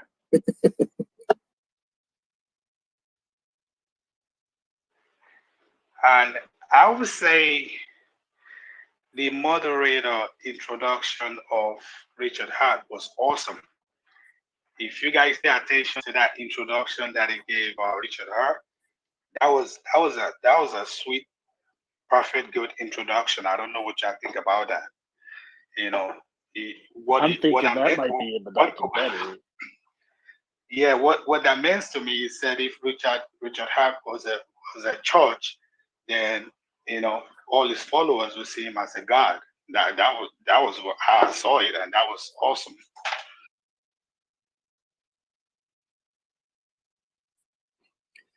In all reality, them calling Richard like a con is the same as calling like Elon or anyone else who's created a technology that people have invested into a con. With any kind of completely. And that's the thing that people need to respect when it comes to an immutable smart contract and traditional legacy finance. There were rulers of Rome who went mad and had detrimental effects on society. There are leaders of organizations who fail. It happens. People are not infallible. So this computer code taking away all the complex systems that we have had humanized for generations is just such an obvious step. That shouldn't really be up for debate. From there, you can discuss, the role of how many different vehicles serving, money value propositions. That's a totally different conversation. But this idea that gold is a better system, or even Bitcoin being a better system than Hex, just doesn't hold up. It doesn't hold up at all. It's just so hard to compare the two. I mean, how many thousands of years was internet not around, and the ability to cryptographically secure money, right? So yeah, gold got a couple 1,000-year head start, but that doesn't necessarily make it better.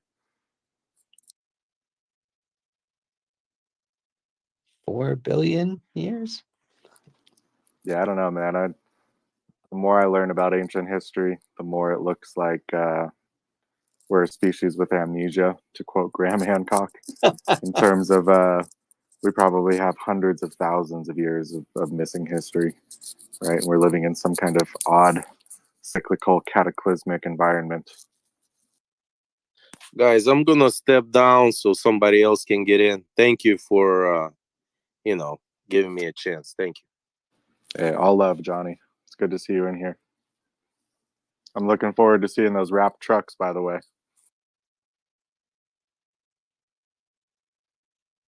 Yeah, I'm pretty much going to step down too. I just wanted to say that I think it's awesome that he mentioned about Canadians and what the Canadian government's doing, and I was shocked to see that Peter actually agreed with him on this. So, yeah, that was a really cool thing Richard did. Surprisingly, they agreed on quite a bit, which was surprising to me.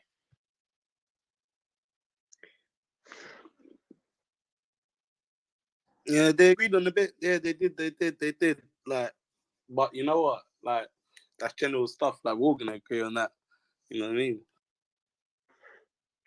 I think they should have started off with the agreeing sections like beforehand, so then they sort of like get a chat between each other before it sort of went into the full-on debate. Because then, like they started just flying shots at each other before they even sort of started talking about anything, and I think they sort of should have started with a more chilled vibe to start with. But yeah, like I was saying, the typical debate format, right? So in the beginning, you lay out the things that you guys have in common, and back to the point of someone saying that they were surprised at how much they have in common. It's actually it's quite common for people that are seemingly quite close to each other in ideals or norms or values, etc., to have the most violent and aggressive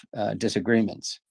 Right? You see this with India and Pakistan. You see this with well, maybe not so much America and I almost call it Canada and Canada, but you see it with Americans themselves, right? Where Republicans versus Democrats, and so, but we don't have say either side doesn't have massive violent disagreements or even debates for that matter with any other party of any other country. Or for that matter, let's say the Greens or the Independents, whoever the hell they are in America, right? So it's quite common for people to debate that are seemingly and probably in many ways very, very much aligned on 95% of their worldview, but then violently opposed on that small percentage. Yeah.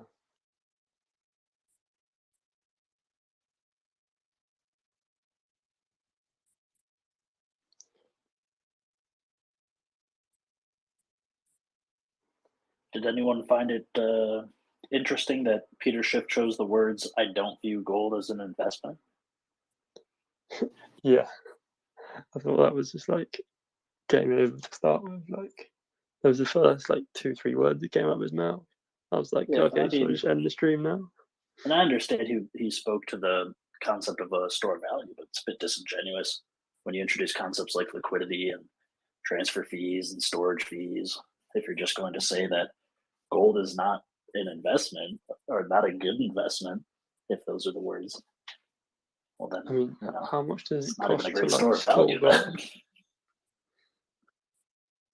Well, I Orca, suppose do you anyone. think that was a tactic? Just immediately Almost like take throw him. out an unsayable thing just so it can't be used against you. Doesn't have as much firepower if Richard says it. Yeah, well, almost like the entire debate or what you prepped for is now irrelevant, and I've decided what the debate is about now. Yeah, I think controlling the meme narrative. I just like to say the meme narrative, even when it's just redundant for narrative. The meme narrative, because that's what Richard says, makes me laugh.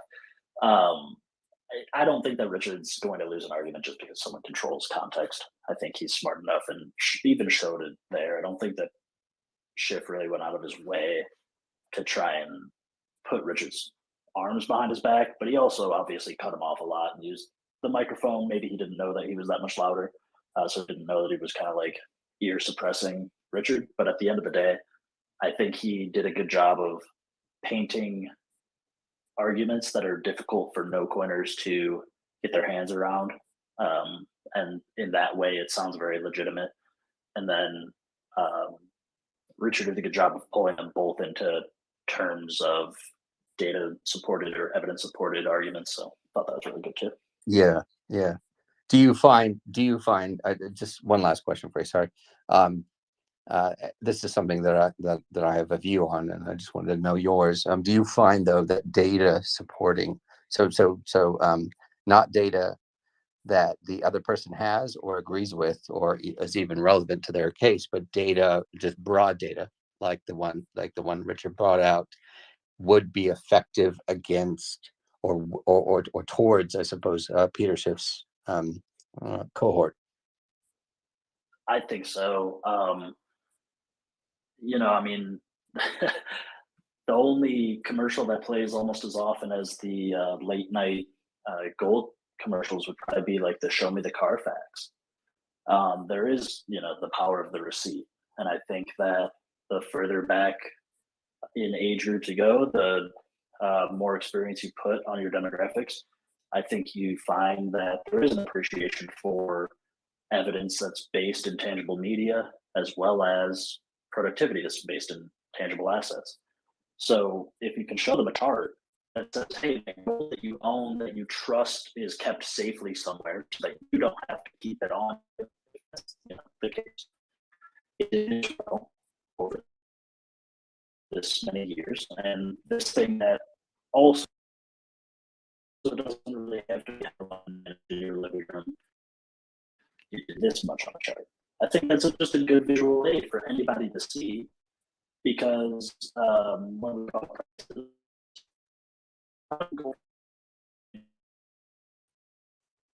just a lot of information. Well, yeah, being able and to then see we try to get it. Well, right. Yeah, right. Right. So there's a lot of people that do, and I don't disagree with this per se, but they trust people that have experience and expertise to provide them services and guidance. So, I trust that he bought the gold, that the gold is safe, that the fees are fair, that, there's a lot of trust that goes into that. The less that you can own the financial conversation, the more that you have to put on the end of trust.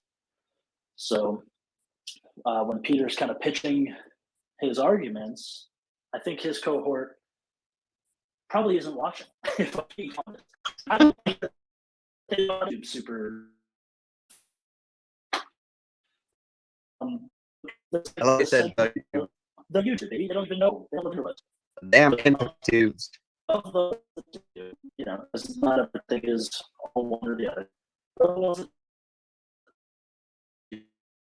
do, if they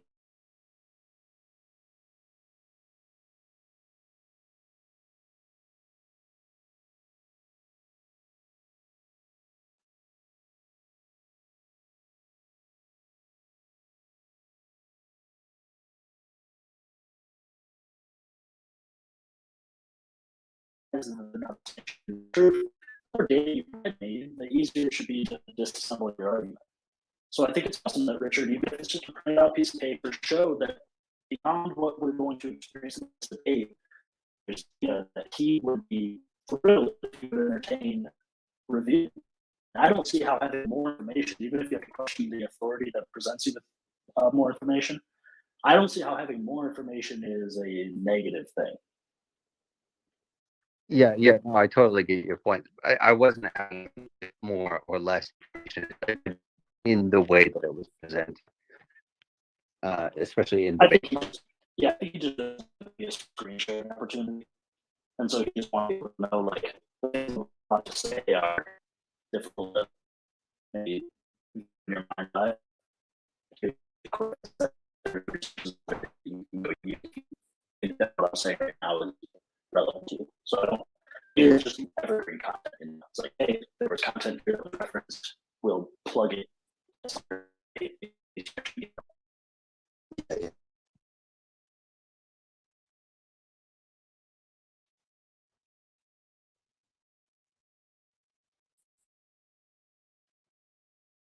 Anybody back there?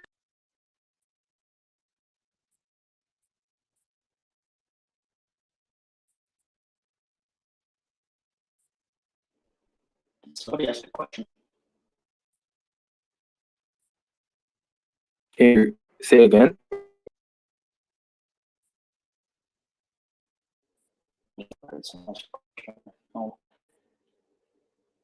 Yeah, I think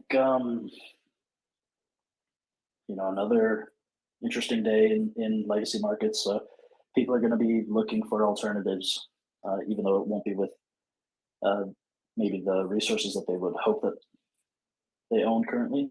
And I do think that the exposure that you get, it's critical during bear markets, and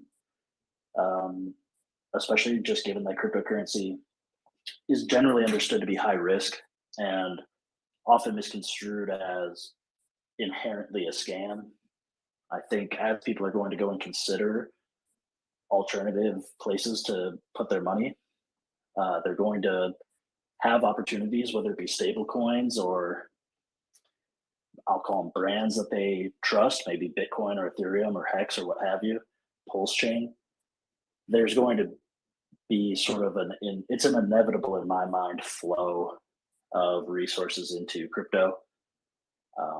And it's an experience that doesn't really require that much time, because the mechanics that create the wins and losses in crypto are far less in number than those in legacy markets.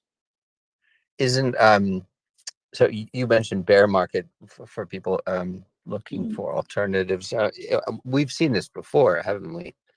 I mean, we saw it when we saw it when Hex came out. We saw it. I mean, we've seen it multiple times over the past, I don't know, 13 or 12 years, whatever it is. Sure.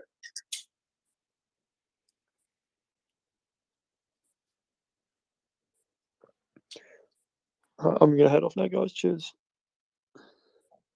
Yeah, cheers, man. Great speaking Vision, to did we lose you? Sorry, what? I don't know if you got road. Oh, I didn't know if you were done talking or if that was your piece, just about the experience. Oh yeah. I had a question, but then I plugged my phone into my car and the whole thing went fucked. So I'm gonna drop down a listener and I'll come back in a bit. Yeah, no worries. I'm really upset of what happened today on the debate. I think Richard Hart was really smart, and this guy interrupting every time, screaming. I think we all mad about this. What do you think about this? It's not surprising to me. That's literally every Peter Schiff debate I've ever seen is he won't let anyone else talk, and then he just yells out something that he doesn't like hearing, or he wants the point to be squashed, so he just starts screaming stuff. Yeah, he reminded me of a screaming, crying baby. He started the interview. Quit talking about how old I am. Suddenly facts start getting played, and we're talking about when Peter Schiff's a baby, when gold was, and he's acting like he's 150 years old. It was that was a quite comical highlight from my part of the listen. And that's a good point, because he was stating, hey, look, it was great to buy gold in the 70s. And then he's saying maybe in 10 years you should buy Hex. So it's like the opposite of what he's claiming is good for buying at a good point of buying gold. Yeah, and did he not say that he was wrong for an entire decade? Like, how did Richard Hart not laugh during that?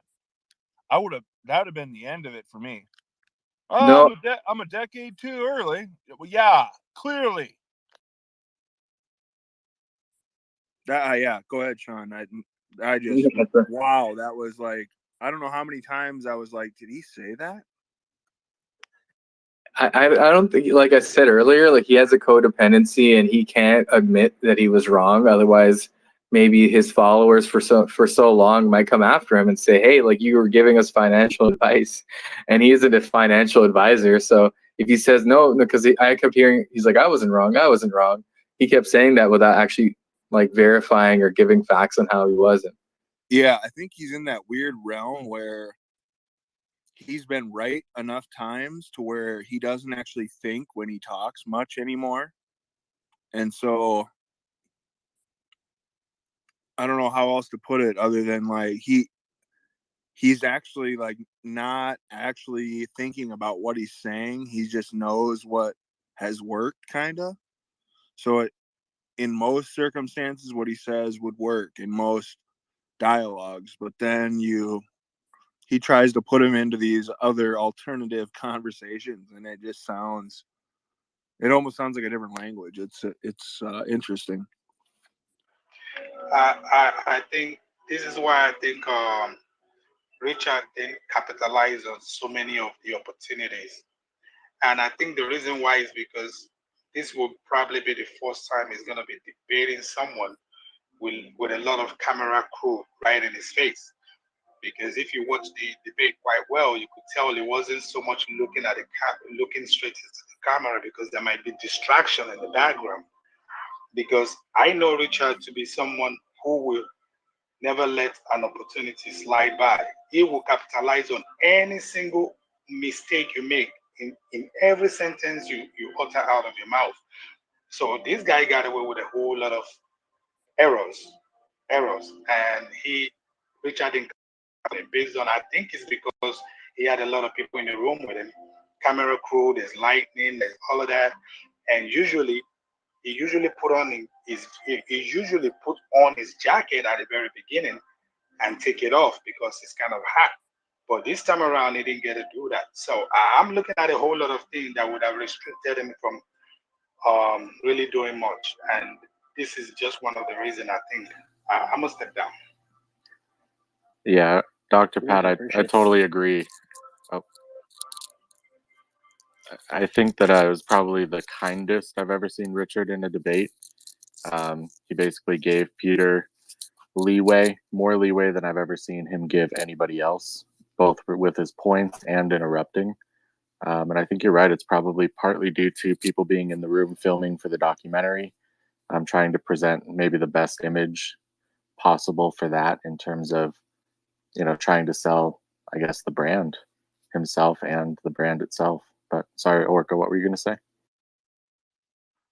No, I was just thanking him. I thought that was a really nice contribution to the conversation. It absolutely melted my heart when he recalibrated the conversation and brought like the three things they connected upon. that moment and when he brought clarity, I tear dang near came to my eyes. Is all I've been saying all week. Is I hope that these intelligent guys can come do like a connection. And I don't know if anybody followed into the announcers. I know to after the conversation ended, but I literally heard the one guy in the middle, the weird old guy, say, "You thought they were going to hug and kiss by the end of this," and so it was really great for me to see that. I think Richard understands he's already won this weird who's right and wrong thing. So it was a great adaptation to the discussion and the progression of how we change what we're talking about here. Since I've heard the Peter was asking a lot of questions to Richard, that's when I said, "Oh, this guy's done. This guy's done."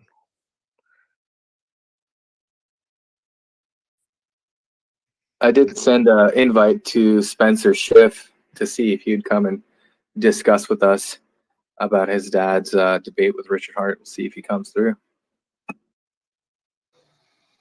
You think you watched it? I mean, I think so. I mean, at the same time, it's his dad. I've seen them debate about Bitcoin and gold, so I'm sure that. I mean, if you think about it, there was as many as people watching as there's subscribers for their whole channel. So Yeah, there's definitely. But his son's like a Bitcoin maxi. Exactly. Yeah. So, but like at the same time, he'd probably just want to see what his dad's up to, you know. And who knows? I don't know, but like I feel like there was still a lot of probably people watching that were on Peter's side.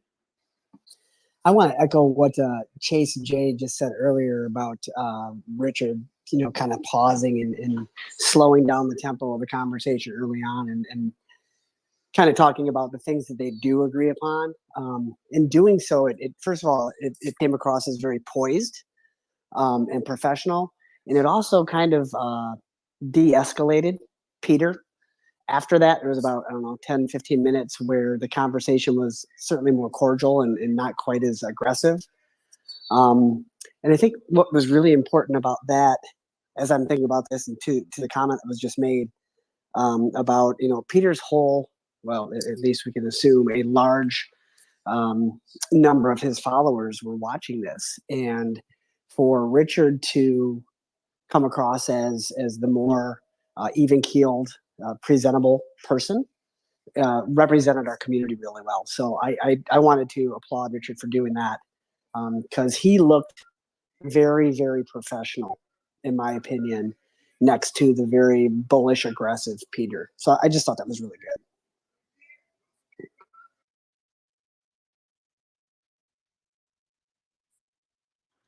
Yeah, I feel like that shined more for the people that know Richard more than anything. I agree 100%.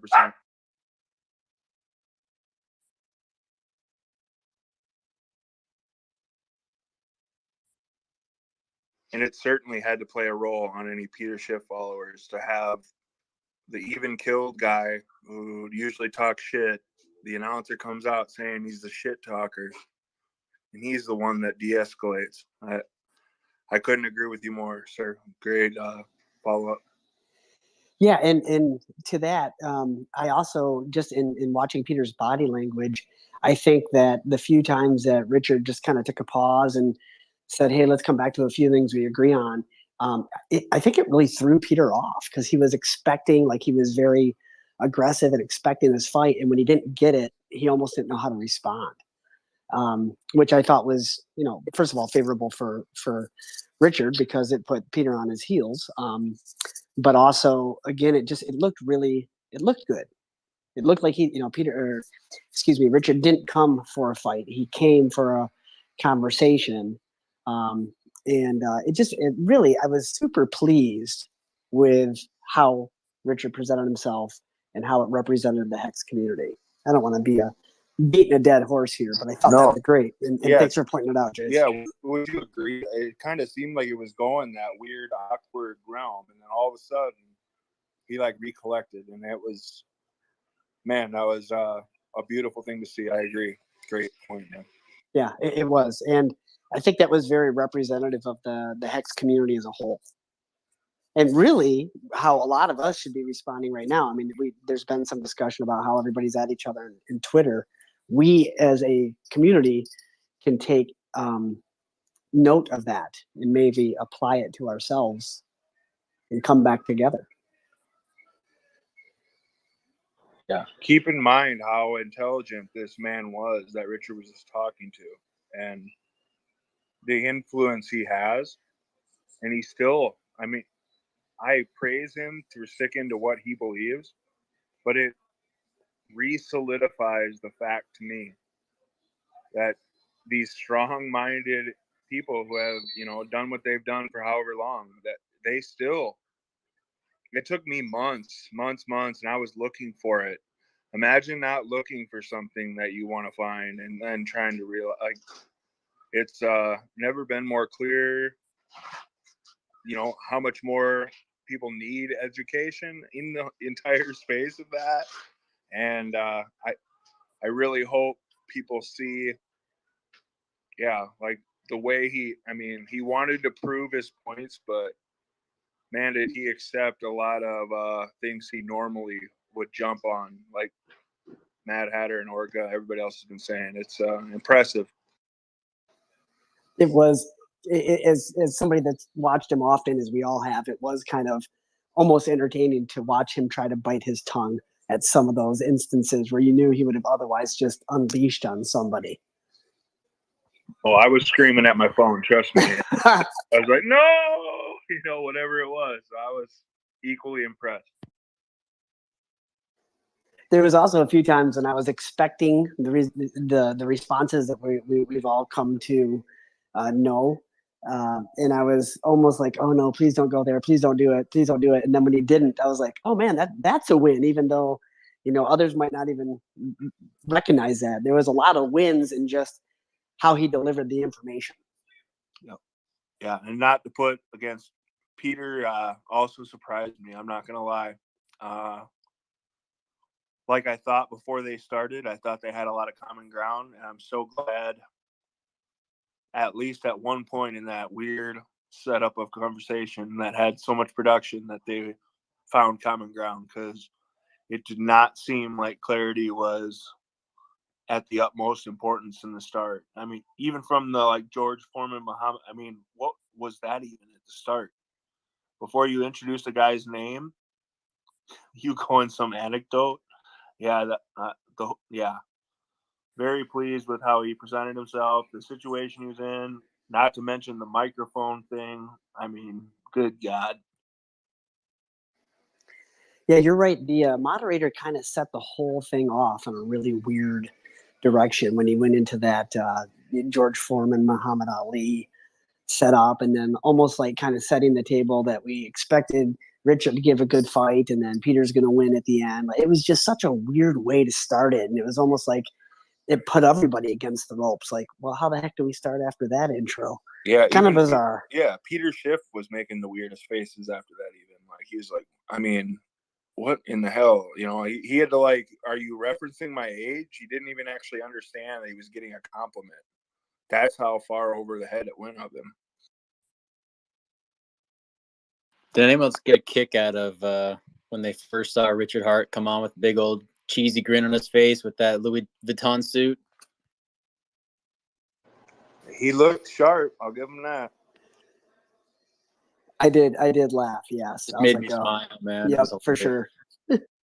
When he said, "Where are the hexagons?" when he had a hexagon on his neck was funny to me too, but or whatever that reference was. But I think he meant, "Can you build a necklace out of hex?" But I took it as a more comical route. Like, where are your hexagons? And he's literally got the biggest hexagon on his neck sitting there. It's like, again, you couldn't see or hear. So we're gonna start making wearing hardware wallets fashionable now.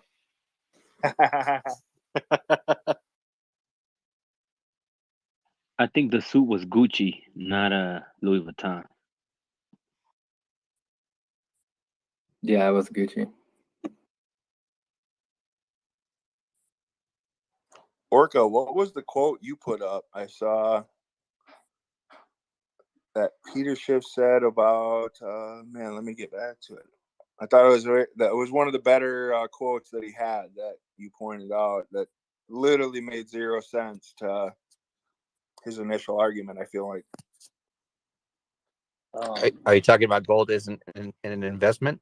Yeah, I don't want to quote it because I can't find it exactly, but I know it. I It's read it and I it's was pinned. like, oh, boom. It's pinned here in the space. Beautiful. I suggest everyone to reread that because I found great insight from that. Peter Schiff is an old dog, so this is how it goes. And all these people who's been there in this industry for such a long time, they have a reputation and they have a bread and butter going on with their professions. Like Harry Dent was another old interview you should watch. You guys just go and watch that. Richard killed it. So like he's being decent to keep him alive and just like like it's a new technology, man. Richard Hart is is a new age, and I've been listening to zillions of hours of you, like on Twitter, but then very cautious of coming onto the stage and talking to you tonight, all of you. But then, it was wonderful, and then Richard Hart won it. Period. You know what I mean?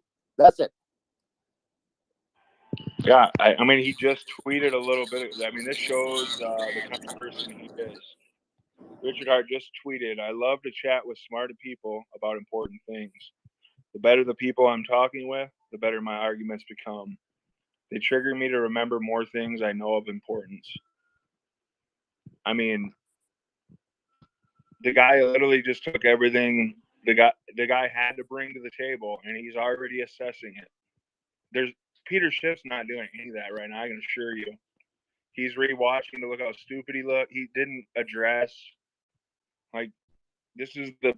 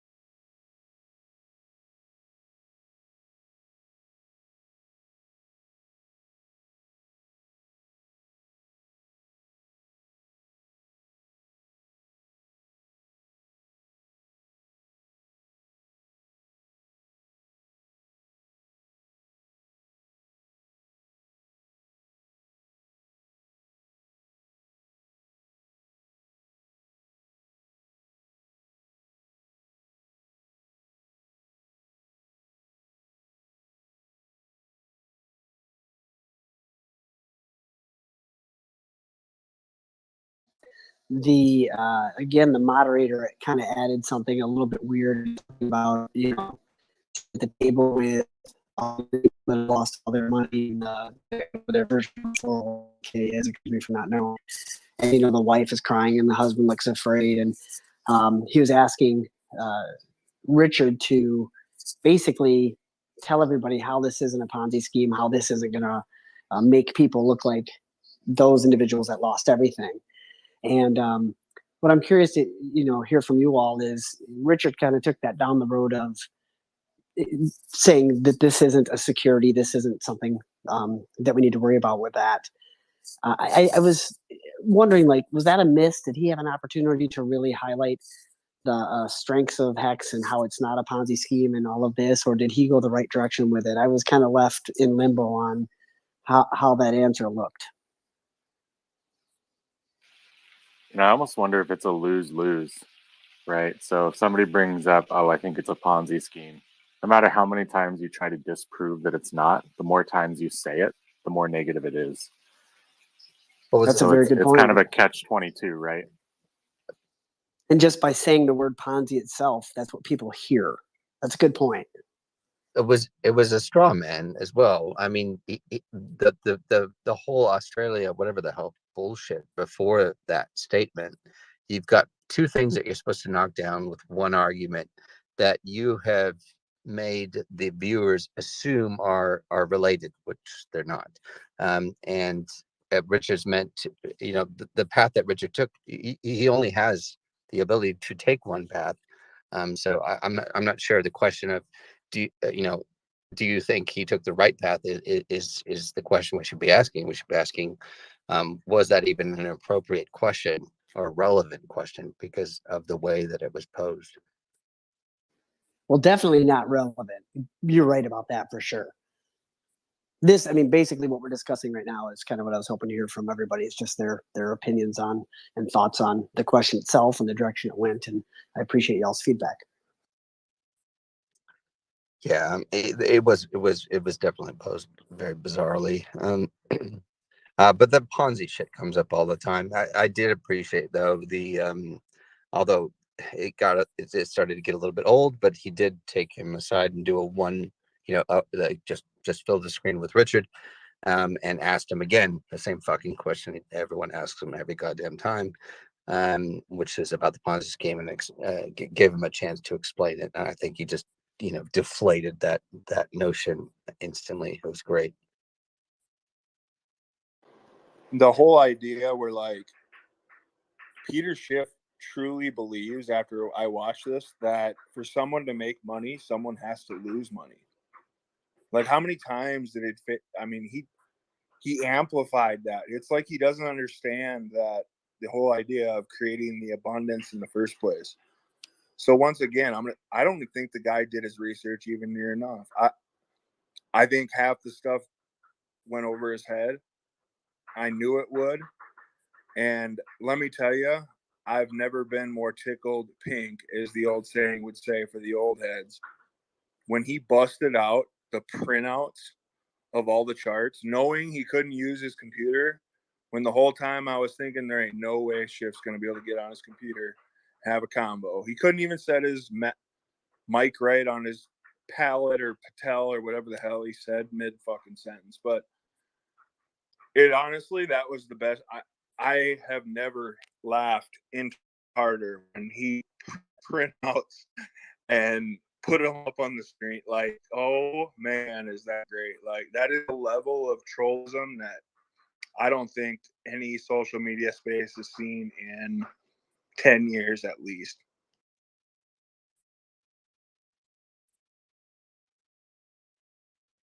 And not trollism meaning he wanted bad out of it. He's saying, you want me to come to your level of understanding? I'll print them out for you, sir. I'll make it as easy as I can. Hey, Jonathan, I don't know if I'm the outlier here, but it's my belief that that most of that is an act, especially the putting it on the lapel, pretending like he doesn't do these all the time and doesn't know how debate microphones work, et cetera, et cetera. He's been doing this shit for fucking decades. Tearing down, or not tearing down, pretending to say that other forms of currency, or what did he call it? The first sentence he opened with, what was it? A record of somebody help me out, Orca. I know what you mean. I know what you're saying, my man. Like I said, and I don't a want deposit to of I don't want to down Peter Schiff. He honestly stunned me with I should have been listening to him on other insights long ago. It's clear to me on that. So I don't mean to like say he couldn't read a chart. It tickled me pink when he brought printed out sheets. The only thing that would have made that more fun, he would have used an overhead projector, so that way Peter Schiff would understand it better. 100%, man. I was literally looking for like the Sharpie marker to projectile light or something. Like, I agree, and it shouldn't be funny, but I think it brings to light the point that when Peter Schiff talks, I don't think he's referencing any of that. He's going off what his like memory basis is. And I think it was just another way for Richard to bring more statistic to just the verbal banter that was clearly present. Well, it also highlights that Peter he wrote cryptocurrencies off 10 years ago, and it was very evident that he hasn't looked into it any further. So it just kind of discredits him when he doesn't have the knowledge base necessary on how to use the charts and how to read the charts and all that type of stuff. He mentioned, well, Hex is down 70%. Well, yeah, from the all-time high, but not from 0.0005 cents. And he just didn't. It was glaringly obvious that he wrote it off a long time ago. So listening to his opinion about it is foolish.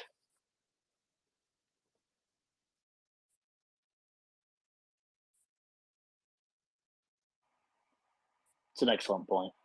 That was the only thing that really frustrated me, was kind of the disparity in audio quality compounded with the idea that this person didn't have the expertise on the subject that he was criticizing. And that was just frustrating. So I think some value is lost there. Ultimately, I think the exposure was a net positive, though, because if anybody was willing to take that artillery barrage of clipping from the audio, then they were still exposed to some pretty useful insights to crypto and financial concepts.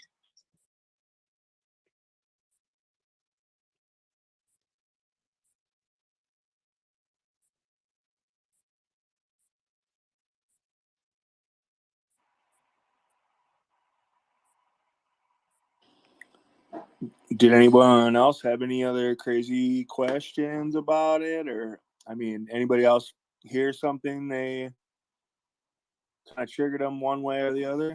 Because I'd love to break this down any other way we can. Yeah, what's the best seasoning for lamb chops? Let me ask my girl. Babe, what's... Hey, I was curious. Does anybody know why it was ended so abruptly? Does this company that put this on only have an hour budgeted with YouTube and they can't go over?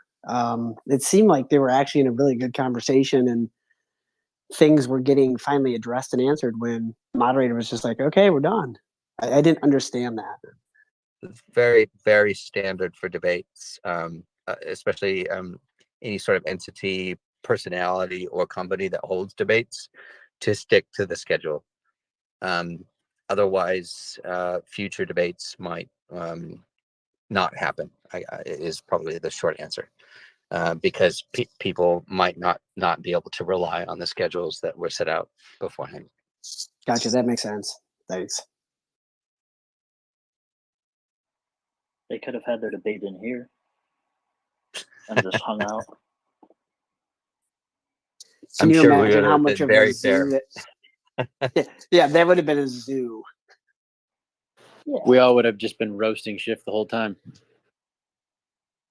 I would just, you'd have to Just mute all everyone. the microphones and then let the speakers speak.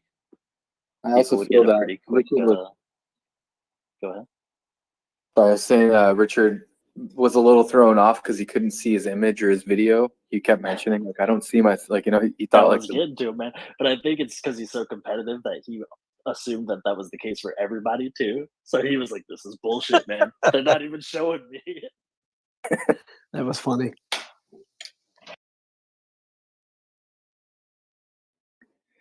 But yeah, I think those couple things threw him off a little. I think the technical issues, I think, were getting to him, and he felt a little defeated on that end. But in the end, I know that with his facts that he was pointing out that were just not being heard by Peter Schiff, he knew in the end. Like, I saw it on Peter Schiff's face a couple times where he was just like, oh crap. I don't know if that was just his normal expression, but it did seem like he felt, even Peter Schiff felt like he was out of place in a couple spots. Yeah, Sean, you're dead on. It started that way, right, with the whole thing, and just it's not an investment; it's a store of value. From there, it was just downhill for Peter, in my opinion.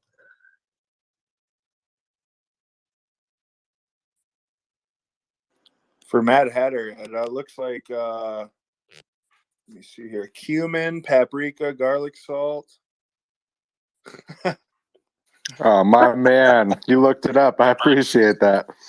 I asked my girlfriend, she's like, I'm not sure off the top of my head. I can give them to you, and I'm like, you know what? I'll look it up. That sounds good. Little garlic powder, onion powder, cayenne, chili powder, mustard powder, and paprika will add a nice punch. Man, I'll keep that in mind next time. I ended up doing some cayenne, some lemon pepper, and some garlic. Sounds like you got 3 of the 7 they recommended, so you're on the right pace, my man.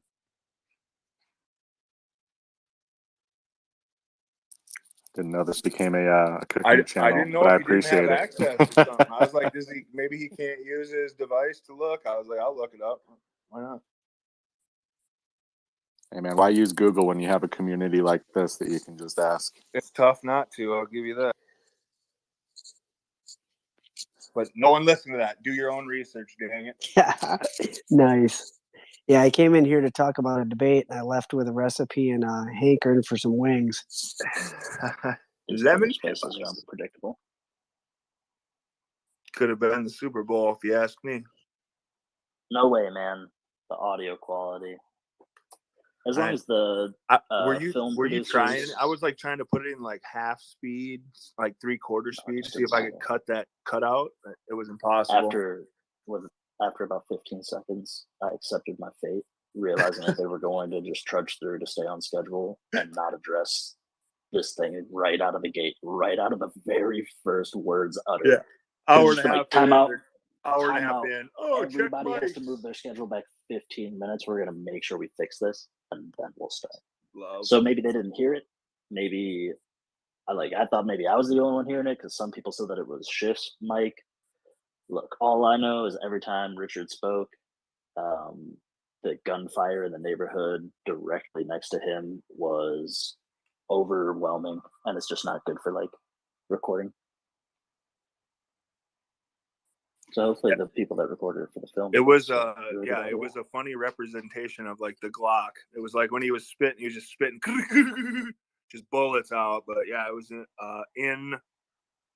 inaudible for the most part. But anyone that could hear it, he might have been spitting that hot fire, as Dylan would like to say. Dylan. I've got high hopes for the audio quality. Richard's already posted it. You know, there's other sources, and what's his name? Not Future. Fuck, what's his name? The Funding Jim. Funding, yeah. Funding Jim just came in and said that he's also looking into other sources. Plus, without doxing myself, I've been working in film. I have companies that do this kind of stuff, and de-popping or de-hissing or whatever the hell is something that's quite easy to do, or straightforward. I'd say not easy, but straightforward to do. And that was the majority of the audio problems that I experienced on computer were those types of issues. While mobile was quite different, but computer's where it's at when you're going to grab the audio anyway. So yeah, mobile was top. Do you know what caused that? Just so we can maybe learn from the future, the popping. Yes. Or the... Well, there's a couple things. It's probably amplifier or somewhere between the camera. So if it's plugged in directly to the camera, it could be a variety of things with the amplifier. But this is not Richard's first time streaming. You know, it's not his first rodeo. So it's very likely that the settings were on the moderator's side, and Peter was pretending not to know how to use a lapel, and like he's never debated before. And I think this was just a bit of maneuvering and posturing on both the moderator and Peter's part. That I ended in this didn't quality. catch that. So thank you for saying. I didn't catch his slyness on that. I did find it weird how he was like, "Oh, I'll move it down." He didn't even move it. If you watch the guy, he didn't. Like no, he knows what he said. I didn't catch that, so I'm really I saw it, but I didn't catch it mentally. So it adds to my suspicion, to say the least. I've seen people that don't know how to use a lapel mic, and they've attached it to the outside of their shirt between buttons, or in their pocket. That's how people that don't know what lapel mics are how to use them. That's what happens. It's not the way that Peter acted. And plus, like, if you just search YouTube, he does debates, and he tries to go against cryptocurrency for years and years and years. It only takes probably 3 to 6 months of debate to be an expert in how to use every single type of mic that would ever be presented, including shared mics, let alone lapels, which are the most common. So yeah, that was total bullshit. And when I heard the actual time when his mic got fixed, he didn't do anything. It was something on the back end, like someone adjusted the volumes. It seemed I didn't notice him do anything. It just fixed all of a sudden. 100%. Yeah, that's why I was saying, and possibly the moderator, or and the space itself. Yeah, and he seemed to be the one, like, I can't hear you, Richard, or you're talking. He really had no. I don't know. It was like that guy's headphone was the primary concern of recording versus what people were hearing, for sure. And how quick he said, "Oh, I heard Richard fine." Like, he said that so fast, like he knew he wanted him to stay at that level. Yeah, there was a voice in the one guy's ear too. I don't know if you heard it, but he said 3 times. He told him out loud, Peter's mic's too loud. Peter's, like, he droned in over the moderator, and I heard it in an undertone. And he had another voice in his ear.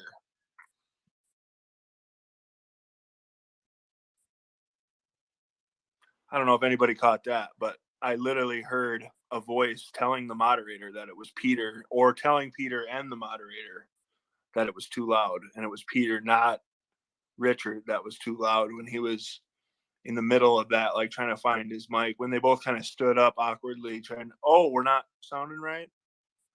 If you listen close, you can hear like an undertone voice, like a moderator in the ear. It's very clear.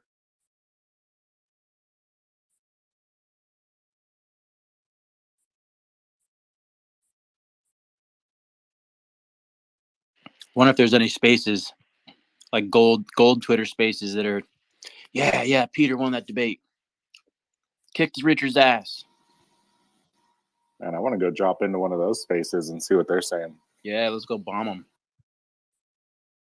I mean, I love popping into other spaces. they might have some good points. We just got to try to adapt what they know. Where do you find those? Like local library or town hall? Do they know how to use the internet? No, I'm joking. Rough. I'm just teasing. Hostile attitude, community division, schisms. My dad's trying to fucking CDR his Walkman right now so he can rehear it.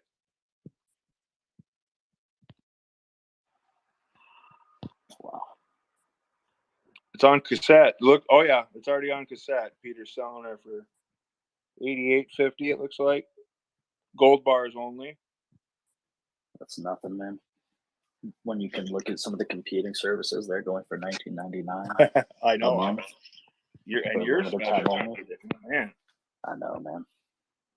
There hasn't been a lot of clicks, so my Twitter Space advertising of my premium subscription services has not been highly profitable. But that's more of a factor of people not knowing what the URL is, So I keep getting this weird feeling that Richard Hart isn't done. He doesn't feel satisfied from that. So I got a weird feeling. I don't know why. I don't want to say it to get everybody's hopes up, but I could see him coming back on here. I don't know why. In the Twitter Space? I don't know about the Twitter Space, but I could see him just in a little more fire and passion about once he actually gets to go back and review it, like what a couple people were saying. He was firing off tweets. He was firing off tweets right away. Yeah, I did notice when he was listening, he was definitely multitasking. So I mean, that's awesome. He was doing that. I know he's capable of absorbing Grandpa's intellect while doing that. But yeah, it was just well lit sound bites. They didn't give a viewing quality that was able to convey messages effectively. Yeah, the production quality give justice to the mind, right? Like, geez, it was justified. I I say you run the next moderation, or I can. Might have to make it happen. Mediator. We can get an environment where everyone's allowed to have their say, and we can do it without chaos. I wouldn't beat you there. Amen. Amen. I thought old dude's mic was way too loud. Okay, so you're in the Peter Schiff's mic was too loud camp. See, I was listening to it on a PC. What device, if you don't mind, were you listening to it on? Cell phone. Oh, and Peter Schiff's voice coming through super loud? Yeah, super like and loud, like making my speakers jump. Yeah, it was doing both for me. Richard was doing that jumpy stuff, and yeah. Schiff was loud to the point where it kind of like freaked the microphone out. But Richard had like a tone that it almost like chopped it out like every other second, I would say. Interesting. Okay. Yeah, I had YouTube streaming on my TV, on my soundbar, and sub, and it was just like I had to turn it down just because Peter was so loud, and then it was just a little harder to hear anything Richard was saying. And then when Richard was speaking, anytime Peter interrupted him, it completely drowned out what Richard was saying. Yeah, I guess post-production you can handle things like that, but it's an opportunity that's lost. One of the components of going viral is being able to convey whatever the information is, whether it's visual or intellect or combination of things. I mean, if you join in and the experience is discomforting, you got to be real passionate about that content and probably pretty far in the know with regard to the subject matter to hang out for much longer than a couple of seconds. So it's a really poor outcome for the audience, unfortunately. The experience was different. For Richard, for Peter, for Mr. Owen, for the Netflix documentary people, so not everybody always knows, but it is kind of surprising that nobody on any of the audio teams between the three sector, different parties, nobody had a YouTube live audio feed that they were like checking their audience audio. Yeah, and him when he was freaking about his image, I was like, wait, what is he seeing then? Like, or what is he hearing? That kind of weirded me out. I was like, yeah, I don't know.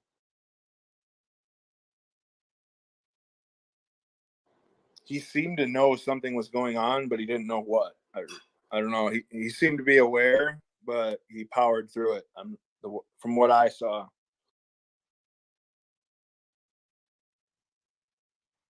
Maybe they were using an independent platform that restricts like web browser access, just because Peter knew that he was going to be standing in front of his signage and engaging that way. Maybe he didn't want it to be him versus Google.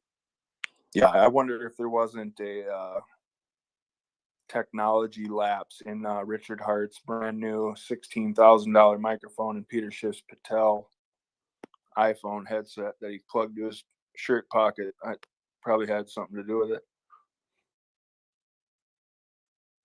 Spicy, man. So spicy. Oh yeah, we got lamb chops on.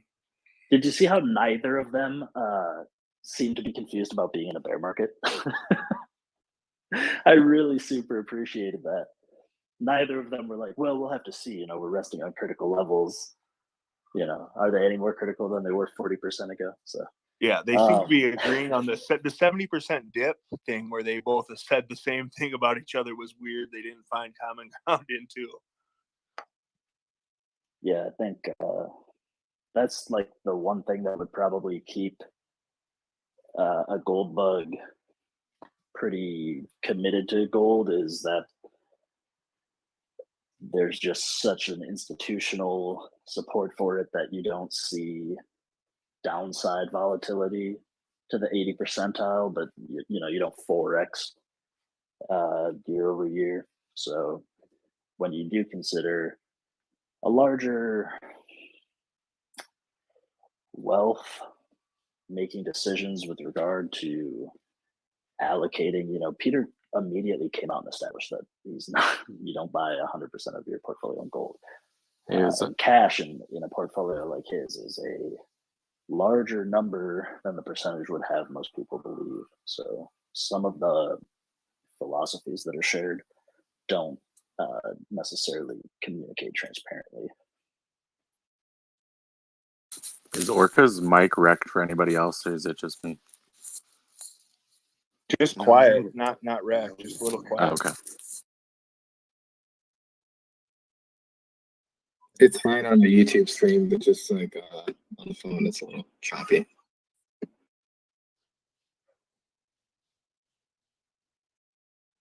I have had to turn my speakers on to hear what he's saying recently. Probably just dreaming about these lamb chops, man. These things are fire. I would not hate that. Would not hate me a lamb chop. Yeah, I've lost track of everything around me since that statement. Thank you.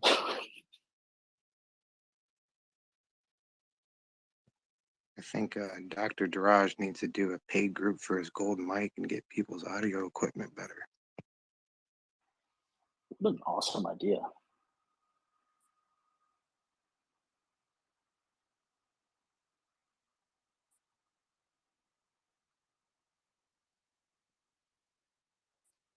So what does virality look like from a numbers standpoint? What's the number of users and the speed at which they adopt that creates virality? Who's got the equation? Is that when you get the drip? The number. It's when the number of cells in the system outnumber the number of white blood cells. So, if you really want my technical, no, I'm just kidding. That's just somewhere I was going.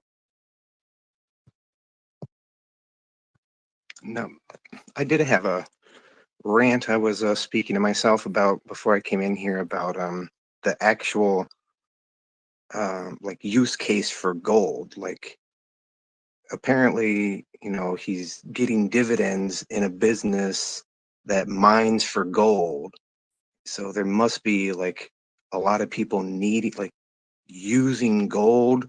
Like how much, like you've got how much in, like each computer has a little bit of gold, your phone has a little bit of gold, but it's like, it's not, people aren't throwing away gold. Like they're recycling it. Like what is the, like, how are you making mad gains in dividends in a company that's mining gold? Like how profitable is that? Like in comparison to a T-share, like it's just, how is that? Like he kept talking about dividends. Like how is this making so much money off of?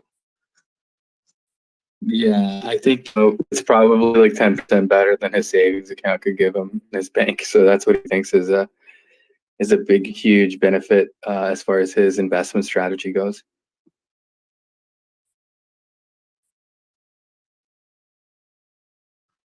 Yeah, I it was almost just like, just because his mic was overpowering Richards, like the only thing that almost made him look good in any way. But it's just like, again, none of his arguments. I mean, I like what Hex Orca was saying, how it's, how this volatility is kind of a pain in the ass. But I mean, mix that with the massive gains, it's just like comparing apples to oranges is pretty silly. I agree 100%, Marcavelli. That's what his mic was just overpowering in the beginning.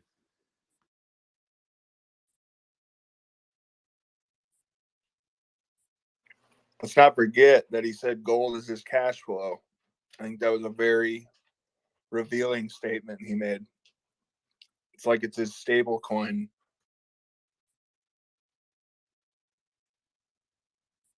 He can hold his gold. I hold my crypto.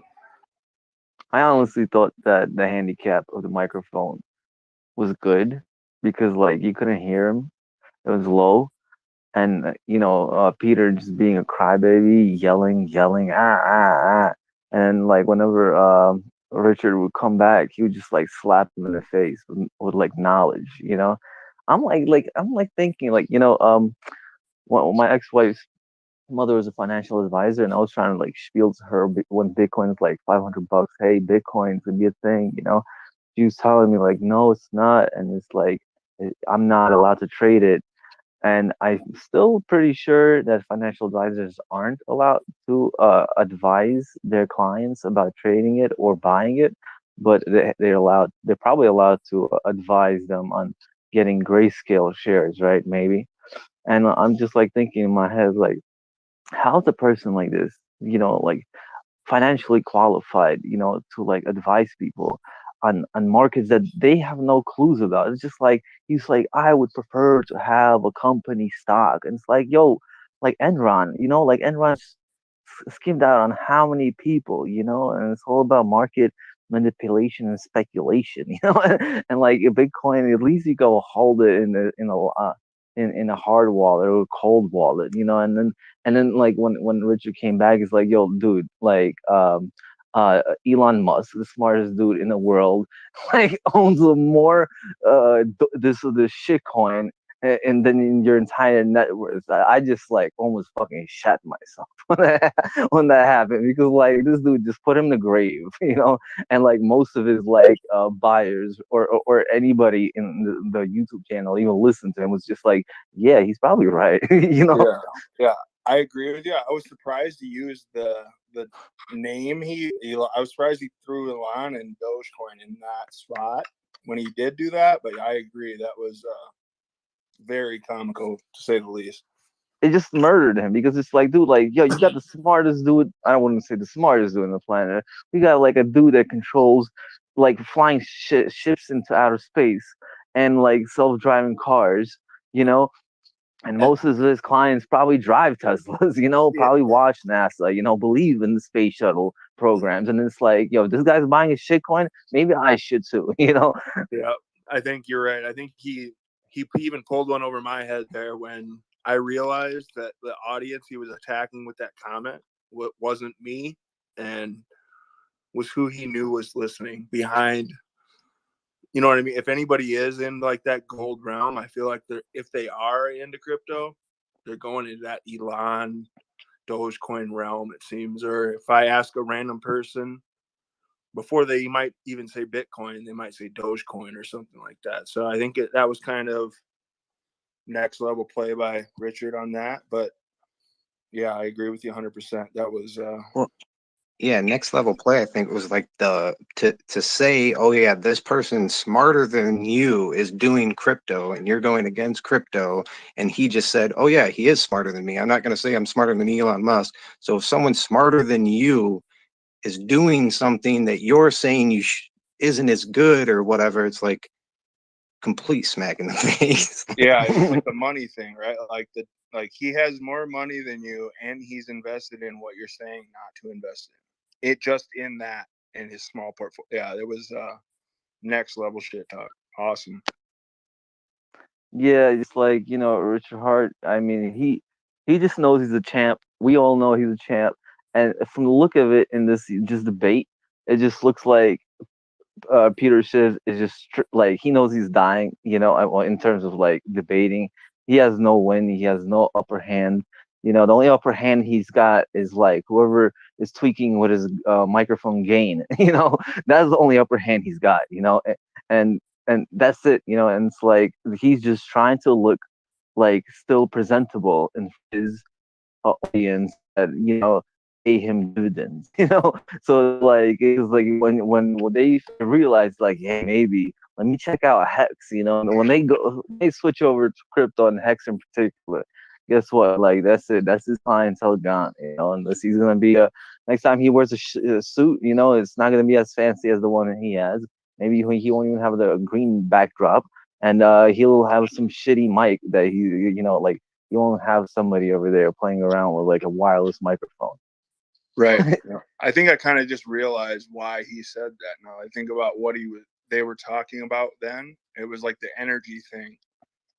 So like I think he might have attacked that because Schiff prior to that had said that he was defending Richard's secret question about losing people money. And he says, maybe I'm not 100% right on this, but he said he told people to invest in energy sectors.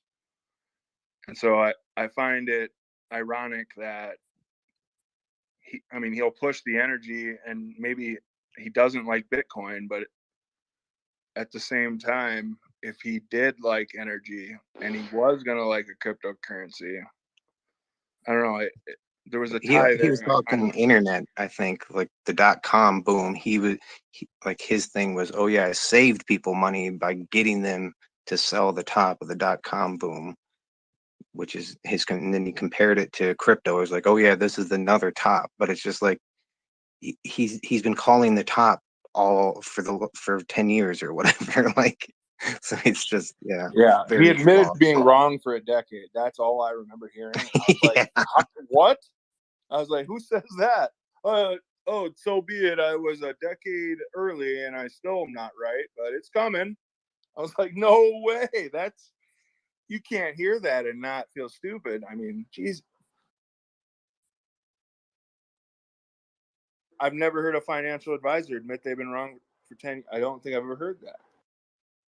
Yeah, I was wrong from 2001 to now or whatever. 2011 to 2021, but I had a But close. but I've got this real good advice on the highest appreciating asset of all time. Richard, you're only going to use a 40-year chart? When I was a baby, gold was the best investment of all time. What? The man said when I was a baby. Like, what is that? When I was born. Did he really? I didn't hear that. He said when I was born. When I was born, gold was this or that. He tried to use he invested when he was a baby into gold. That's funny, man. But the thing for me too is like it's two vastly different audiences. People that are looking at crypto and are seeing it as an investment. If Peter wants to say that gold is not an investment, those are his words. Well, some people are looking at crypto as an investment. This is true, and they don't want to have to look at a 40-year price chart. They want mad gains. They're willing to expose themselves to volatility. Most crypto opportunities will help you wreck yourself. There are opportunities to change your life with crypto. Richard had a very opportune point at some point in that conversation to be like, do you not look at gains of profit? Like, I almost yelled it out loud for him, but he Richard Schiff set himself up basically saying, I don't look at profit at some certain level. That's kind of what he was referring as. He doesn't care. And I cannot believe Richard reserved himself at that moment. I remember it like it just happened, but yeah, he held back and just, reassessed. That was bizarre to me. I don't even think he knows why gold even has value. It's just like Richard's like on point. It's like it's for the most part it's the flex for the most part. Like how much gold is in your phone, or like like copper is a precious metal, platinum. Like I personally think I used to work in a pawn shop with a couple buddies of mine years ago. Like pawn shops, they salvage people's golds, right? They buy people's gold, right? And a time like this in COVID times, right? People are selling their shit because they don't have money to eat, right? and at the same time, if you live in a bad neighborhood, guess what? Your ass is getting robbed. Your house is getting robbed. If somebody knows you have shiny things in your house, So like I personally think gold's going up because you know what?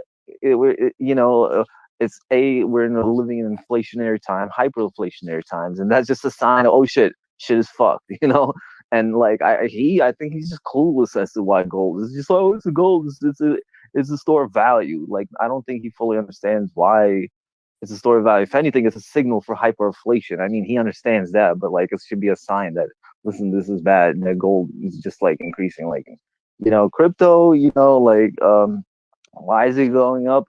Pure market speculation. Gold is that's another it's just should be worrisome that it's going up. It's not a good sign.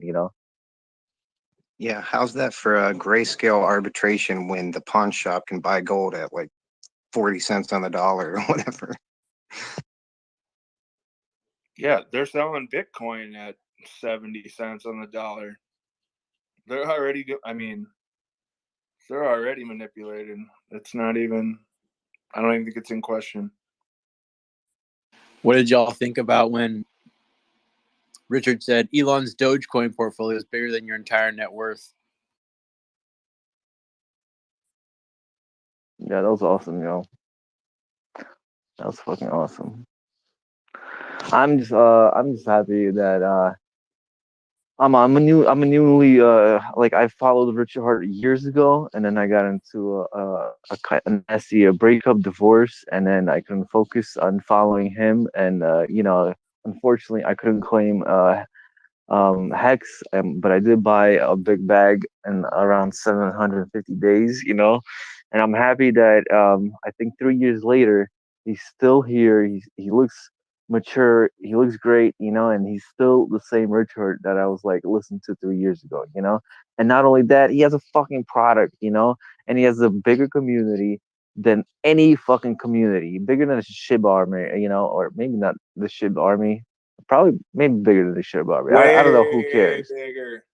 Well, yeah, but like SHIB army is just like they have this much money, they don't even know what to do with it. But anyway, point being is like I'm happy. 3 years, I'm back, and there's a product, and it's like I don't see no stop. I don't see no stop to this. So it's just like he's gonna kill it, and and then we're here to support him, and then on top of that, we're here to support each other. So like it's fucking kick ass. I'm really excited, and like I look forward to him kicking ass because like you can see like he just has that so much courage. Just like he comes in, is like, yo, I'm about to smear your ass the floor with your ass, and it. And like the entire time I'm looking at Peter Schiff's face, and he's kind of like he's ready to mop the floor with his face, and every time Richard came back, he's just like yelling because it's like he knew that he's wiping the floor with his face. He convinced the moderator. If you look at the moderator by the end of it, the moderator's on Schiff's side to start. By the end of it, when he asked Richard Hart the last question, he's shit-eat grinning because he knows what's coming. He sold even the whole place that he was in. Like anyone watching that, it's no question to me. I mean, I'm not saying Peter Schiff didn't have good points, but was very clear who the intellect was, who had knowledge on both sides, who was there to calm the situation, de-escalate it, find similarities, not crybaby, which could be expected from him considering the slander and libel bullshit he goes through. But yeah, it's never been more clear to me. So sure, I'm just as excited as you, man. Dude, like when Richard was like, yo, listen, how many people would you have made into millionaires if you told them about Bitcoin? Like that's it. That was done for me because like like he in his gut knew, that like he like that's fucking truth. Like the attention, the broadcast power he had if he updated his world, he would have made so many millionaires, but yet he didn't. Right? And maybe now you have the chance to, or maybe what, audience, maybe now you have the chance to make yourselves into millionaires if you don't listen to this retard. Yeah. If I give Mr. Schiff any props, it's how he like shifted off the secret question, or like the question of ruining people. I don't know how he was able to that was his best response by far. By the end of that question, he was that was probably the best point he had made, just on his side overall. Other than that, he seemed lost. you know, his biggest flex was that he saved people from losing money, not that he made anybody any money. Like that's with gold. It's like it's a stable coin. It's like it's people with that already have money. They just want to keep it. Like they're not making it. They're not making money. They're just like keeping what they have and getting a little bit on top. But yeah, it's a completely different audience that Schiff has compared to us, which is why he went on there to try to get those ears. Yeah, good point. I mean, I would love to see the weight of people lost money versus people that gained the money and who the people were that did gain the money. And I wouldn't be surprised if there's a larger volume of smaller players that he didn't help and a much larger portion or smaller portion of people that did really well, because those are the kind of proportions that can skew that mindset of that whole situation really easily. Yeah, I mean, he was bragging about how he saved everybody from getting out of the .com bubble, but how many people did he wreck by not, you know, telling them to take a second look at cryptocurrency? You know what we need? What we need to do next is like, how do we get Elon on the show? You know, like we need to start tweeting Elon and Peter debate. You know, or at least be like, "Yo, Peter, buy some hex. Yo, buy some hex. Elon, buy some hex." Like every fucking day, spam the shit, bought the shit out of his Twitter account until he like buys a super massive big bag and stakes it. You know, it's just like, you know, fuck this Peter Schiff argument debate. It's over. This guy's done. It's like another dead body, you know? Like now it's like maybe find alliances and not dead bodies, because like I think alliances now are just way more important than dead bodies. I mean, because like I think it's proven clear in time, you know, that when you got Elon Musk promoting a Ponzi scheme, you know, it's legitimate. I mean, it might not be a good Ponzi scheme, but the cryptocurrency as a Ponzi scheme is legitimate, you know? So it's like, who do we find that will promote, you know, this Ponzi scheme? You know, how do we get to Elon Musk's corner, you know, or how do we bring Elon Musk into our corner? Or who do we know, you know, we can bring on, you know? Well, first, yeah, go ahead. I was going to say, first we have to act like we're going to the moon, because that seems to be like the new trend that's been going on the past couple of years. All these billionaires just want to go to the moon or outer space and fly around and stuff. So we're going to design a rocket that's going to the moon, and we're going to start, you know, the people that go get paid, and it's going to be funded by Hex or something like that. Here's what I'll say. Elon's one of the wealthiest people on the planet. So is Richard Hart. It's clear to me, based on how they walk the walk and take day to day the way each of them do. So I commend both of them for the things that they think about, but it's pretty obvious to me which one is making the more concerted effort to what they may or may want to pretend they're trying to do. So until Elon can give me some facts and some proof on what he's really trying to prove and do to help everyone, give me a track record other than being successful, I mean, I hope to God he jumps on this plane, but it doesn't seem to me like that ain't any part of what he's about. So, but yeah, that's just my input. So my little review over the debate and stuff like that, I always gotta, you know, give Richard Hart a review on the outfit that he wore. So I pinned the tweet up to the top. I guess we're bringing back the shoulder pads now. And one of my favorite comments from one of the streams I was watching, somebody was like, "Yo, why the hell did Richard Hart dress like a purse?" And I just started dying.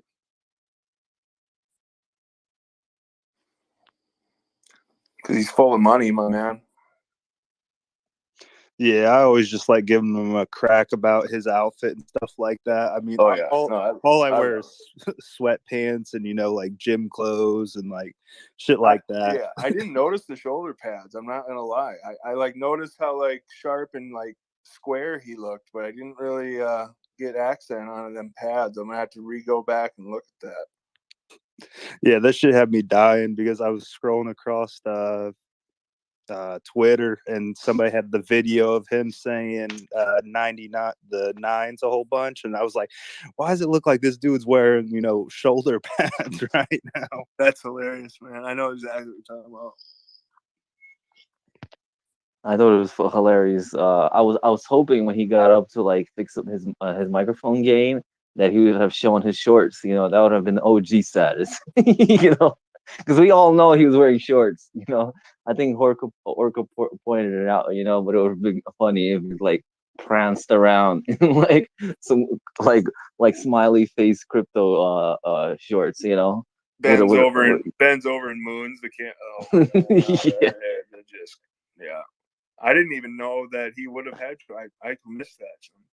I'm sad. That would have been a He good said it on the stream before. He doesn't wear pants at home. He only wears shorts or yeah. Jeez, he's like that kid that in the winter that won't wear pants going to high school and he's walking the bus or what? That's me. I think I was him like for 1 year, but then it got real cold and I was like, nah. Got one pair of shorts and they're for swimming. I love his personality. It's just like there's a saying. I don't know where it was like, the moment you grown up, that's the moment you died. And I'm not saying that like this world we should not grow up, because there's a real world. But like and he's a kid at heart, and he plays with the world, and that because he plays with the world, he's able to see what the world needs, and to change it, because like kids, they see solutions. Adults, all they see are problems. And he sees solutions, and and God bless him, he never changed. Whoa, go ahead, Kay. Nice point, Chill. Wow. I've watched the interview like twice, the debate, and my conclusion, and it's my opinion again, that Peter is a selfish bastard. He only cared about implicating Richard on SEC questions. That's one. The second, he only cared about how much is his wealth and if he sold any hex to drive the community down. And I saw that a weak move from Peter Schiff's side towards Richard. What I liked about Richard, he didn't do what he used to do in the past, like 7-8 months ago, where he just destroyed the person by pure confrontation. He carried himself like a gentleman, and he made sure to destroy him like a gentleman. He literally nuked him, and that was amazing. Yeah, I don't know if you were here earlier, Kay, but we were talking about how he was the one that found the similarities, and he like almost de-escalated. Instead of the moderator coming in and be like easy, he took it on himself at one point. It was like found 3 similarities between the two of them. Schiff almost had a hard time like saying yes. He was like angry, saying like yeah, but he almost didn't want to agree, but he almost couldn't calm him down. If you notice, like it was yeah, he had no choice. He had no choice because he knew everything that Richard Hart, what he was saying is right, and I think he used that.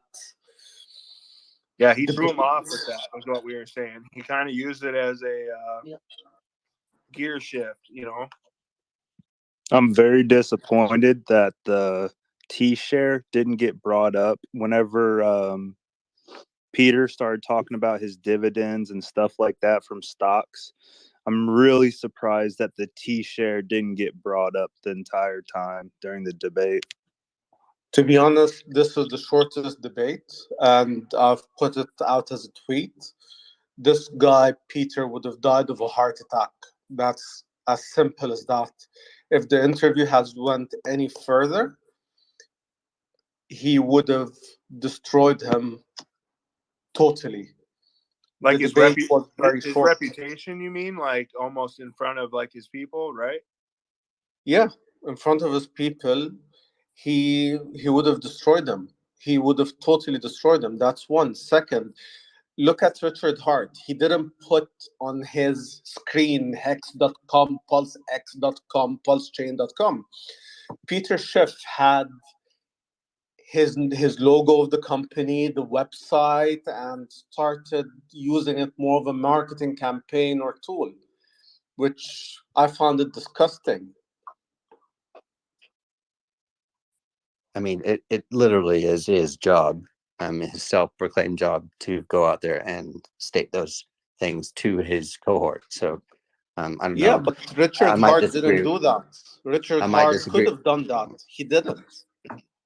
Yeah, I'm going to disagree with you that whether it's disgusting or not. Richard Hart did, of course, bring up Hex, which is another form of promoting a product.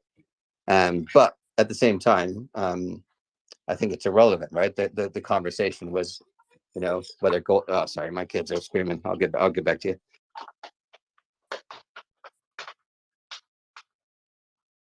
He had it in the guy Peter had everything in your face as direct marketing, and I respect direct marketing like Richard Hart does, but Richard Hart didn't do that. It was a debate. It wasn't a marketing campaign sort of thing. He has to talk about his products. He talked about the $20+ million he raised for charity. Peter didn't have anything to talk about except how much is your wealth? How much have you sold Hex? And all that shit. Come on, that's seriously part of a debate. That's the best questions Peter Schiff could have. Yeah, Richard really wanted to say, I didn't sell any fucking Hex. Like, I could see it in his face, whatever, like, the whole thing was going on. Like, he wanted to yell so bad that he, the OA address has never, sold any Hex, So, but He took a deep breath. I saw it. He bro. He did one of those, just breathe through the nose. You know what I mean? You're 100% right. He got it out slowly, but he basically started by proving with facts this person sold this on the top.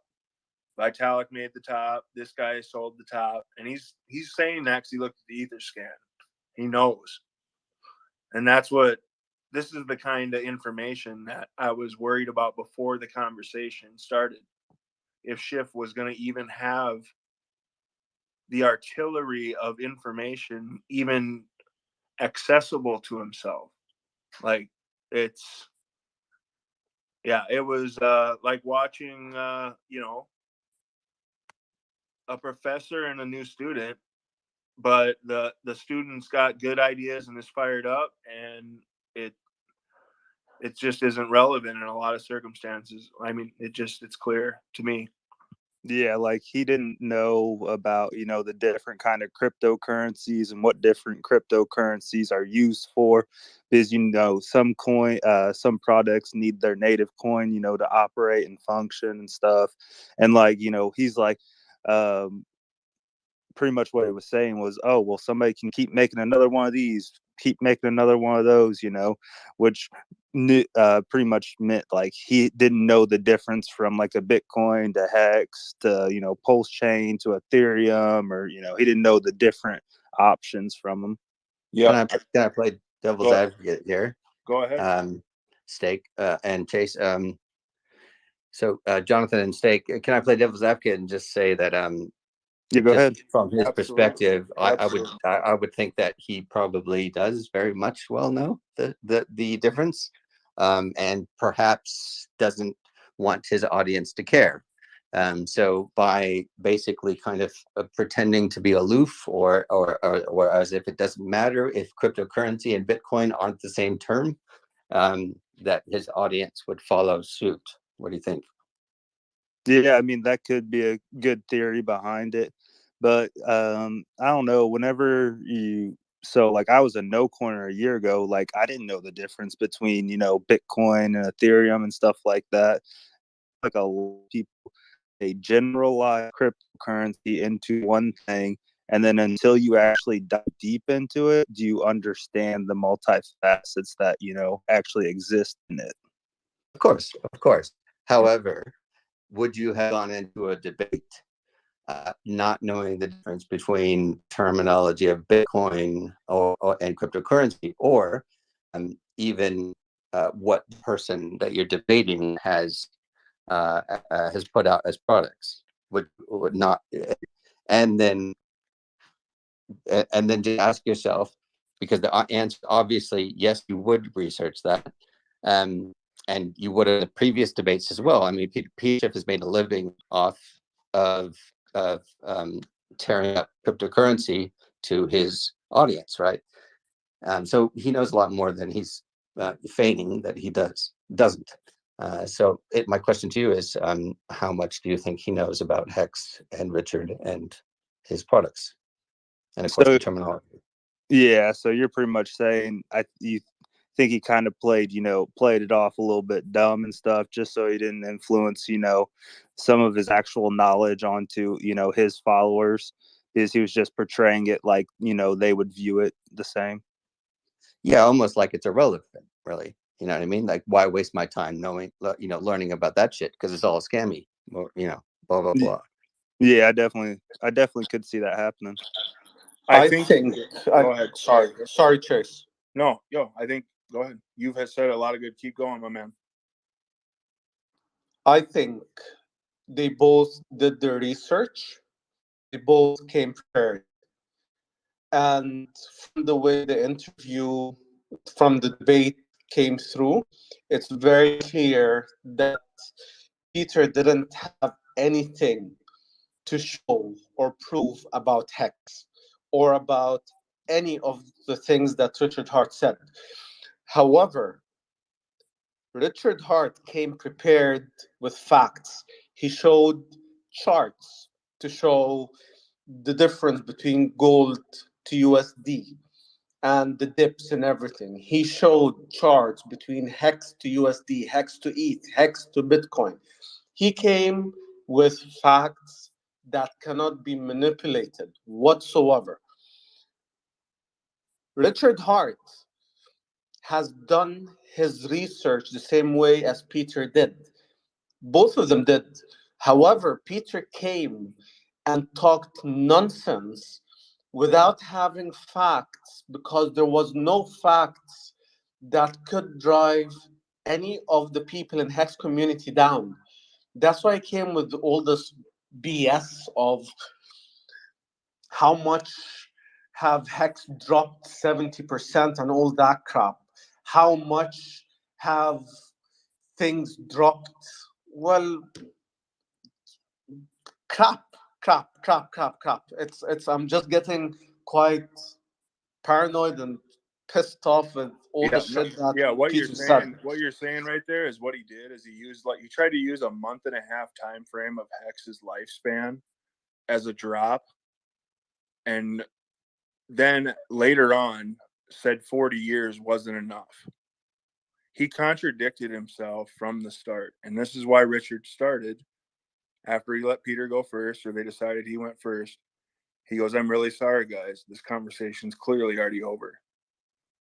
Yeah, 100%. The guy, I 100% agree. The guy 90% if you go back and just listen to Peter Schiff's opening statement, he was so unprepared and so ready to just battle it out that he literally spoke nonsense for the first 5 minutes. And it might have went past a lot of people, but he literally contradicted at least half the statements by the end of he was done. I mean, it wasn't even yeah. I would suggest you just re-listen to what he started with, and how he talked about his opening argument. Yeah, and how angry he was and how calm. Someone angry clearly isn't confident or comfortable. Yeah, Chase, his I mean, there's something he said in the very beginning which we can all agree on. which was that gold is not an investment, which was supposed to be the debate. Yeah. I feel you. That kind of kicked it off for me, I think, too. Yeah, did you guys notice how Richard was really calm, right? So I learned this in English, right? How to persuade. I'm sure that the other guy knew everything about Richard and about Hex and about crypto, right? But I'm sure that other guy's followers, like we follow Richard, they were there on that live. And Richard was showing facts to basically bring those people on board. He didn't give a damn about that guy or, F-bombing him like he does other people on some debates. This guy knew that this guy has friends that are whales, and basically he is kind of going back on how how you guys were talking about the earlier about the NASCAR car, and the best thing to do is to how to get to people is by for face interaction or by mailing them information about Hex and stuff like that. Richard Hart was basically talking to his audience, not us, but Homeboy's audience. He was talking to them, showing them charts, right, making them think different. And by doing that, he stood calm. He let the other guy talk his nonsense and look stupid on the live. But I thought, like in English class, they show you there's ways when to persuade people on how to, make them believe that this product is good, and it is good because you show facts. You show the chart between, Hex, Bitcoin, and Ethereum, and I'm sure if he shows against other charts, Hex will, be on top, right? And so this guy goes back, in what 1980 or 70, gold was this, gold was that. Well, damn, gold's been out forever. And shit, if you barely making some gains, and Hex is giving you what 10,000x in 2 years, wouldn't that make you want to come to this group? Yes, 100% agree. You are totally right. Compton. Yeah, he almost took like the age group he knew he was trying to talk to, and he's like, "How did these guys learn?"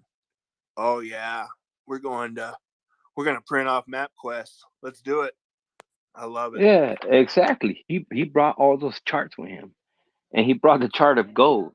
And people, this Dude, a guy tear preach came on to my it. eye. I swear, I said that earlier. A tear came to my eye when I saw the papers come out, and the older guy didn't have them. Oh man, that was legendary. It's like if you think about it, like I live in Compton, right? And how many people around the world? Let's just talk in the U.S. How many people? Where can you go buy gold and then let's go exchange it for something else, or and make profit, or hold on it and make profit? Where are you gonna do that? Cryptocurrency, dude. So many damn apps, so many VPNs you can use to get into Binance. A bunch of stuff, and you can put your money. That thing pops. You sell it, and you get gains. And gold, man, they'll rob you with gold right away, especially in the hood. Yeah, I like the question when he kept on saying, did he sell any Hex? I'm not sure if this is correct or not, but does Warren Buffett sell Berkshire Hathaway shares, dumping it on his heads all the time? I mean, he's a multi-billionaire. Why does he have to sell something just to prove that you can sell it? Richard doesn't need to do that. We, as the actual users that lives have been drastically changed by Hex, are actually doing that. But Peter Schiff cannot fucking hear that. He doesn't want to hear that. He wants to hear that nobody's able to sell Hex. But we are the living proof of it's happening. It's changing people's lives for the better, and we're making the world a better place doing it. I mean, look at Jeff Bezos and Elon Musk. I mean, they owned huge parts of their companies before. It's like, what's the difference? So I got a quick question. What's Schiff's incentive of being on there with Richard Hart? Is he just sympathizing towards his son and wants to learn, or I mean, what's he gaining out of having that conversation? I don't even. He's just riding Richard's coattails. He's just a attention seeker, and the best way to do it is, hey, let's get it. Let's ride all these other popular, super successful individuals in the crypto space or what have you, and let me sit side by side with him and pretend to, you know, defend his position, but he's just getting his name out there. That's all. And guess what? He might have been right if he picked any other founder of any other cryptocurrency, but he barked up the wrong tree, I think. Think about it. He wins that with almost all other people. No one else. Who else will even show their face? I think it was a real wake-up call for him too in that aspect. Well, I like how Richard brought up EOS and Tezos and the other whatever Litecoin I think he mentioned. But I think Peter Schiff is I think he's interviewed or debated Brock Pierce of, well, we already know Brock Pierce from EOS, but you know, EOS is pretty much seems to have fallen apart. So, but another Brock Pierce was successful before, you know, crypto, just similar to Richard. I mean, Brock Pierce made his billions in gaming industry way before crypto. So yeah.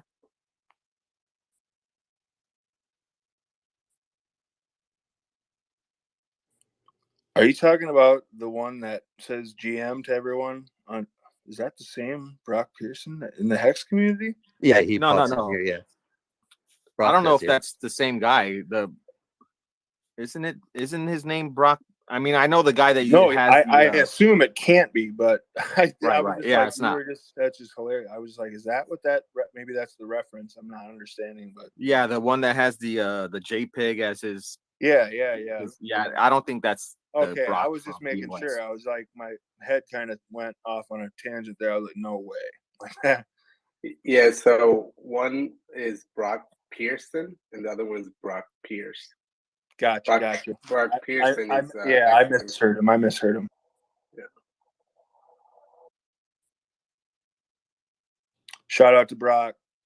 Unintentional. Both of them, I guess.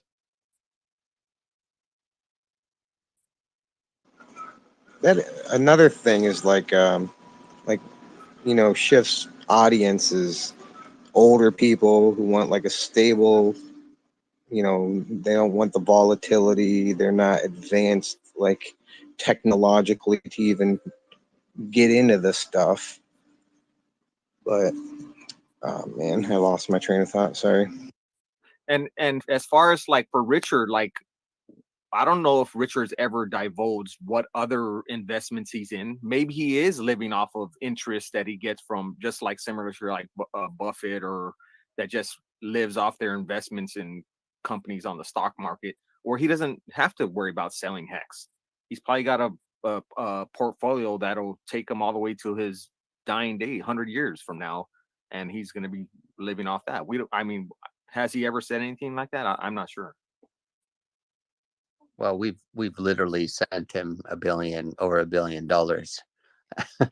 right? So I'm not sure he needs to.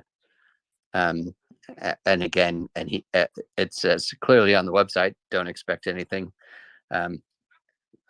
which hopefully is for tax reasons. But you know, I think he's doing just fine, right? Right. Yeah. One of his good quotes is he mined 50 Bitcoin blocks on his solo computer himself. He took the whole block, 50 Bitcoin per 10, 15 minutes.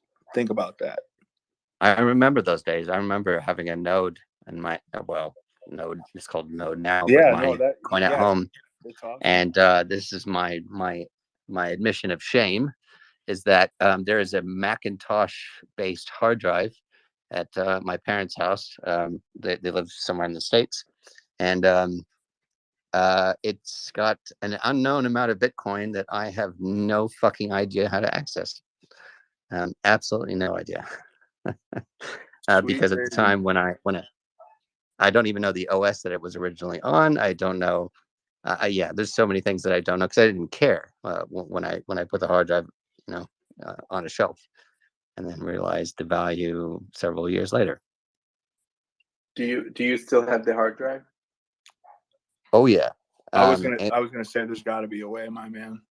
Yeah, No, I've heard some cracks, etc. The spanner in the works is actually the OS issue that I have. Although data is data, but the way that I don't know, anybody here old school Bitcoin miners where you could only sell on that one. It was like what the hell's the site? It's like Mountain or Mount Gox. Gox. Richard Hart will probably come in here in any minute and just like Yeah. help you through this. That's what's going to be funny. Hey, hey, Vision, I'm going to tell you something I know from forensics. First thing you do is you clone that hard drive with a hard drive cloner. Already got and it. then you Already keep done. the original safe, and then you start attacking and hacking away at that hard drive. Yeah. It's just the amount that I think was 256-bit encryption. No, I can't remember, but it was it's some encrypted. obscene Okay, I understand. Yeah. Now that doesn't mean it's not hackable, though. I mean, we've heard, right? That the FBI wanted an iOS device unlocked, and Apple wouldn't do it. So they paid some hacker to open that up, right? No, right. McAfee would have been able to do it. I mean, and I hacked when I was a little kid, but I'm a shit hacker. All I used was brute force. I did nothing special or nothing interesting or even innovative. I mean, how much Bitcoin we talking? I'll learn right now if I have to. I don't want to say. Let's just say more than one. Like, I got you. No, I mean, I'm kind of joking, but I mean, this community is a good spot to bring it up because there's a lot of brilliant minds. Of course, no. I've been a lurker for a long time. Especially around Richard Hart and the early days. Yeah, I just didn't like social media. Now. Yeah. Well, no. I did see. Oh, sorry. I did see a recent video of a hacker, basically an electrical engineer, who hacked into a Trezor because he was kind of offered like 10% or 20% of the finder's fee. I think something like that may be good for you. You might be able to work with a hard drive guy. Believe me, that did not pass my radar. I saw that same video. I think he's holding it up and smiling at the camera. I've got that video on link, and I will look into it at one point. But right now, I'm not starving. And I don't think, I'm with Richard and probably most of the people here in the sense that I don't think really Bitcoin is going really anywhere. But at the same time, I don't really think it's going down to zero either. I think it's just because of name brand recognition, whatever the hell you want to call it. I think it's just gonna hover around this price, and 20,000 per to 60,000 per is not really going to make much difference for the amount that I have on there without doxing myself. Fucking no. I got time. Yeah, that's fine. Papa Boehner let me know that hack was patched, by the way. Yeah, that guy's. You're talking about the Trezor hack? Yeah, you needed the patch 1 firmware, I believe, or 1.6 firmware. And we're at like 1.64 or something. I don't know. Oh, dude. If there's firmware involved, it'll be like 0.00, whatever the fuck. The beauty of when they put those videos on the internet is because then we can make it better. So, shout out to that guy. Yeah, that was a beautiful video. The production was really good. White hackers. So. Forced to be a white hat hacker by the government. Wasn't he hacking a bunch of stuff in the past? I think he was a phone freak and doing a bunch of stuff. I used to do phone freaking. I used to do that. I think I got the instructions from Wozniak. Is Wozniak? That's another electrical engineer. That's right. Yeah, I remember that was the name. guy. Yeah, back in the day. Shit. First time I ever saw a policeman in my house. I was just over 10 and walked in to announce that I had broken the law, or so he thought, and he read from a piece of paper, and I don't remember it because I was so terrified I couldn't move, and my mother was in the room, and he was talking to her, and basically he's reading from this piece of paper. Your son has been accused of hacking and he didn't know what the fuck he was reading, and about halfway through he just stopped. He looked over, he's like, ma'am, just make sure he doesn't do it again. I don't want to come back here and read this crap. I don't know anything about computers. And I lived through it, to tell the tale. That's cool, man. My mom walked past me, and I thought, okay, here's where I die. Right, this is the end. And then all she did is nod her head, and then walked away. I walked out of the living room. So yeah. What made you get into that? Just like early Oh, age. dude, what? As soon as Wozniak put the, it's not blueprints really. It was just instructions on how to set up your own. What was it called? A black box, I think at the time, for freaking, and that's freaking with a PH. Yeah. Yeah. Well, you must have had just like access to a computer really young then, right? I mean, Yeah, at that no, I age. had, yeah. So that 1984 Macintosh. So anybody that worked at Apple got one computer for free. Now, we were living in a studio, like one room place. So it wasn't exactly like we were rolling enough to even buy a computer, but at the time, and my mother just waited until 1984 when she knew this computer was coming out, right? Yeah, it's basically a small, tiny little Linux machine, really. And she waited until that and got that computer for free, which was like 3,000 or 4,000 USD, which was basically closing in on her annual salary. So yeah, there was no way we could afford it otherwise. But it was fucking lucky for me. Yeah, very cool. Yeah, I that early remember access. I remember the cow-shaped gateway boxes. Sorry, Pulse. I remember the cow-shaped gateway boxes, but not that. Wait, gateway boxes used to be cow shaped? Or not cow-shaped. Sorry, cow-colored. They had the. Oh yeah, they They had the the moo pattern, print right? on it or whatever. My dad kept like the boxes, and we used them as like storage boxes for God knows how. I think they're still probably in there, but should probably pull one out, see what's going on with it. But yeah, they literally had the white and black camouflage cow print right on them or whatever. And these were not any small. I mean, each one of these was probably the size. Man, I don't even, at least a box of lawnmower comes in or something. It's a little bit a lot. Yeah. Yeah. So that's interesting. Very cool story, man.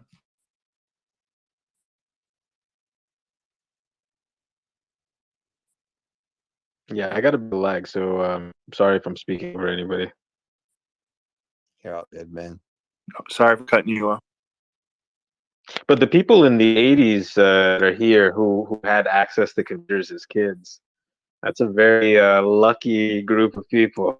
I fall in that category too. It was not you have to give your parents an extra hug because it was not one of these investments. I mean, they could have bought a lot of things with a few grand in the 80s. That was a lot of money. yeah, absolutely. You're fucking right. And I'm lucky she even waited for I mean, because she had to wait quite a few years before that came out, right? And she knew it was coming out, right? But most people didn't. Anybody that didn't work at Apple didn't. So you had your choice of a bunch of shitty DOS machines. Even the Amiga, I don't think was quite ready. There weren't many options, but it seemed like basically she was waiting for nothing, right? Yeah. The only reason my dad got his, I remember, was through the job. He was a banker, and they had to buy a whole new outfit of them, and he ordered extra ones on that same ticket. I think is how he ended up getting reasonable cost on them. So otherwise, I don't think it was nearly affordable. I think he just he got two of them or whatever. He wanted one at the house where he worked. So yeah, you're 100% right. They were not affordable by any means, and we're very lucky. And I am so lucky I mean, I'm only 35, so I was able to get a computer in my hands. I think I was 6, 7, 8 years old. Learning like the worksheets of math they used to hand out to me to complete. I used to do those as little games in the math thing. Like it was a joke when they handed me those. Like, and number munchers or what? Yeah, and yeah, I'd love to talk to you guys more on this because we're probably nostalgia beyond. I'm sure you guys remember games and stuff that I wouldn't even recall, but yeah, I want to let anybody else speak since we're probably in the more few minority in the 80s. They were getting computers when we're that young. So, but yeah, it's amazing. Shit, I was born in the 90s. Yep. Was anybody a part of like the elementary school? Like mine was one that like took on like the computer program like midway. Maybe it was middle school. And Did they have Macs? They Oregon Trail. Oh yeah. And they would like they put all those in there, but I remember it was kind of a problem. Like they weren't ready for like the addiction of like how much we wanted to play them. It like overtook recess and shit for a while, and they took them away and banned them for a while, and then similar to what you said, Vision, I think kids were starting to learn how to get into the programs and edit them and go to places that they didn't want you to go to on a computer and all that. So. Hey, Vision. Yeah, absolutely. We had everyone guessed. We all knew the password for the library once they had computers, right? It's always pencil 1 or pencil X. You know, that's they thought that was so clever. We're sneaking into the computer lab and playing Number Munchers or Oregon Trail, depending. Yeah, I remember those. Ours was the name of the school lab. yeah. It was so easy to guess passwords, because there was no, they didn't have a. You didn't have like a 3-character at least. Some passwords were just high, right? Or just the number, 111. Yeah, whatever it was. Absolutely. Hey, Vision. I just want to let you know. I found that guy, that white hacker we're talking about, Joe Grand, on Twitter. I just shared his. You just sent it to me. Yeah. I really appreciate it, man. I really appreciate that. Thank you. I'll No check it out problem. after this. Hey.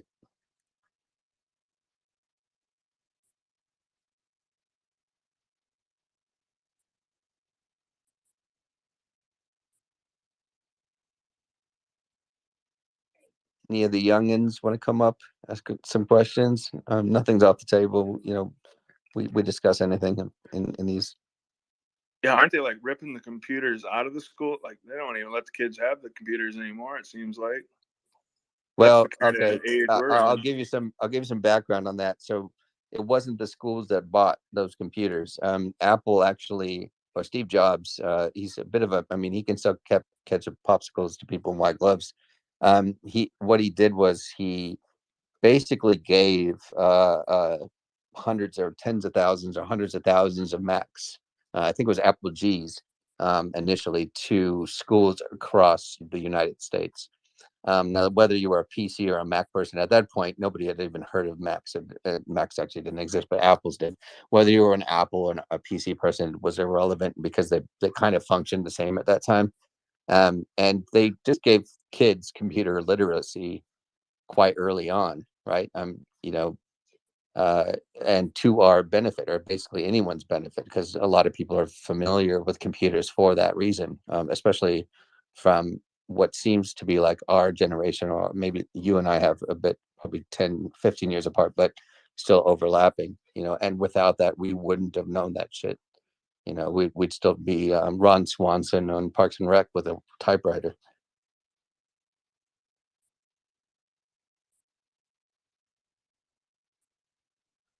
Looks like Putin was giving a speech and war has just begun. The market just jumped. Wait, Yeah. what? Oh, Yeah. wait. Did he invade the countries that he annexed, or did he invade the whole? Can you say that again? Fuck it, I'm looking it up. Or is that FUD? No, they just Gold is popping.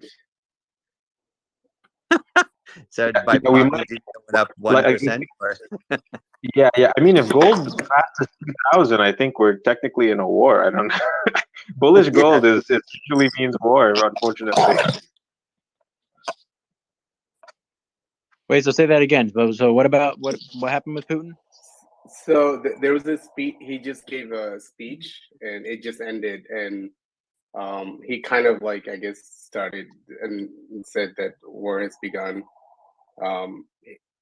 Yeah. So I guess. So he declared. And I'm looking war? Is that what you're saying? Was that? Did he? He said there's declare some war? special military operation, I believe, and then somebody also claims that that massive explosions are in Ukraine right now. There's at least a few.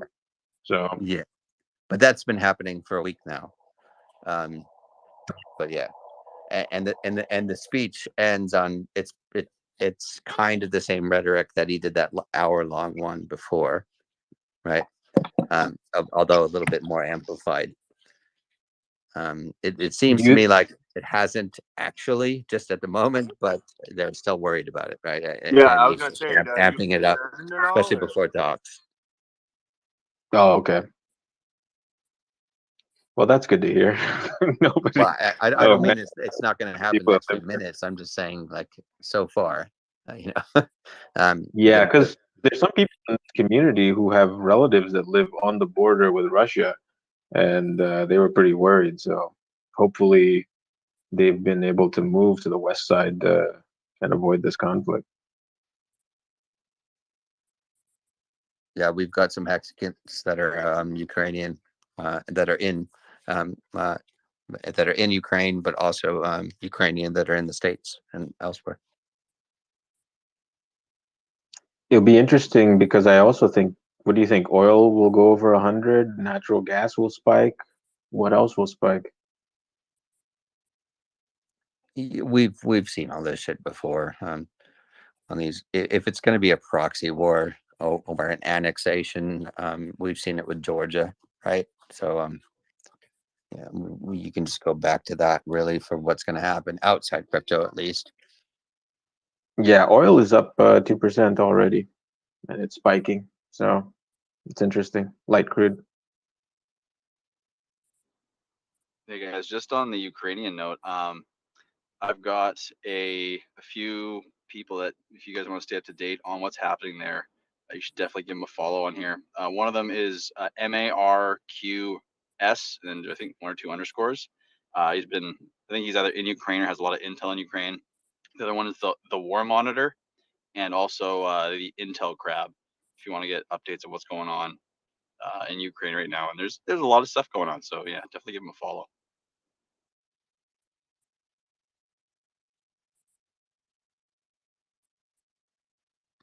Richard Hart just tweeted that he released the discussion with a better audio. Sorry about my dogs in the background, but if anybody's looking to re-listen, I just saw a live tweet from him saying he's already edited it, so that's awesome to hear.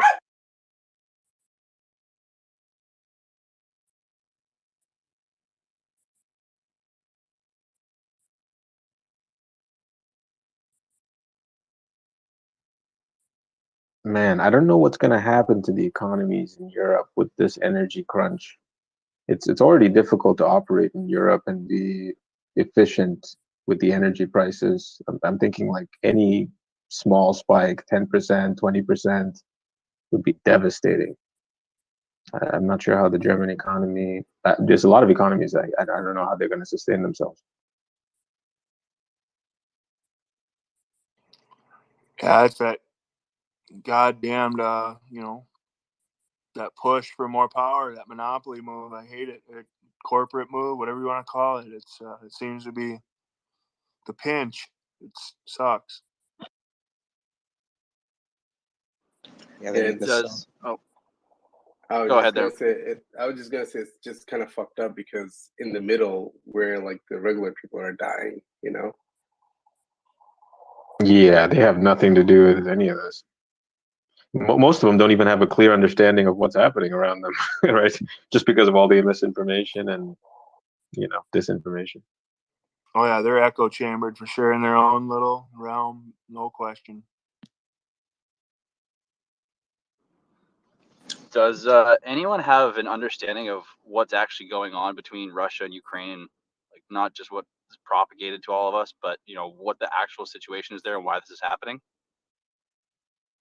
I believe this is an energy. From my understanding, the energy markets tell the story, right? There's plans to sell Russian energy throughout Europe, and those pipelines have to run through Ukraine. And some of the competition understands that Ukraine is an important kind of thing, and basically it's who gets to control Ukraine. Is it going to be NATO? Is it going to be Russians?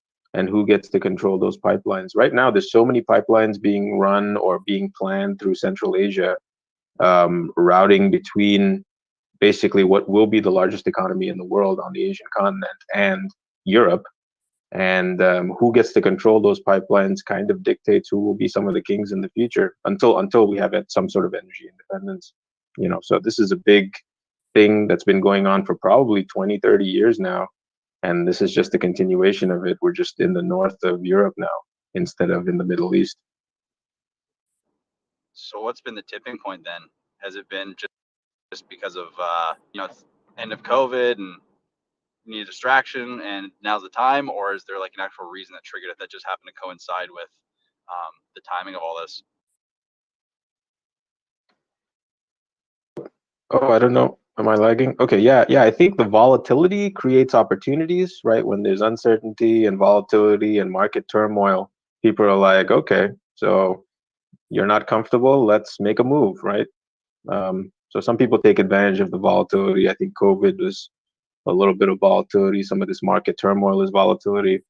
Some of the economies being kind of going into a bear market is another point of volatility. So, people are taking advantage of it. And I think based on what I've seen with energy traders, there are a lot of energy traders that I know that live in Northern Europe and around that area. They're telling me people are taking large positions, and some of this is directly tied to those large positions, right? They'll put a position on, and then if there is no volatility, they'll create volatility just so their position actually is, profitable. And then there's a lot of profit to be made in energy volatility. There's a lot of profit to be made in energy volatility. So hopefully we're not in a situation where somebody chasing yield starts a war. But unfortunately, for the last 100 years of oil, it's usually somebody chasing yield that starts a war. Hopefully we can move to geothermal and hydroelectric, because Are we without talking about with this, Bitcoin mining, or I'm not trying to make a laugh out of it, but I cannot tell you how similar that sounds to the war over the mining of cryptocurrency. My gosh. Yeah, Sorry to cut you off there. It's any limited resource like logic is always fighting and war. It's like if you have limited resources, you got to fight over it. Like no matter what the situation, it's just like if that's our reality, that's our reality. Like step one, step two, lack of resource. Step two, war. Like if we live in that world, we're gonna always have war. We have to find a different way out of that for sure. yeah, and every economy is so tied to energy that's actually the most important resource, right? So, or at least it's one of I would consider it the most important. So Yeah, I think I've heard this called the time of like the war of energy or whatever that is, like what is being fought over now, or what obviously population's so big you got to have the energy to move everything. So yeah. Even though they have like 0 point energy already figured out on like 20 different levels, and they just don't tell us about it, and then they just plot these different plans to just kill as many people as possible. well, there ain't no money in that. No free energy, bud. Yeah, it's a completely different mind, thinking of an abundant mindset compared to a lack of resources mindset. It's just again, it's like comparing cryptocurrency to gold. It's just like these things are just so different. You can't really compare them until you fully understand the differences. It's just like it's apples and oranges. Like if we want to keep fighting for limited resources, like it's just on every topic, it's the same thing. Yeah, the beauty is that this community clearly that we understand both sides. So we know what's going on. We're playing their game, but we also know about what is actually possible, and that's the key. Like the research been done, so that is the first step. We know everything there really is to know what's going on, and that's like the awakening of everyone, making sure everyone else is kind of on the same page so they're not completely confused when like you speak about 0 point energy. Most people I know, they don't know what you're talking about. I happen to know what you're talking about, but that's a whole nother level of thinking, in my opinion, that a lot of people haven't even touched base with. So I commend you for knowing both sides and for speaking on both sides. It's so refreshing to hear other minds that are able to do that and also do it in a manner where they're not just losing it like I seem to always do. It's nice to be able to talk about it. No, I'm always losing it. That's why I can't have that conversation about like limited resources, because it's just like makes me feel like I'm just stuck in, you know, a time warp, and it's just like, what is the point of even thinking about these things? It's like there's so many different people that have just like, you know, tried to send nuclear bombs or something, like all this fear-based mentality, lack of resource mentality. Is like, you know, what happened? Yeah, Hiroshima or whatever, supposedly that happened in a way where there's nuclear weapons were disposed, which, you know, maybe not. But at the same time, it's like, why haven't we shot any other nukes off like as much? It's like, there's higher ways, there's higher beings that are like in charge of certain things like that. Like, we're not just going to be allowed to blow each other up. We're not going to just be allowed to go to war over limited resources when we have unlimited resources. Like, it's not going to just happen that way. I know where you're coming from. I know where I've seen the videos of them zapping them out, my man. The nukes, that's hilarious. I love it. Yo, Crypto Graphics, I think that's how you pronounce your name. I was just going through your website. That Hex shirt that you got on the cover is fucking badass. I wish it wasn't triangles, and I wish it was, you know, hexagons, but that's still a pretty dope shirt, bro. Oh, Is that the listener that you're looking at? What? Yeah, the dude to your right. Yeah, okay. Yeah, I appreciate. I wish so bad. Like, I want to have it. I'm having a difficult time with that because like I want to have something like what you just said with those hexagons, but it's a cluster. Pardon my French here, but it's a clusterfuck trying to actually figure out how to do something that customized that doesn't take 3 weeks to come in, and then I ship it out. So if anyone has leads on something that I can, you know, work with on that front, that would be super dope. But yeah, I appreciate the kind words there, Chase. Sorry, I heard about half of that. I have, let's see, again, not docs. I have hands or tentacles in a graphic design firm that does printing. That, you know, the whole works. It's a bit old school. It's about 30 years old now. And what were you saying? You're having trouble getting like to go on print properly, or? Well, just unlimited. Can I straighten out? Stick and Apes was giving you props. I just want to throw that up there. Oh, okay. We sound a little similar, but yeah, I just wanted to get that was him. I do also love the design. Love. Oh, well, appreciate Steak and Apes, and yeah, thanks guys. It's driving hard to can't really look at my phone too much, so yeah. But who was it that was asking the question? Me, About, Visional. So okay. I was wondering if you, yeah, what was the issue that that was brought up? Oh, I just see, because I'm starting out, I don't know exactly where to find someone that is, you know, or where to find a shirt printing or shirt developing company that actually develops something that's cheap enough that it makes sense, as well as it allows me to actually, you know, put designs on a shirt or on a clothing that actually is 100% customizable. So I just basically am going off of a third party site that, you know, has a design that kind of looks cool, and then I just do as best I can with it. I see. Okay. Do you know the method that they print on these shirts? Is it like screen printing or sublimation, or I don't know the various terms, but I know there are specific companies that use they invest a large amount in specific types of printing, and I could probably help you if I know what method you need. Yeah. Oh, that would be amazing.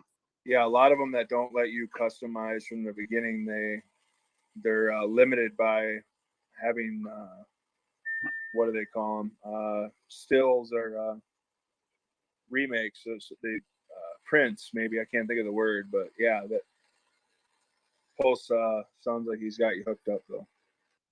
Oh yeah, that's amazing. I appreciate that. I'll definitely be messaging you. I gotta look it up to see what they actually make tonight because I'm just out of the house right now. But I will definitely send you a DM and love to chat more about it. Thanks for that. I really appreciate it.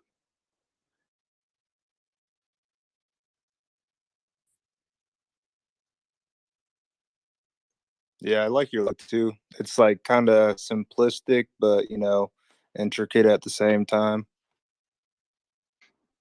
I appreciate it. Hopefully, actually make something out of it. If anyone's curious, I'm trying to develop like a resource page, you know, and I'm not trying to compete, but I'm also trying to make sure that I'm relevant. I want to have a landing page so that people can go.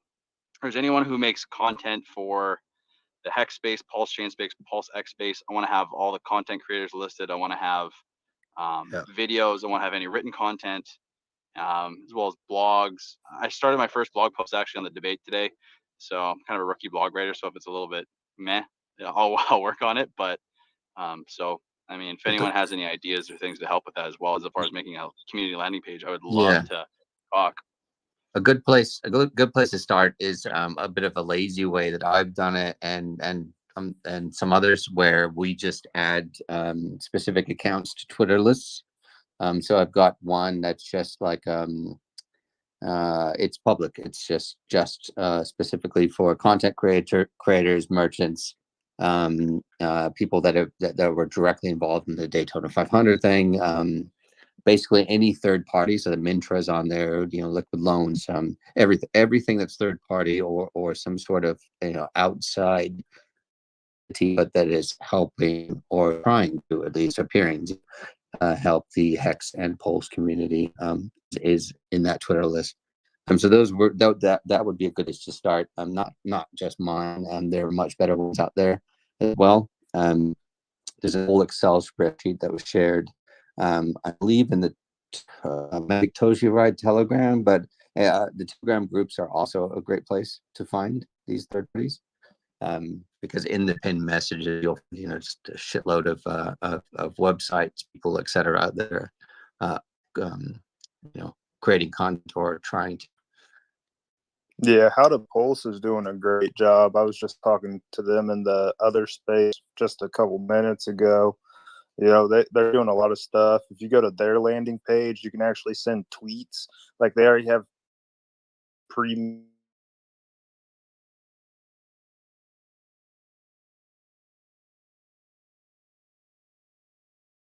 if you know What's Not on the News or Sean Kay, the host, he does writing on Medium right now, medium.com or whatever, some blog or article thing. And he's been working on Hex's SEO for some time, right? Probably about like 2 months now. That's amazing. Yeah, I've been looking at How to Pulse, and they really have it. I don't know if it's just Crypto Coffee that's running it. I'm sure it's not just him, but whoever's designed that and done that website's definitely top notch. So I gotta run. Thank you guys so much for all the pointers and for Great meeting you, man. Yeah, for everything. Great to meet you all, you guys as well. I'll definitely try to be in here as much as I can listen. You guys have some amazing information. So, and Vision, I'll definitely send you a message about those graphics. So I will talk to you guys later. Have a great night. Peace out. Appreciate you joining us.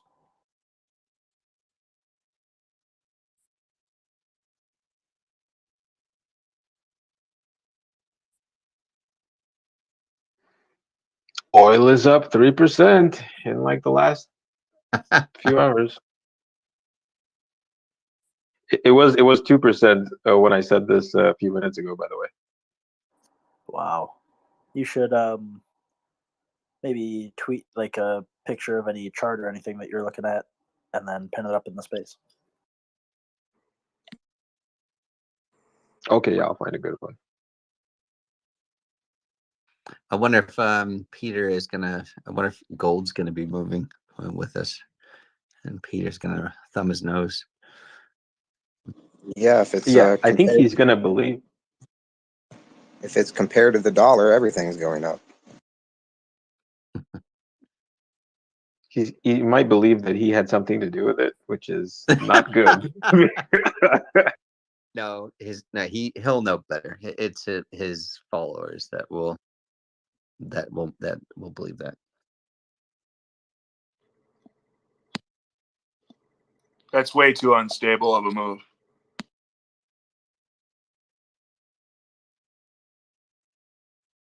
One thing I will say is I was really happy that Richard landed the big haymaker about him only holding 5 to 10% in gold. That was the one I've been waiting to hear, and I don't know if anyone has said that in a previous debate, but that's definitely one thing that is criticism worthy here. You can criticize about it. Well, he said. Go ahead. Yeah, he said 50%, didn't he, at the end? He started with 5. Oh, did he? And then at the midway through, he was like, "Well, I actually have 50% of my wealth in gold," and yeah, like he went from 5% to 50, like halfway through the show. I mean, define wealth though. I mean, he could be talking about his current investments or his overall wealth over time. You know what I mean? Like how he got to where he is.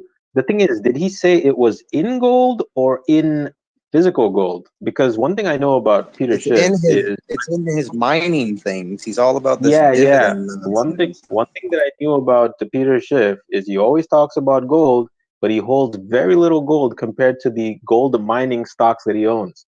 And those gold miners always dump the price. Like they have stockpiles of gold, and whenever the price goes up, usually they dump it, and that's how he makes his money. He doesn't make money from actual physical gold. I think outside of the fees he collects from people that he's selling those garbage bags to. And that's how he can show his followers, look, I'm making money, so just believe what I say, blah, blah, blah. Repeat, rinse. Did anyone else see him hold up the picture of the 60 gold miner deaths from yesterday? Am I the only? I scrolled back and I couldn't find that in the replay of the stream. I remember seeing that. Yeah. There was a mine that exploded recently in Africa. I think 1 or 2 days ago. That was another good thing. Richard printing out. The only other person that has known what I'm talking about. Mello will probably post that tweet up. He posted in the other one. He just got here. I don't think many people saw that. When I scrolled back, Pulse, the scary thing is it's not there in the. Yeah, it's a real thing. 63 people died yesterday, in Burkina Faso, at a mining facility off of an explosion, and it's sad because I had to read it from an article and Richard Hart. Like I watched the news and I didn't see anything about it being mentioned, and it's sad that it's being, just I guess gate kept because it's not knowledge for anybody in America. Like they don't care. No one cares. As long as they're making money, the rich get richer and the poor is just sitting there eating because they want to work. I mean, they what color? Sorry, Mello. I just wanted to tell you that it might be the news that you're following because it's the third article on CNN. Like the third. Yeah, it's an article form. I'm talking about. No. I sorry. Let me rephrase. It's the third item on CNN. So like from 1, 2, 3, it's the third one down. So it's, it could be what you follow or what you followed in the past, and what they might think targets you best. Oh, yeah. No. I'm talking about like news on the TV. Oh, okay. They didn't mention it in the segment. Yeah, one thing I noticed is, people have been getting massacred for years. Like there was the Marikana massacre in South Africa where miners were protesting, I think, for higher wages and stuff. And the police just went there and just shot a bunch of people. I think maybe hundreds of people that were miners, poor people. And I'm not sure what exactly that mine was. I think it might have been a gold mine, but this happens quite a bit. It's not just accidents. There's a lot of accidents, but there's also a lot of workers being suppressed in these mines, and we don't like talking about it because that's a lot of companies invested in those miners, right? Peter Schiff actually probably paid for some of those bullets. Yeah, how wonderful of Peter Schiff to be invested in these mining companies that are just like taking advantage of poor people around the world. What a winner. Yeah, I wouldn't be Yeah. surprised.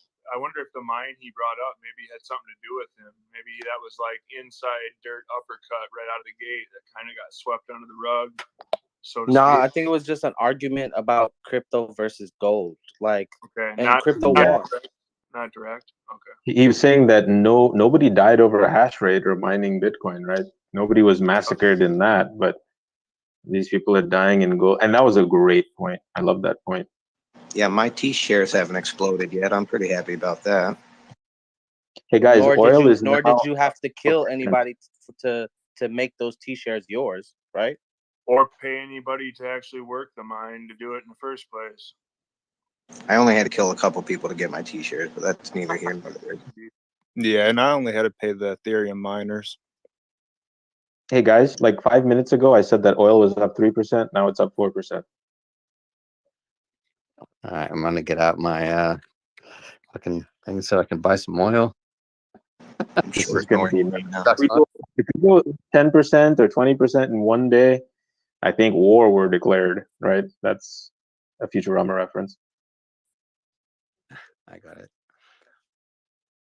Hey guys, though, do y'all believe or do y'all think, there will be any war that breaks out over cryptocurrency?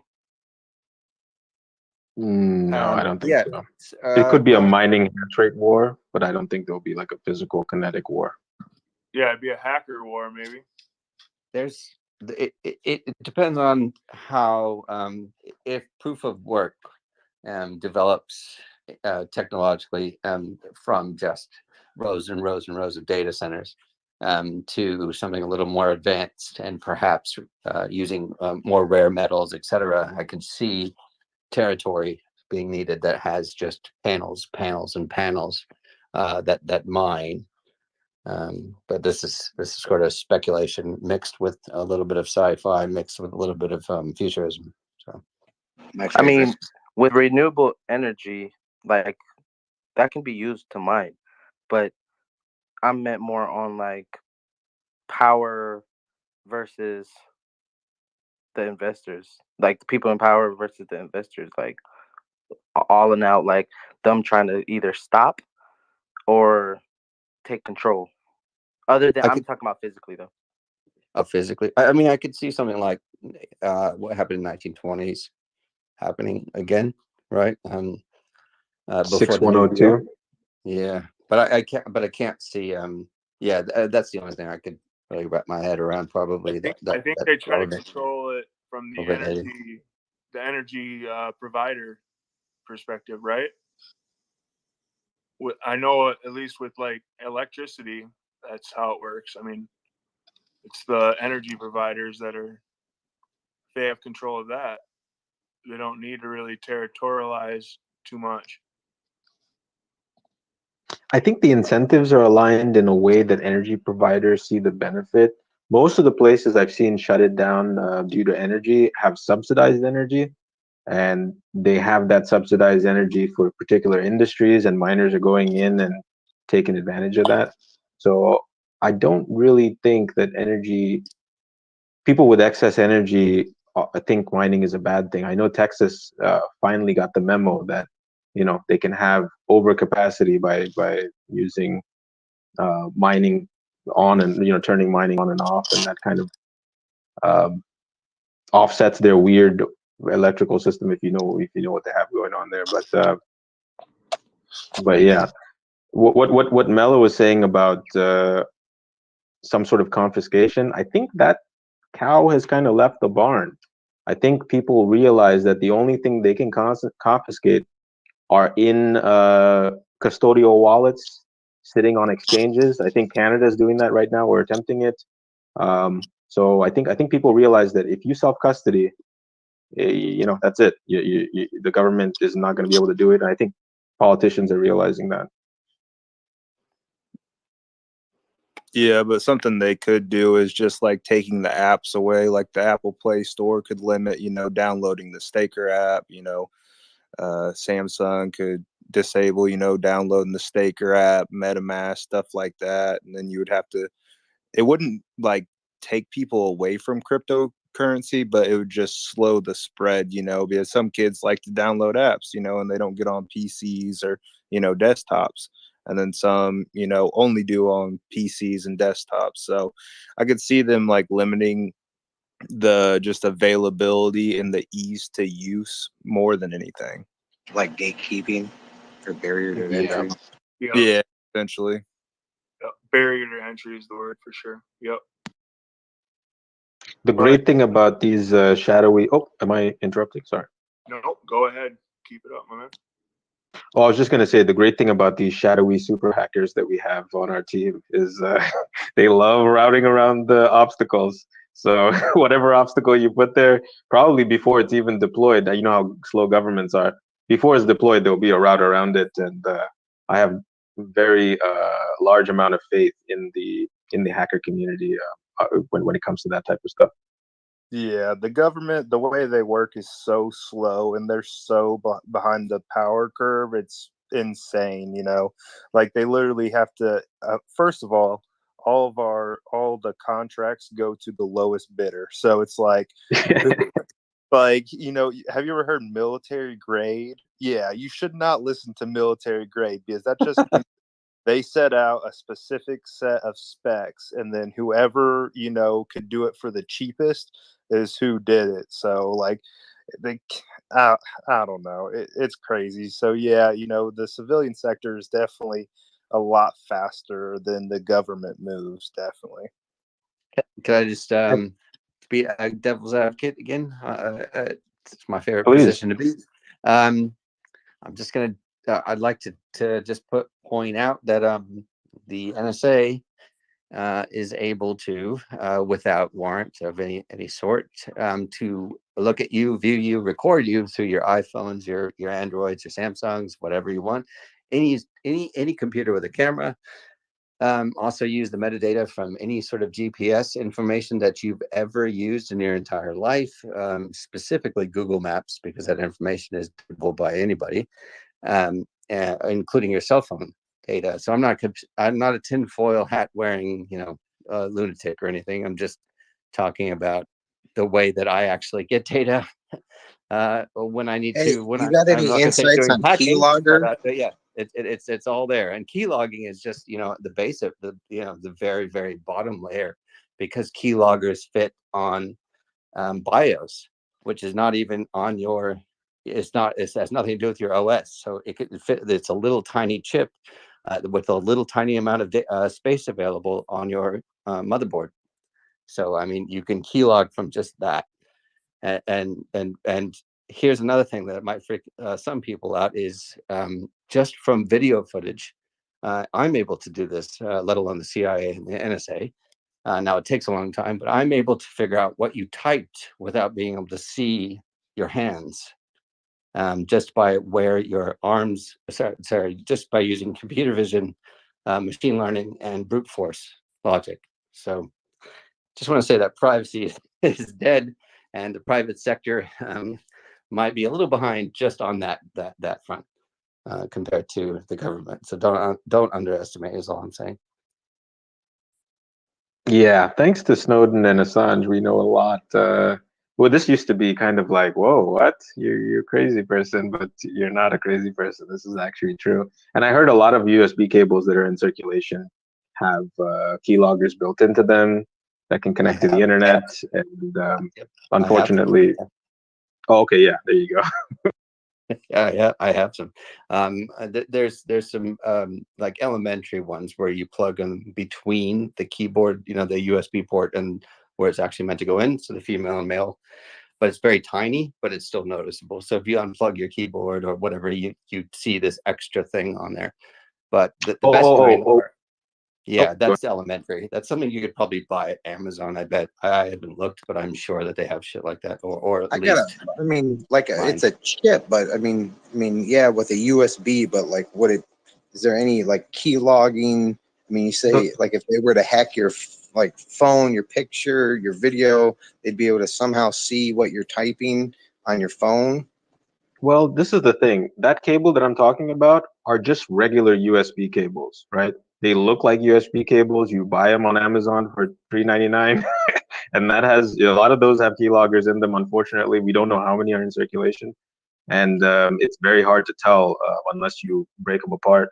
As far as phones are concerned, every phone has a base OS that connects to a tower. That OS is not secured in any way. The tower can hack that OS, and by hacking that base OS, you can hack any OS that's on top of it that's not encrypted or secured in a certain way. So in some way, you have to assume that anything you put on your phone, anything you type into your phone, is basically compromised and sitting on a server somewhere. Whether somebody has gone through that information or not, that remains to be seen. Whether they have the capacity to look at 300 million devices at the same time and find actionable information, that's kind of hard to do, but I think they're developing the capacity. But you can almost guarantee everything you've typed into a digital device that's internet connected is probably cataloged somewhere, unfortunately. And not just internet connected. So I want to make that point clear that I have devices, and like you're talking about now, they're not sold on Amazon. I'm not going to go that far down the conspiracy rabbit hole, but meaning the ones that don't say. I'm saying that you're not going to buy a USB cable and then accidentally get one that's keylogging and sending information out. It's very unlikely. Otherwise, the price tag will be, instead of $8, it'll be $40 or $50. But that said, I do have devices that I've either made myself or I've pulled apart that do basically exactly what Pulse is saying. And now the ones that you can buy on the internet do come with their own problems, where you have to actually get the physical device back. But that's where the difference between something that the government or the non-private sector, even the private sector, actually, back to Stake's claim, the private sector can make, where they don't actually ever have to get it back, because as soon as it connects to the internet, then it transmits. It doesn't have to be connected to the internet at the time that it logs. Okay, I just wanted to add, in 2017, there was actually some slides that were released, and there are major manufacturers putting these in cables. It's not you're buying this to actually buy the keylogger. They just put them in keylogger in USB cables in the wild. And there was a program that was doing this, and it was exposed. And the other thing is, there's an interdiction thing where if you buy something from Amazon, your package doesn't come directly to you. It may go to a warehouse. Cables, components may be changed, and then it arrives to your house and or your office, and you don't really know that anything has been tampered with, but they have the capacity to tamper with everything. Generally that's meant to be for specific people, but that has happened. Those high interest targets.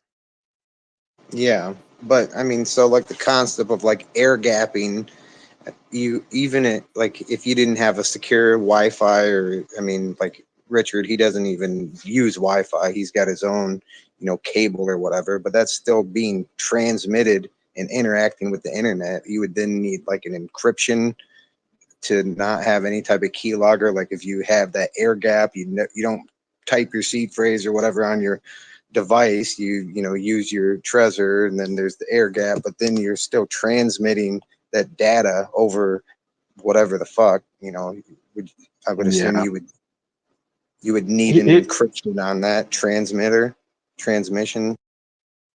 Yeah, you'd need encryption. But here's the problem, even air gap systems, unfortunately, in those 2017 slides, these systems, they have speakers in a lot of computers that were used to transmit data in air gap systems. So these are computers that are not connected to the internet at all.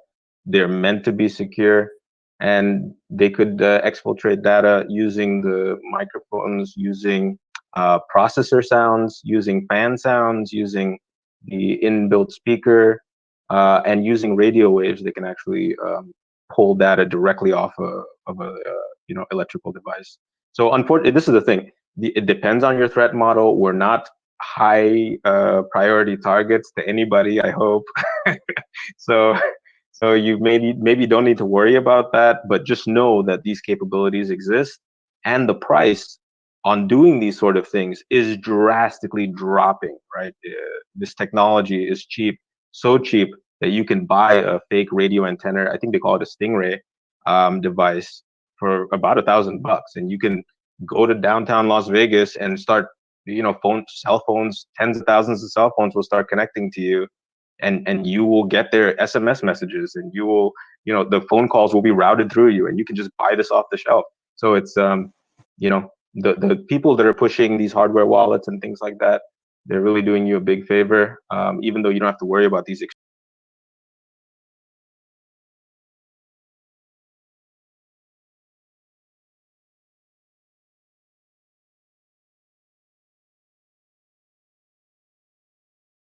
El Salvador is trying to experiment with it, but that's one little country.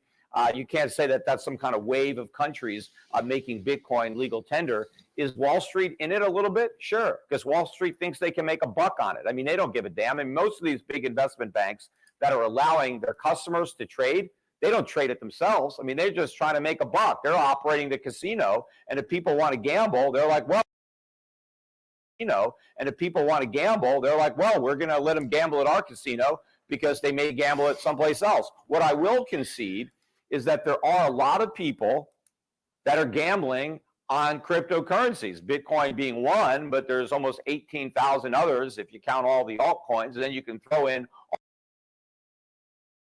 all the NFTs.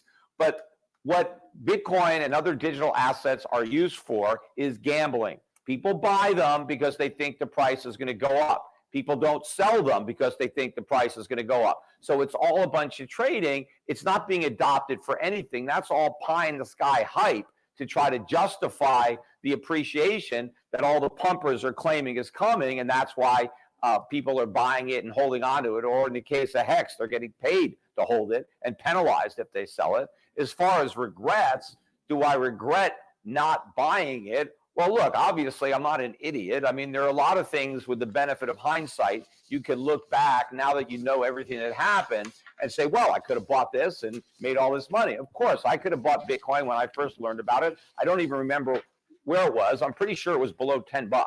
I don't think it was below $1, but who the hell knows? It was so long ago, it's hard for me to remember. But all the problems that I had with Bitcoin when I first noticed it, I think are all valid. I mean, in fact, one of the things I didn't like about it, I said, well, what stops somebody from coming up with another cryptocurrency? And of course, nothing. And that was part of the problem. I didn't see any real scarcity in an asset that had no intrinsic value and anybody could replicate. I also didn't think it was particularly scarce just because there was 21 million of them. 21 million is simply an arbitrary number of Satoshis. There's 100 million Satoshis in each one. And I know people say, well, but you can break a gold down into little tiny grams, and that's true, but they're no good to you. I mean, if you want to make a watch, you need a certain amount of gold. A little speck isn't going to do anything.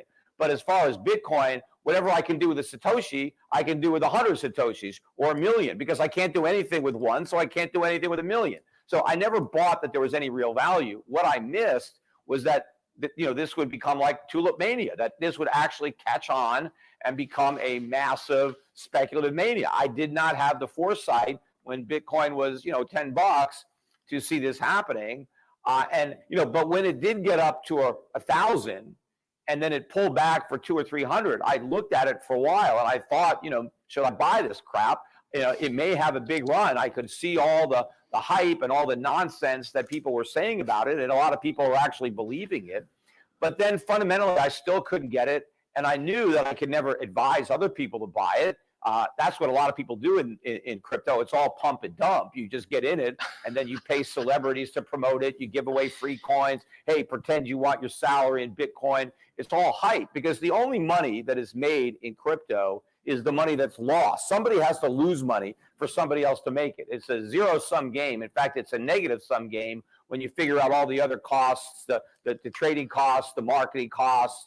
Think about all the money that was spent last year advertising Bitcoin and other cryptocurrencies. They spent a fortune pumping it up, yet everybody who bought is way down. I mean, the market's been killed despite record amounts of publicity and advertisement for Bitcoin. Now, so do I regret not taking advantage of other people's greed and ignorance? Yes, I could have made a lot of money had I bought some Bitcoin and sold it. I have no idea where I would have sold it. Had I bought some years ago, you don't know. Would I have still held it if I bought it at $10 or $20, would I still own it at 38,000 or 37,000, wherever it is right now? I have no idea because I didn't do it, right? And there's a lot of other speculative investments that I didn't make that I could have made a lot of money on. Fortunately, there are a lot of them that I did make. I mean, I've made money in other things and I've done well on other investments. Yeah, I mean, Bitcoin would have been the best investment I ever made had I bought it at $10 and sold it at 69,000 at the high, sure. Or even if I sold it today and bought it at $10. But I didn't do that. But what's going to happen to other people, what they're going to regret is not selling, because that's one regret I'm never going to have.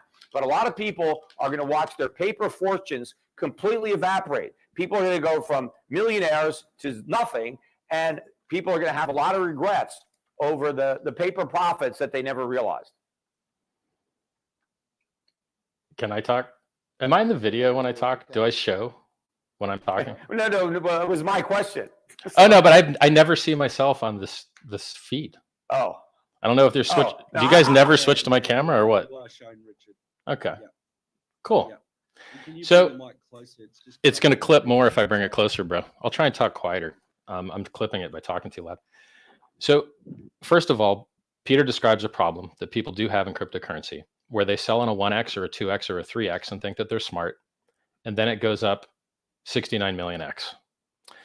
So you could have bought Hex on January 5th of 2019 and sold it when it doubled, when it doubled, when it doubled, when it doubled, when it doubled, when it doubled, when it doubled, when it doubled again, when it doubled, when it doubled, when it doubled, when it doubled, or when it doubled. It doubled 13 times in 2 years. And so you could have hopped off the magic carpet ride at any time that you wanted with insanely mad gains, and you could have been one of those red candles everybody hates so much. And people run into this problem when they reach cryptocurrency, they're not used to seeing millions of percent returns. Hex did 1,000,000% return from the bottom of the top, 623 days. And that's without staking. If you'd staked, you would have made 2x if you'd staked longer. You would have made less if you staked for shorter. He describes a problem where he wouldn't have known whether he would have held or not. And Hex specifically stops him from his own weak hands selling his future gains. And this happens to investors time and time again, where they try and time the market only to discover that what matters more is not timing the market, but time in the market. Time in the market with markets that have product market fit, they're on-ramping new users, they have a durable walled garden. Peter seems to think that you can copy paste a coin and instantly it's valuable. It's not true. When you copy paste a coin, you have a different ticker symbol, which means you have a different order book, which means you have different liquidity, which means you have different exchanges that it's traded on. The things that affect the price are wildly different. Now look, whether you like Hex or not, fine. I'm also solving a lot of other problems. I don't like how electricity is destroying the environment. I used to mine Bitcoin. I used a lot of electricity to do it. It wasn't renewable energy. I think Bitcoin destroys the environment. I think gold destroys the environment. I think Ethereum destroys the environment. And I've already solved that. PulseChain.com gets rid of all the proof of work destroying the environment to maintain a consensus network and just uses proof of stake. The same way that Hex doesn't require you to destroy the environment to earn inflation rewards. It just requires you to delay gratification to earn inflation rewards. So we have less negative externalities, which is why we have a superior price chart. This is gold versus Bitcoin. Gold goes up, or gold goes up a little bit, Bitcoin goes up a lot. This is Hex. It just basically looks like a giant up and to the right. You got to click log for it to make sense, or it just compresses everything into a flat line here, which is useless to reason about. A flat line isn't helpful in a chart. Now look at from launch. He wished that he had got in early on Bitcoin and Ethereum because he would have made hundreds of thousands of percent returns. This is Hex versus Bitcoin and Ethereum from their launch. This is the hardest possible time to try and compete with those currencies. This is when they had the maximum appreciation, the maximum up and to the right. We're beating both of them today after a 66% or 70% dip. When you zoom in, it looks like this. This is on a log scale. These are really big numbers. And so, you know, we're up versus Bitcoin at the top, 500x. That's 500, or it's 532,000% versus Bitcoin at the top. Now we've dipped. We're only up 150x now, 1500x. That's why I bring charts, right? We did the same thing versus Ethereum, but Ethereum pumped harder than Bitcoin, 3 times harder. So our gains versus Ethereum are about 3 times less. I have to hide my eyes from the camera. And then this is us versus the dollar. about 1,000,000% versus the dollar. Now he's going to tell you these numbers aren't real, but guess what? They are real. When you create those red candles that everybody hates, that's you cashing out. And then you could go buy whatever Peter does like. He likes stocks that you don't own the shares to. By the way, as far as the utility and stocks go, you realize that if you get a 40% share of your local Burger King, you can't change the prices. You can't change the hours of operation. You can't add an item to the menu, and you can't pull cash out of the register. And so this concept that somehow owning shares in a company is somewhere more wholesome or better than owning part of a cryptocurrency, which may give you rights to control the consensus of the network, which may issue you trustless dividends with no middlemen whatsoever. And so I created something that solves a lot of problems that Peter hates. Peter likes self-custody. I solved it. Peter likes yield. I solved it. Peter likes delayed gratification. I solved it. But he just doesn't realize I've solved the things that he cares about. So I'm making people literal millionaires. And he says other things which aren't the case, such as some people have to lose in order for other people to win. It's not true. It's 100% not true. When your house goes up in value, who loses? When your gold goes up in value, who loses? When a baby is born or a tree grows, who loses? They're created out of thin air. Trees are created out of thin air. All right, you've raised so many things that I got to talk about. I mean, first of all right, when I buy a house, I'm buying a place to live. It's not about winning or losing. I get to use the house. I get to live in the house. It's a place of shelter. I can raise my family. And so, the price is going to be what the price is, but the value of the home is the utility as a place to live. When someone buys gold, whether they bought it at a higher price or a lower price, people buy gold and they use gold, right? There's a use for it. When you're talking about something like Bitcoin or Hex, you don't do anything with it. The person who owns Hex doesn't get any enjoyment out of the Hex while they own it. It doesn't throw off any income. It doesn't pay dividends. It doesn't pay rent. You can't turn it into a watch and wear it. All you can do is hold on to it. And so the only reason somebody would buy something like Hex is because they think the price is going to go up. There's no other reason to buy it other than the fact that you think the price will go up. And the only way the price is going to go up is if someone comes around and pays a higher price. And why is that person going to pay a higher price? Because he is of the same opinion. He believes that there'll be somebody else to pay a higher price. But that doesn't work. That dynamic, that pyramid Ponzi chain letter dynamic does not work. It has never worked. I don't care if you put a chain letter on a blockchain. It doesn't make it work any better. And you can go backwards and you can say, yes, look at all the money people have made in Hex. Yeah, this is money on paper. Most of the money has never been realized. It's just still sitting there. And what you do is you keep inflating the supply of Hex, creating new Hex out of thin air, which costs nothing, and then you give all the people additional Hex. You don't give them additional money. They're not earning interest the way a CD because you're not making loans and earning anything. You're just creating more Hex. I agree with you. I don't like the whole concept of proof of work for Bitcoin. It is a waste of resources, a waste of energy. It's like digging holes and filling them back up again and claiming, well, I worked. Yes, you worked, but you produced nothing.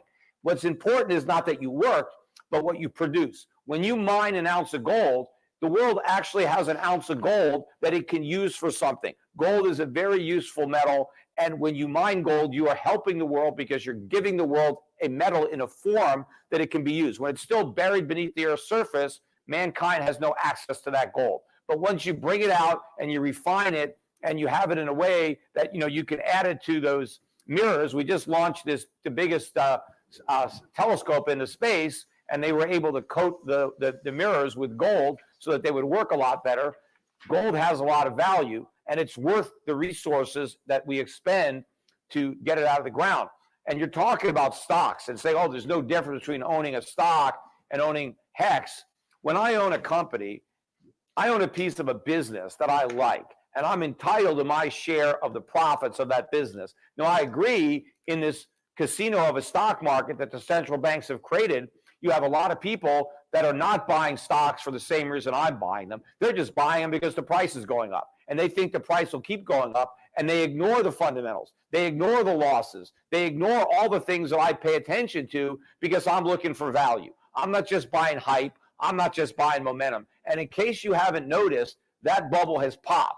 The momentum is left all these stocks. They're imploding every day. And the same thing is happening with cryptocurrencies. I think what you're going to see in the world of crypto is people selling their fool's gold and going into real gold, which is why the price of gold keeps going up as Bitcoin and other currencies keep going down. There's now actually a negative correlation between Bitcoin and gold. In fact, you can tell what gold is doing on any given day by looking at Bitcoin. If Bitcoin is up, gold is down. If Bitcoin is down, gold is up. That's how it's trading. So it's clearly not digital gold when it's the mirror image of gold. It's fool's gold. It's anti-gold. And the people who think they're holding digital gold are going to wake up and realize they've got nothing.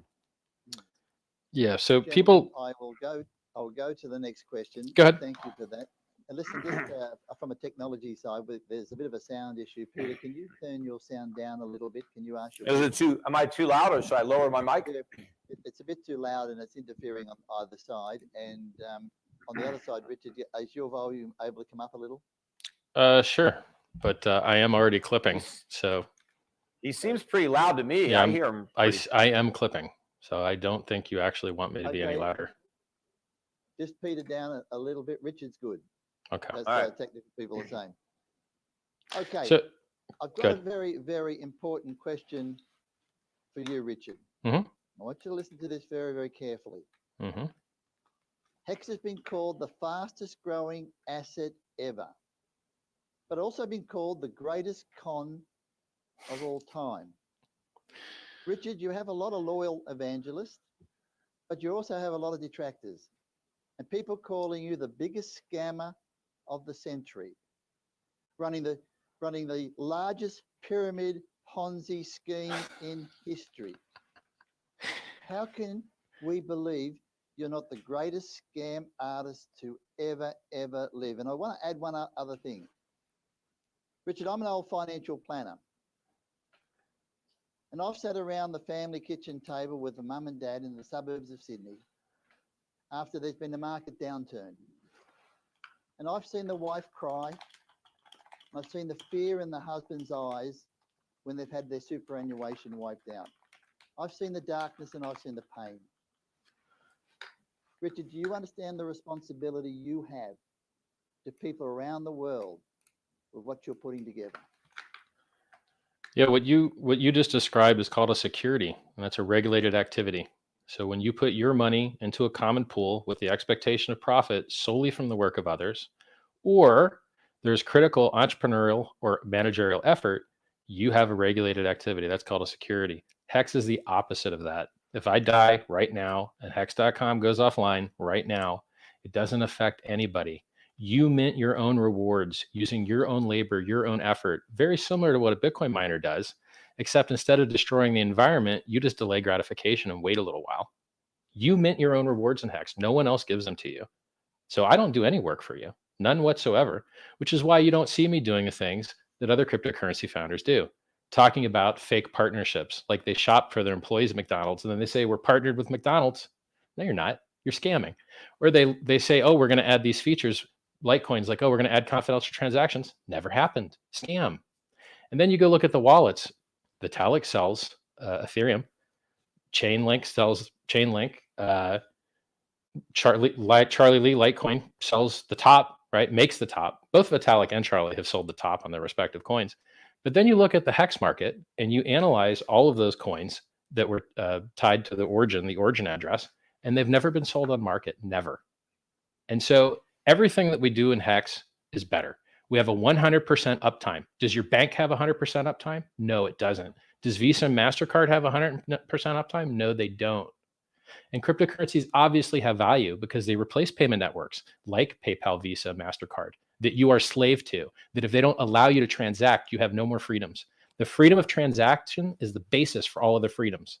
You don't have freedom of speech if you can't drive to where the speech is happening. You don't have freedom of assembly if you can't drive to where the assembly is happening. You don't have freedom of movement if you can't pay for them to print your passport, which is getting more and more expensive. If you don't have the freedom to transact, which less and less people every year, all of us are nearly banned at every moment. You say the wrong thing on social, you're banned. You say the wrong thing in Canada, they come to your house and knock on your door and beat you up about it. And by the way, in Canada, did you know that if you try and buy gold, you have to pay GST? And there's only a very, very, very minute subset of gold, which is finer than 99.5% pure, which is exempted from that VAT or GST that you call it. But when you buy cryptocurrency, does the government beat you up for 20% on the in? No, they don't. No, they don't. Because cryptocurrency is a superior product. And Hex monetizes time. Pulse Chain removes all the destruction in the environment as the world's largest free airdrop. A lot of people forget Hex was given away for free. If you had Bitcoin, you were given Hex for free. And at the top, it would have increased the value of your Bitcoin by 20%. 20% free extra Bitcoin. And Bitcoin ran up 15x from the COVID dip. Ethereum ran up 50x from the COVID dip. Hex ran up hundreds of X. We're outperforming everything. And that's just one of my products. You know, the Hex chat room's only got 40,000 people in it. Pulse Chain's got 65,000 people in it. Over $1 billion has been sacrificed to support freedom of movement and freedom of speech. And we just do absolutely everything better. And at some point, people have to realize it and recognize it. I have invented solutions to things Peter cares about: self-sovereignty, removing middlemen, efficiency, getting rid of environmental destruction, giving people yield, getting people to delay gratification, putting people in charge of their own finances where no one can stop you from paying yourself your own rewards. I have solved all these things. Richard, you solved the problem of how to make yourself richer, but you haven't solved any of the problems that I'm concerned about. And I agree. You're defending yourself by stating that based on the Howey test, hexes are not a security, and I agree with you. I don't think you're selling unregistered securities, but what you are selling is a pipe dream. What happened was you gave away a bunch of free hex, but the majority of the supply of hex were retained by you. And what your goal was to get the price of hex to go up so that other people would buy the hex that you want to sell. And you've done a good job of promoting the coins that you want to unload. It's basically a pump and dump. You want to pump up the price of hex so that you can sell. But of course, you don't want competition. You don't want all the people who got free hexes to sell theirs. So you convince them not to sell by promising even more hex if they wait. Well, while they're waiting, you're selling. And eventually they're going to get left holding a bag of worthless hex because the supply is going to keep on growing and they're going to keep on holding and hoping. And one day people are going to want their money or they're going to need their money and they're going to try to sell. And all the paper gains are going to evaporate. And the only people who would have made money were those who didn't wait, those who cashed out earlier. And that was the point I made earlier. I wanted to agree. I used to feel the same way Peter does. I really did. I was a Bitcoin maximalist. I was like, you know what? There's going to be, everyone's going to fall into one thing. And then reality proved me wrong and I had to change and update my worldview. In fact, the more altcoins there are, the more useful, fun things there are to do with your Bitcoin, then it just stays in the ecosystem. So like when you go to a casino, they never show you the clock because they want you to stay and keep playing. And so designing systems which accrue value for shareholders is very similar to designing an economy or to designing a cryptocurrency. And yes, I appreciate your compliments that I've designed something that is extremely sticky, that gets people to delay gratification, that gives people hopes about the future, which is why I have seen people whose lives have been saved by hex that I couldn't save with my self-help books. I give away self-help. Well, how many hex have you sold personally? If you look publicly, it looks like 0, but I can't tell you because Howey test, right? So you but if you do chainalysis and you follow the OA wallet, it appears to have never sold anything. But who's the OA wallet? Nobody knows. You've never sold any hex and taken any cash? You just have all the hex. Let's go over the rumors. Let's go over the rumors. You used to be able to transform.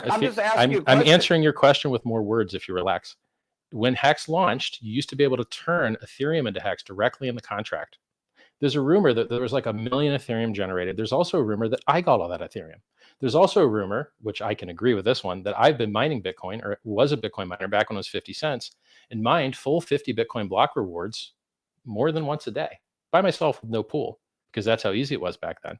I've also been a retired multimillionaire for about 20 years now, having a 150 employee marketing company in the United States where we sold mortgages, miracle cleaners, sex toys, cash advance loans, you name it. So I've been retired for my question. Well, your question is, have I ever sold? And what I'm telling you is, if you look at all the coins that were associated with some type of founder thing, none of them were sold. So I'm answering you the question as close as I can to getting. I can't tell you about my finances because Howey test. I can't tell you about my finances because expectation of value based on what I do. No, if you think the value is going to go up or down based on what I do, it's an expectation. I don't give people expectations. The Howey test has to do with work effort that you are expending on your part. If you simply tell people how many of your own No, but Yes, you just giving simply people assumptions admit- about your future behavior is forward-looking No, statement. I'm not Is ask- fucking I'm not- bog standard I'm not expectations. asking you what you're going to do in the future. I'm just saying, have you sold any of the Listen. hacks that you created and gotten cash for it, or some other cryptocurrency? You know, it's just a yes or no question. You're not violating the No. Howey rule by telling me. So No. you think Okay, the so you- price went up 1,000,000% because I was dumping my bags? That's what you think? Because you also said Well, the I think opposite of that. You said that I wanted the personally- price to go up. So you say opposite things. So you can sell. You want the price to go up, so you can Why sell. would I Why sell else the would you world's want the best? price to go Why up? would I sell the world's best performing asset when I own other crap I could So sell? you can do something with it. You can't do anything with hacks. Obviously, I just the raised people who $27 are million buying- for charity. Why? Because I have a Good for wonderful you. reputation. But the people who are putting their money into hex intend to sell one day. Good. They want to buy Great. something. They Yes. want to buy a house. They Do want it. to buy a car. Be the red candle. They Go have ahead. to do it. But you're Have telling fun. me you haven't sold any. You don't want you have you just have all your hacks. I've been retired for 20 years, bro. This for me isn't about the numbers. It's about doing more. I want to change the world. I want to make the world a better place. I don't want Well, I people don't to think you're buy gonna make it the a better fake stock place market. by conning them into buying Because hex. you're the guy that's been wrong for 20 years. You've been wrong I haven't 20 been wrong. years consistently. No, I haven't. I've been right. I've been right a lot. I've been pretty Right. right over that time period. We can Yeah, compare have I gotten balance everything sheets. right? I Have I retired gotten all 20 my years ago. You're still breaking your balls. Okay. I have more money Wow. than you. You- I've been you- a success. you- I've been a larger success than Well, you for longer If you than don't you count by your accident. hex, I don't know that. I don't know if you have more money than me or not. I'm not counting the value of your hex. Let me know when you raise 27 million for but- charity. Listen, What you don't even 27 understand how million? Hex works. Hex is virtual lending, No. but you don't understand that it's virtual lending. No, there's no lending. Who are Yes, you there lending to? is. Listen, when you lock up your coins, do you think that value just disappears? No. That value is transmitted to the only people that can harvest it, which are the people that aren't staked. And the people that aren't staked get diluted a form of payment, a form of interest, which Right, is but they paid can to the sell- no, they people can that sell are it. staked. Correct. That's right. The Yes, only but it's- people. yeah, you're just transferring. It's a transfer. That's what I correct. That's said. what lending is. You're Correct. transferring it- Yes. That's what No, but lending there's is. no real value being created. You're Yes, just there is. transferring it around among the various people who own it. Why don't you understand that your virtual concept of value in your head is not as real as the price that you can sell things for? No, the you- price because you're chart is confused. real. Your fantasy is not real. You think There's a things that have a difference great between price chart. price and value. That's right. Pri- Price pri- is price what you is- pay. price is not Value is what you value. get. Price is Right, what you and when pay. buy Value is what you Hex, get. You pay a price, but you get no value. There is no value in Hex. There's no value in Bitcoin. Peter, But what's there's a guys that- price because what's- there's somebody willing to buy it, sure. But that price might not exist tomorrow when people no longer want to gamble, when the illusion wears off. mean, I at called some the top on point- the day.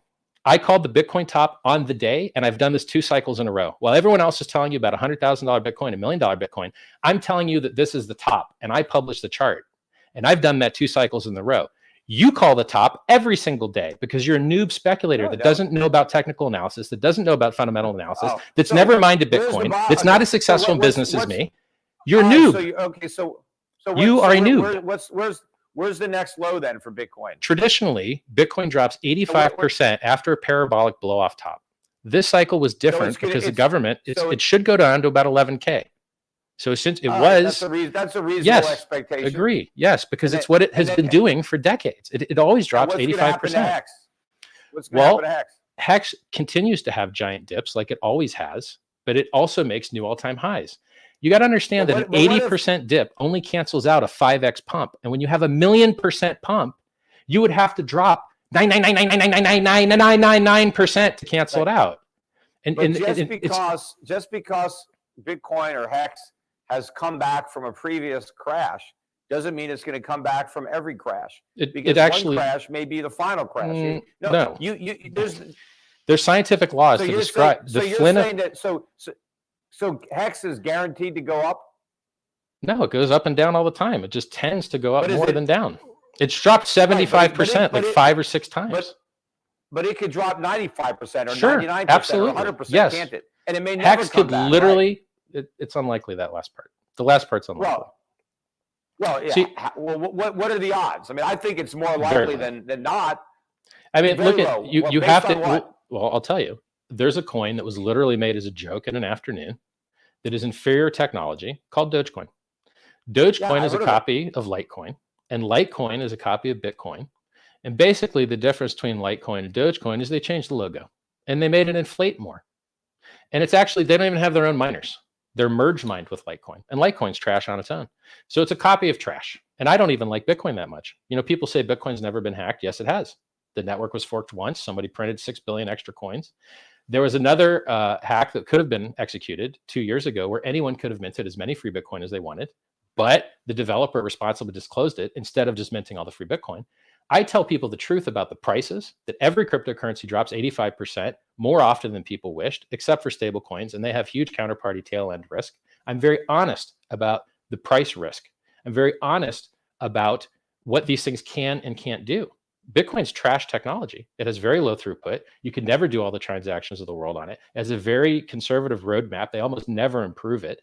The price performance is garbage.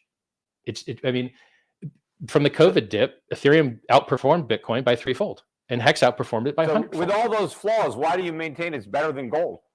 Well, because the price chart of gold sucks. And the problem with gold is you're just looking at a 40-year price chart. You know, so I'm only 40 years old, bro. How far back should I go? Well, if you were my 100? age, you could go further back and see gold. When I was born, gold was $35 an ounce, and now it's $1,910. Listen, you can't keep flip flopping. You're flip flopping. You're flip flopping. No, you I'm can't not. start the conversation by what? saying I don't suggest anyone invest in it, and then come hard later and act like you're the hero. No. I'm not. Gold is a better store of value than fiat currency. And so if you want to save, I recommend saving in gold. There's a difference between saving and investing. Could you pick a weaker opponent than fiat? That's the weakest comparison imaginable. Like everything's better than fiat. Well, that's what gold. Used cars are up 40%. Used cars are up 40%. Yes. My Rolex is up 3x. To me, I think gold is actually pretty cheap right now, which is why Platinum's I cheaper. have about. Well, yeah, you know, that may be the case. I mean, platinum is normally higher than gold. Platinum, I agree. Platinum looks pretty cheap. There's stuff we agree on, Peter. There is. I think gold is so low right now that, you know, in my personal portfolio, about half of what I own is in gold and silver mining stocks. So I have made a big personal bet. I think gold is so cheap right now, I'm investing in the companies that own it and mine it. And I do think that a mining company that owns gold and mines it and pays a dividend, that is an investment. Now, over time, gold mining companies are not the greatest investments to hold for a lifetime. But if you think there's going to be a big bull market in gold, which I do, I think over the next 5 or 10 years, we're going to have some spectacular returns in gold mining stocks. And so I have a much bigger allocation there than I do to the physical metal, which I just regard as savings. And then my other allocations, I have overweighted other hedge areas. I have my second biggest allocation is to the energy sector. So I have a lot of money in that sector because I'm particularly concerned about inflation and about what that does to the value of fiat currencies and the impact that has on commodities, all commodities, not just gold. And so why I want to own companies that are positioned to benefit from a huge bull market in commodities. I mean, I agree with much of what you said there. I think inflation's terrible.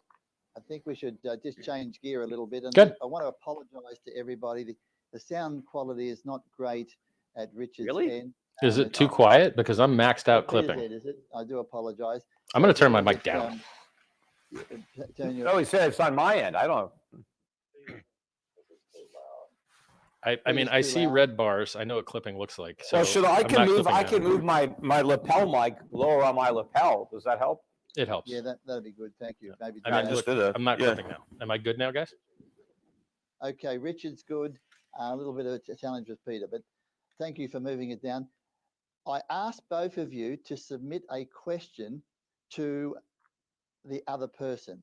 And so here is that question that you both asked each other. And first of all, it's Richard's special question to Peter. Peter, have you ever thought about how much money you've cost people that followed your advice over the years? Or the kids that didn't get to go to college? Or the bills, medical bills that were not paid? And the loss of lifestyle because of your bad advice? Well, I don't think I've been giving bad advice over the last 20 years. So the answer to that question is no, I haven't thought about that. You know, I mean, over the course of 20 years, I mean, have there been investments, individual investments that I've recommended that didn't work out? Of course, there have been. And there have been that have worked out spectacularly well. You know, over 20 years ago, you know, what was I investing in? I was investing in, you know, energy stocks when oil was under $20 a barrel before it ran up to 150. I had a lot of gold stocks when gold was under 300 and, went up to, 1900 by 2011. I had big positions in emerging markets. I avoided the entire dot-com collapse. I spent most of the late 1990s convincing people to sell their dot-com stocks, and I built my initial brokerage business based on getting people to get out of the dot-com bubble. I saved people a fortune. You should see some of the letters I got from clients who would have been wiped out, but I got them out of the stock market before it crashed, and I got them in to foreign markets. I got people out of the US dollar when the dollar index was about 120, and then it went down to 70. And, we had a tremendous, remember, for the first decade of this century, 2000 to 2010, it was a lost decade in the US stock market. And so we were able to make a lot of money by avoiding US market. And in the middle of that, I helped set up a hedge fund to short the subprime market in 2006 that paid off, more than tenfold in 2007. Not that many advisors were shrewd enough back then to understand the problems in the mortgage market and to position people short subprime. So I've done a lot of things that have been right. What I got wrong was the decade from 2011 to really 2021. I had assumed when I was forecasting the 2008 financial crisis and warning about the housing bubble, I thought that after all my forecasts came true, that we would see a drop in the US dollar. And so I built stock portfolios that were based on a weak dollar, and we didn't get a weak dollar. We got a strong dollar. I knew that the Federal Reserve was going to try to reflate the bubbles that popped in stocks and real estate. What I didn't know is that they would succeed. I thought the world would see through what they were doing, that it would see QE for what it was, debt monetization, and we'd have a dollar crisis. Now, I still believe I'm going to be right.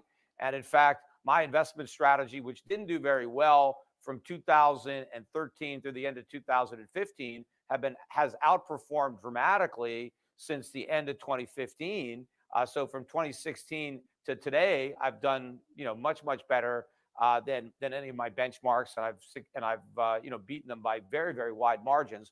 But I think my clients and myself are very well positioned now for the ultimate dollar collapse that I did prepare people for, albeit a decade too early. But we are well positioned, and we've had good gains over that decade. Could we have made more money if we were just in some NASDAQ stocks? Well, up until a month ago, yeah. Now I'd have to check again because we've had some huge declines recently. But I do believe that ultimately the people who have followed my investment advice over the years, no matter what time frame they picked, even if they happen to adopt my advice at the most inopportune of times, because a lot of it depends on when you start getting into foreign stocks and when you start getting into the gold stocks. You can get into different times. But I think ultimately it's not going to matter when you got in. I think the people that follow my advice will be in much better shape financially than the people who ignore my advice. Sure, would people have made more money had they just bought Bitcoin 10 years ago? And sure, of course. I mean, it's obvious that's the case. But most people didn't do that. Most people who bought Bitcoin 10 years ago only put in a small amount of money because they recognized that it was a gamble. They only put in more money recently after the price went way up. And so a lot of those people are now down overall on their Bitcoin. Even though they have profits on what they bought originally, they have bigger losses on what they bought more recently because they put larger sums of money. And ultimately, I think people who follow my advice on Bitcoin and other cryptocurrencies are going to be much better off than the people who ignored it because the losses are going to be staggering in crypto. People are going to lose a tremendous amount of money. Most people are not only going to lose their paper profits, but they're going to lose what they originally started with. They're going to lose their principal. The only people who are going to end up making money in Bitcoin and other cryptocurrencies are the people who sold. And then, of course, they're going to have to defend what they got away with in court because just like when Bernie Madoff blew up, all the people who lost money were looking to claw back money from the people who gained. And I think the same thing is going to happen. Not that I necessarily agree with it or not, but I know how the world operates. And there's going to be a lot of people pointing fingers.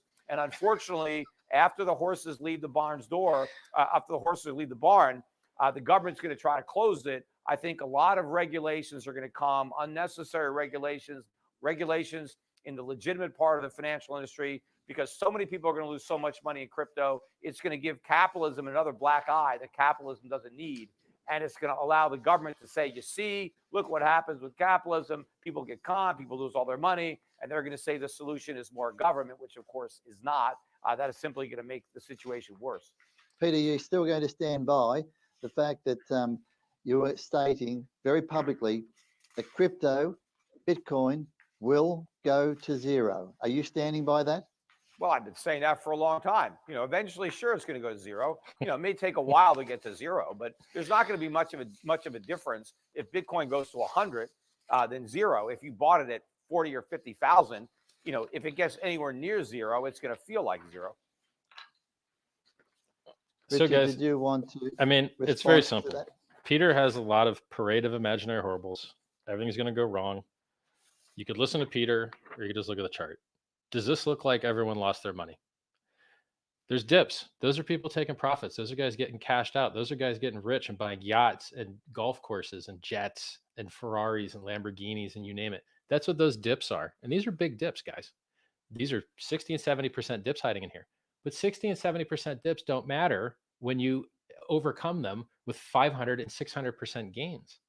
Cryptocurrency is a world of free money. Free money. As a Bitcoin holder, you got Hex for free. When I mined Bitcoin, it was free. I double-clicked an EXE on my computer. As a Hex holder, our community received free Uniswap token, free 1-inch token, because we use these products and we were just given the coins for free. We received free Git coins. We received tons of free coins out the yin yang, literally free money. And here's what's weird about crypto and about me as a person. If you see a guy drowned in jewelry and covered with all this spectacle, your brain would be right to say scammer. When you see charts of 1,000,000% returns in 2 years, you're right to think, oh, it's got to be a scam. And you'd be 99.9% right. It would save you a lot of money and a lot of horror, and it would save you a lot of pyramid schemes and a lot of scams and a lot of Ponzi's. It would save you all that. But you would also miss that one rare little sliver of world change that actually happened. Amazon dropped 95% in the year 2000, 95%. You could have pointed at it and said, look, late stage capitalism, Ponzi scheme, pyramid scheme, greater fool. What can you do with these shares anyway? You can't do anything. You can't affect the company. You're just hoping to sell to the greater fool, which is all the shares, by the way. And guess what? They're over half of all the commerce in the United States on the internet now. Over half of all the money made on the internet goes directly into Amazon's pockets, even though it dropped 95%. And so this new paradigm of massive drops with massive gains is what the future looks like, particularly when the money is more and more fake. The reason all these charts are so easy to get to go up and right is because they're priced in the dollar, and the dollar just gets worth less every day. The dollar is mostly garbage. You only occasionally see it go up in value right when the stock market crashes. And the stock market used to crash every 10 years, but they decided to skip a cycle and just print their way out of it. So I've created something that is one of the few things in the world that can change man's relationship to government. You don't have to beg the government to give you their fake inflated money. You can use your own money that's peer-to-peer. You can trust math instead of men. Yeah, you could use your fake inflated money instead. But you gave like you away can't read a a lot chart. of coins for free. Right. Why don't you make a crypto then, bro? And see how it the does. chart's not over. Wait Go till make it a crypto. because I don't want to scam people. Right. I don't want to take advantage of people. That's why you don't have any I gold wanna make prices on your money gold at their website. expense. So let me ask you a question. Since you're such a nice guy, when But I go to your let me website, finish. you don't put any You prices. can ask me a question in a second. Let me just ask you this, or I want to make this point. You gave away a lot of free Hex. Yes. But the reason that anybody made money in Hex is because somebody came and Yes. bought it. Yep. There are people going into the market buying Hex with actual money or fiat currency, whatever they're using, Ether, whatever it is. And the only reason some people who got free Hex were able to sell any and buy a yacht or a mansion is because some other fool bought that Hex from them. That's the person who's going to lose money. They put real money into your fake coins, and they're going to lose because that person thinks he's going to sell his at a higher price at some distant point in the future. But the reality is he's never going to sell them. They're not going to be worth anything because nobody's going to want to buy them. Says the guy that's always been wrong about it. The chart doesn't lie, bro. The math is real. You can, if you don't like crypto, sell it for gold. I'm not saying that Hex hasn't gone up from the day you created it until right now. So we've got like 100,000 stakers. You don't think we're gonna have 200,000? That chart looks like 10 years from now. Let's see what it looks like.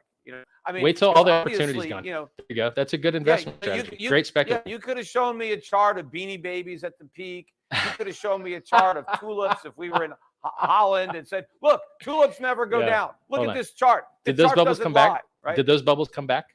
Did those bubbles come Tulip back? bubble, No, it didn't come back. And the crypto Now- bubble's not going to come back either. Once it's come back 10 times. Gentlemen, It's never going No, away. it never went away. It just We're had running big out of time. peaks and troughs. We're running out of time, and I want to get this last question in. Peter's special question to Richard. Richard, how can any non-backed cryptocurrency be a long-term store of value if it has no underlying value to store? How are any cryptocurrencies really scarce when there are already almost 18,000 different coins to choose from, and the supply grows every day? Right. See, this is what people get so backwards. People think that inflation is always bad. It's not true. Bitcoin's greatest gains were when it inflated the most. As the inflation of Bitcoin has gone down, the gains have gone down. And so what matters isn't just looking at the demand side. You have to look at the supply side and the demand side both. And so when you look at altcoins, as a maximalist, Bitcoin maximalist, old one, I would say, God, all these altcoins, they're going to destroy Bitcoin. But then in fact, the altcoins and the Bitcoin went up and down together. And the more altcoins that existed, the more valuable Bitcoin began, because they're not replacement products, they're complementary products. They amplify each other's utility in many cases. And so history shows and proves, by the way, as you add more stocks to the stock market, has the value of stocks gone down? Look at how many stocks you can create. It's going to drive all the other stocks down. It's the dumbest logic I've ever heard of. Here's other things, right? They're different companies. That's with right. Different That's businesses, right. That's different right. revenue sources. That's right. No, Agree. but all these cryptocurrencies are the same. They're competing Wrong. for the same market share. Wrong. Yes. Wrong. Yes, Wrong. they are. No, you're 100% wrong. Bitcoin doesn't have stable coins. Bitcoin doesn't have smart contracts. Bitcoin doesn't have NFTs. Bitcoin doesn't have options. Bitcoin doesn't have leverage trading. Bitcoin doesn't have the ability to log into other websites. Bitcoin doesn't have play to earn games. Bitcoin doesn't have anything, which is why Ethereum outperformed at 3-1, and why I'm making a copy of Ethereum where you get all of your coins copied for free. And how many other coins can do what Ethereum does? And the value will keep going up because you think they're replacement products and they're not. As more stocks and more companies were added to the exchange, all of their values went up. As you said yourself, as more cryptos were invented, Bitcoin went up. They started Dogecoin beat Bitcoin, by the way. Dogecoin as a joke, and look what it did. And look what it did. It beat matter. Bitcoin. It beat Bitcoin. Yeah. Dogecoin that started as a just shows you joke how and it beat ridiculous Bitcoin. It is. That's right. No, and that's 'cause why it's you have all to a joke. learn. That's why you have to learn from the market. There's no serious coin. The joke is on the people who are owning these things, who are hodling these things. The joke They're is gonna the wake dollar. up to a stark reality. The joke is the dollar. The joke is stocks. The dollar joke is is your flawed. bank. They're all. It's everything's a joke now. Do you want to play the jokes that make you money, Yeah, but- or that you can complain about yeah, all but- day while everyone outperforms you? Everyone's outperformed you. Coins started as a joke, No, outperformed you. Stop crying and they join haven't. us. Yes, they have. No. Most people who bought Bitcoin are losing money. Elon Musk people- owns more in Dogecoin than your entire net worth. Please be quiet. Elon Musk also owns, the richest guy in the world, also owns more in Bitcoin than you own. You're not Yeah, you know smarter what? than Maybe Elon he Musk. did it as a He's smarter joke. than you. I'm not claiming to be smarter than him. But you know what? He probably doesn't give a damn if Dogecoin goes to zero or Bitcoin goes to zero. I wish But that a he lot would of other stop people promoting do. Dogecoin because I feel it is inferior technology, whereas I have designed superior technology. Dogecoin is still proof of work. Why are you destroying the environment when you don't have to? Yeah, but Dogecoin's proof claim of to weight fame was means changing nothing. the logo. There's no value to just waiting. Yes, there is. Yes, there You're waiting is. for nothing. It No, is the there most isn't. Nothing's happening. personal The development. reason that there's value in savings is because you're delaying gratification and you're making your savings available to entrepreneurs who can invest it in capital formation and growing the economy. Finally. There is nothing that gains. When Yes. people sit there and hold on to their hex coins, there is no capital investment that finances. Nobody go. benefits because somebody is holding on to hex. I've been except waiting. the people who sell. Yeah. So Peter doesn't understand how banks work. Let me prove it to you real quick. Sure, I do. You ready? Yes, I Peter, do. when you deposit your money at the bank, what happens to it? Well, the banks. Well, I put my money in the bank. Now the bank can lever it up, and they can make maybe $10 worth of loans or $100 worth of loans for every See, dollar he's I put changed in. his answer. He's been Fractional doing some reserves. debate prep. You're not giving the same answer you I didn't usually change give. my answer. No, your usual answer is that they lend it out and then you make interest on it. That's your usual answer. They lend out a lot more than you deposit. We have a fractional reserve system. That's right. So what's Yes. funny is Peter must have prepared for this debate because usually he says know it. gold's Not- useful in times of strife like war. We didn't hear that argument, which I'm ready to crush immediately. He usually says that when you give your money to the bank, they lend it out, and that's the reason you make interest. But now he's saying they lever it up. He's changed that answer, which is smart because it's true. They lend it out, they can pay you interest. That's where the interest comes from. No, but where the interest comes from is inflation. So your money never gets lent out. Your money stays at the bank. You give your money to your bank keeps your money, and it sits there, and it never gets lent out. And instead, what they lent out is inflation that the government gives them for free because you met their virtual fantasy rule of some reserve that they change whenever they want. Yes, you provide the reserve, and then they can Right. lever it up. Yes, I am not a fan of the fractional reserve exactly. banking system. I've been a you critic. get that's right. So we agree on this. Watch this. We're going to agree on this. The yield that you get from your bank is from the inflation that the government hands them. And so your yield at your bank account, which is pitifully low, is from inflation. And guess who else gets rewarded inflation? Bitcoin miners for destroying the environment, Ethereum miners for destroying the environment, which also luckily maintains a consensus network. And in Hex, and that's why I don't keep inflation. a lot of money in my bank. I recognize that. I don't want inflation to rob the value. I'd rather own gold, but I'd also rather get good dividends on companies that I think are good investments. So when your stocks go up in price, who are these greater fools buying your noob stocks that you don't even actually hold the shares to? Well, I don't even have to sell the stocks. I just collect my dividends. I get my share of the profits. And where do the dividends come from? Dividends. From the earnings of the businesses. People buy their products. Greater fools. People use their services. People buying music, no, you can just download it for free, right? Products. So if you I just download it for free, right? There's no value. Let's say I own a chain of supermarkets, and so I make money selling people food. You're telling me that people who eat the food don't need it? They don't want that food? The reason people want food is because they don't want to feel hungry, and the reason people buy gold is because they want people to like them, and the reason people buy cryptocurrency they buy gold, is because they want to have free. Right. They buy food because they don't want to starve, and they buy gold so they can buy food in the future. You can just starve. Because you don't have to eat. You can just choose to starve. You can't store your food. It's going to rot. But you can store your gold and use that to buy food in the future. Gentlemen, you could also store iridium and like every stainless steel. Sure. I'm sorry to stop you. I was hoping you could punch out. It was very nice. Richard. We should show our stuff. We should say where people go. He's going to tell you to go to his website and buy gold medals, and I'm going to tell you to go to my website and get free stuff. I don't think so. I'll do it for him. But listen, gentlemen, thank you. This has been a wonderful event. I loved it. I hope we can really do it again. You're both gentlemen. You're both tremendous in the way that you handle yourself. Congratulations to you both. It was a pleasure to work with you both, and I hope we can do it again. It was outstanding. So I'll let you both go, and thank you again. And goodbye from us now. We're just going to have a little bit of a chat afterwards.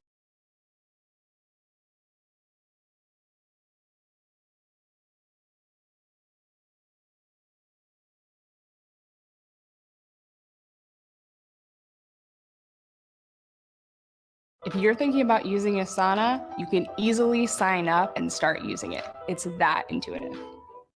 The following is a conversation with Vitalik Buterin, his second time on the podcast. Vitalik is the... And goodbye from us now. We're just going to have a little bit of a chat afterwards.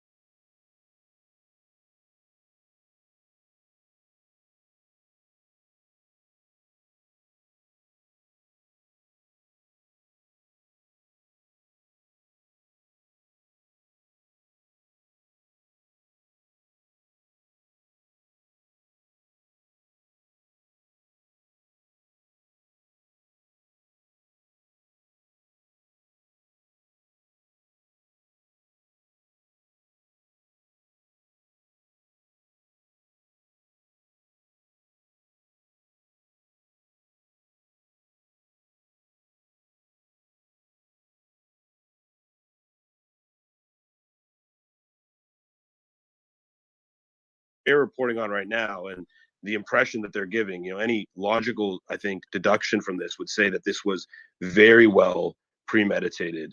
They are targeting, air infrastructure immediately.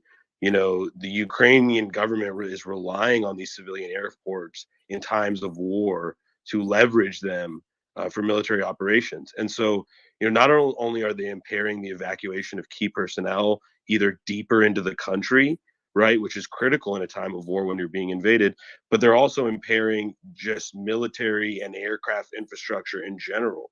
And the Russians already have a massive air superiority advantage to the Ukrainians. The Russians have even a bit bigger air force in terms of number of aircraft than we do. Naturally, Hey, Stock most Top, of them can I just share something real quick? I just Yeah. saw this insane tweet DM to me. Sorry to cut you off.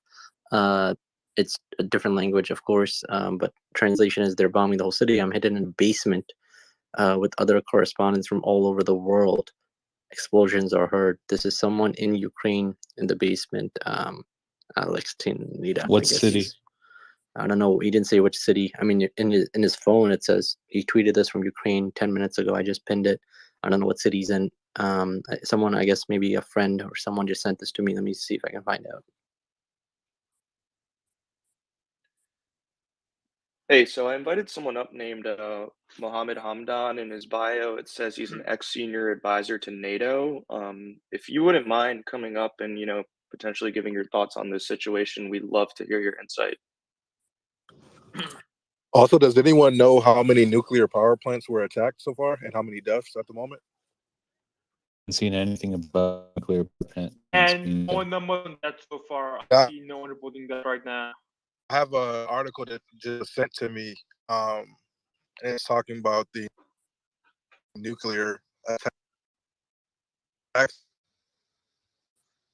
It's knocked out things, and it's on the Telegraph, a news source. I don't know how valid that is, but I just sent that information.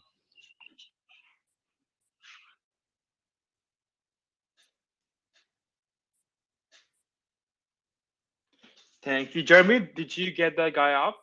The NATO advisor? Yeah, so he's requested to speak. If we could just remove someone real quick and get him up here, that'd be awesome. Oh, perfect.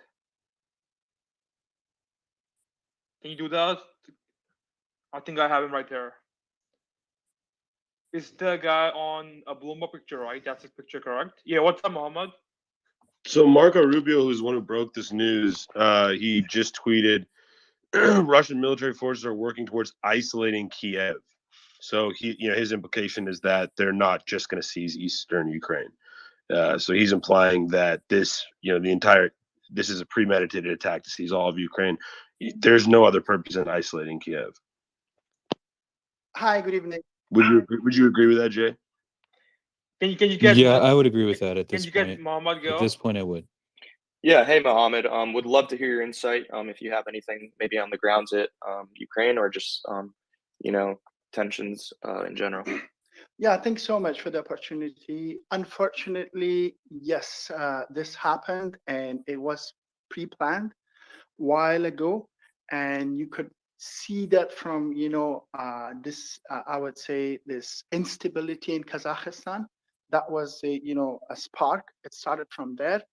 And it started mainly because Putin has lost in a political war and in his diplomacy and France. First foremost, he has lost again his support from the Shanghai corporations, from these allied countries, so-called allied countries with the Soviet, Russia, and he has lost every other support from the regional and neighboring countries. And in a recent Munich Security Conference, he saw that the world is standing against him. But one thing that has severely impacted him is the economic sanctions. I am always against economic sanctions. I think it does not work in many cases, but in this case, I certainly believe because there was a unity across the world, especially across the Europe as well, UK, Germany, and other countries, and the United States specifically. So those has badly harmed this guy Putin. So now I believe that these economic sanctions will touch his personal benefit, his illegal investment globally, and it has angered him a lot. So I believe if this pressure, such as like Australia now announced, if this continues, and I'm hoping the National Security Council that has their event right now live, as well as the United States, President Biden, he is also having his, consultation with his cabinet as we speak. There might be more sanctions coming against Russia. Those will work. Of course, these are like, I would say, the short-term consequences that we will see. But in long run, to stop Putin from his destruction, his plan for destroying the world order. Just a quick breaking news. So the UN has ruled that Russia must abstain from all votes relating to its aggression. So that's just, I think, important news. So Russia will not be able to vote in any UN decisions regarding this invasion. So I think that's actually important. That's a great news. Yeah, we need such news to come more from these international legitimate institutions. And as a victim of Russian and Soviet aggression's occupation, I'm an Afghan. I have seen how destructive they are, how barbaric they could be, and they're still in 21st century as barbaric as they were probably 10 century back. I pray for people in Ukraine, my class fellows, my a lot of friends. I've been in contact with them. They're desperate. They're not safe. Let's pray for all of them, and let's keep real information out there, and let's stop this misinformation, disinformation that's going on. So many people said it's fake, it's not real, Putin not gonna attack, but the intelligence were credible, and everybody have seen it now. If people believe still, I think I wouldn't call it anything else but No. ignorant. Yeah, no, Mohammed, we were on this. We've been on this for hours right now. We reported this live, I think, in front of and ahead of many media channels. Honestly speaking, as you can see in this space, we had like 50,000, and I don't think any of us are sharing any misinformation. We've only been sharing facts or reported articles, and you can just kind of tell from the audience. Yeah. Thank you. Any new updates, special stock talk, Jeremy?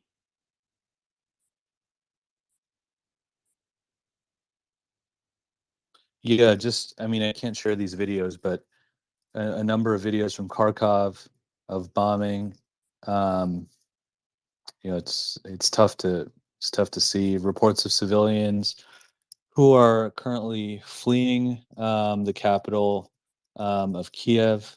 The roads are starting to fill up with people, which is really sad. And yeah, I think that the goal is to isolate Kiev. Thank you, special stock talk daily. Any news from you, or Rahul, Sofla? I'm listening to the UN right now. Hold on. Okay.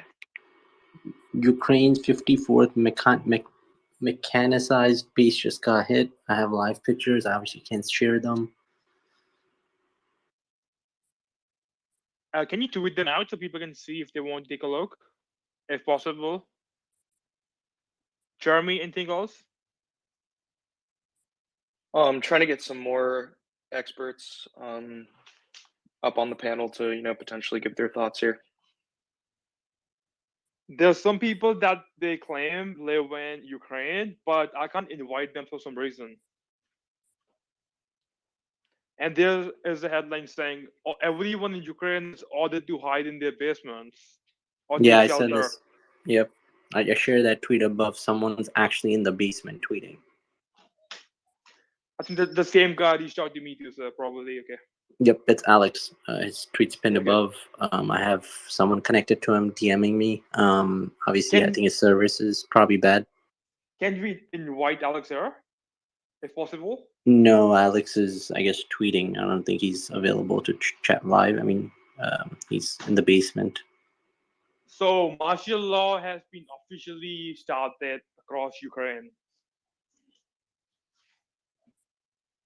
But how do these guys flee though, right? You can't leave your house, but you're trying to You flee. can't flee because Yeah. you have to either go in a subway or into a basement.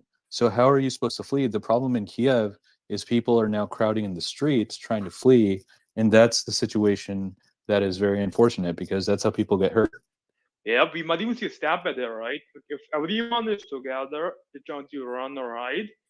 Because all of the bases I see, Here's a video live SU-25 over Dnipro, pinned above.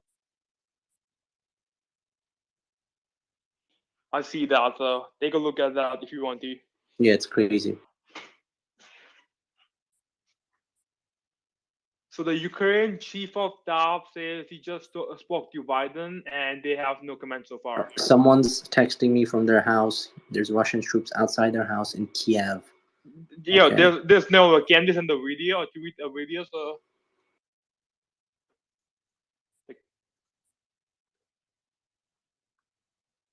also the Ukrainian foreign minister is in talks with Biden right now. He's on the call right now, but no updates have been provided by any of these news sources for now. So just now, the Russia attacked Ukraine state border over. So the border people guarding the border have been attacked right now. So And Biden is currently on the phone with the Ukrainian president right now. Hundreds of casualties so far already reported by Ukraine Interior Ministry, pinned above. That's so sad. I don't see any numbers on Bloomberg so far. Yeah, I mean, this is coming from the ministry. I'm guessing it has to be somewhat legit. I mean, I'm sure we can all speculate, but this is not going to be good. Just really sad and taking a moment of silence. This is insane. Yeah, so I'm looking at the current UN feed right now, and they are basically essentially saying that they are going to issue full-scale sanctions. One of the UN's Security Council members said they're going to issue sanctions like never seen before. Again, my opinion on sanctions is that I don't think they'll deter Russia, but the UN is saying they're going to issue full-scale sanctions like never seen before, and that they will, like I said earlier, not allow Russia to vote on any contingencies of the UN, including sanctions and including Security Council decisions, which Russia sits on the Security Council. So that's, a specific removal of privilege. And the United States said they will also issue their own full-scale sanctions to Russia that'll take effect tomorrow. I know earlier they mentioned that they would issue sanctions tomorrow, but the latest news out of the White House is that they'll issue full-scale sanctions. And I don't know who said this earlier, but Biden is on the phone with Ukrainian President Zelensky right now. Doesn't Russia have veto power along with the US? Yeah, they're barring them from voting on any decision. Yes, Grover. It does get yes. Yeah, because everyone on the UN Security Council has veto power, right? One of them says no, it was true, but if Russia has been abstained, that's very big news from them. That's what I'm saying. Yeah, that's why I object. I don't know who I interrupted earlier to say about that, but yeah, that's why I thought that was important, because they are abstained from voting at all, whether it's with veto power or on a direct UN resolution vote. So they're basically all UN decisions about this conflict will be made with the UN without Russia, and then we will see about if the UN acts on removing Russia from the Security Council based on the Ukrainian envoy's objection, which was that Russia has violated the UN Security Charter by essentially, invading a sovereign territory without any sort of international justification. I don't think that the UN bought the false flag operation, obviously.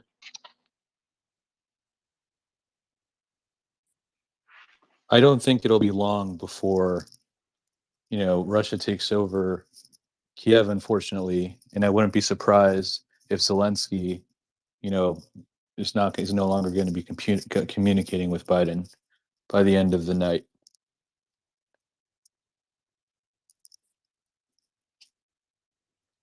Do you think Ukraine's government collapses by tomorrow? I wouldn't call it that. I would just think that they just lose all control. I mean, they've already lost control of the infrastructure. I think they'll lose control of communication at some point.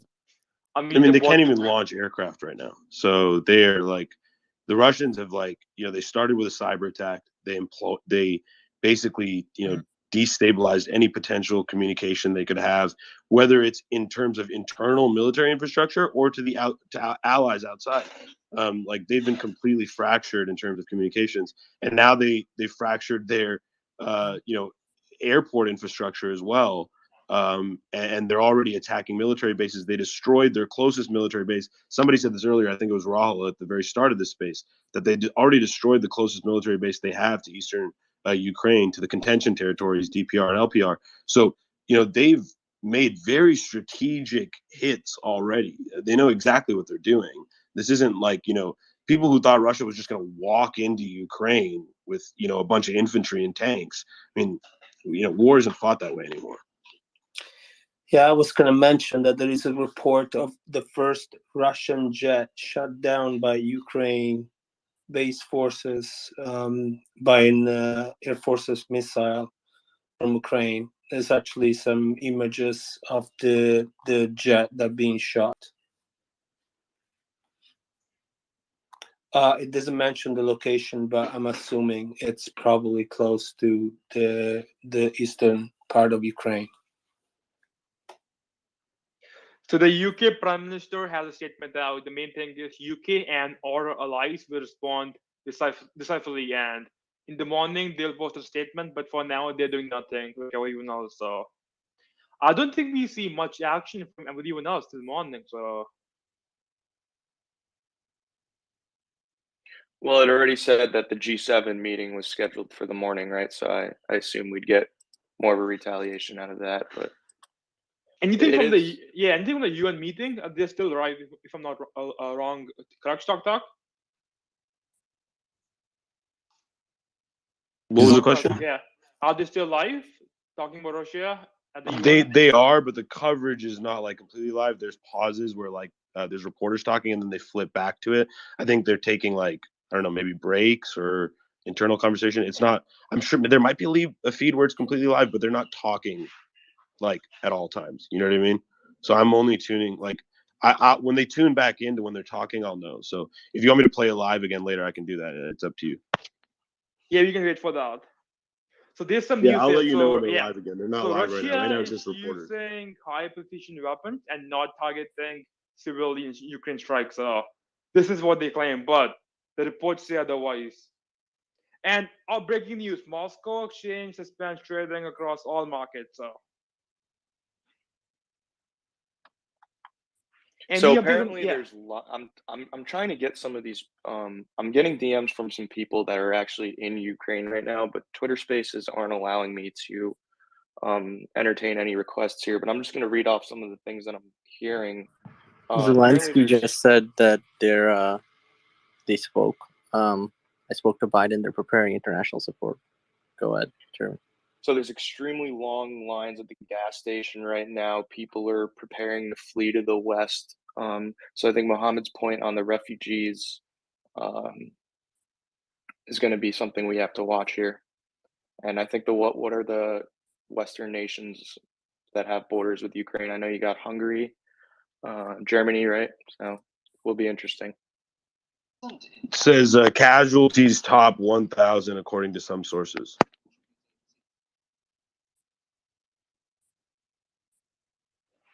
Can you repeat that? How many people?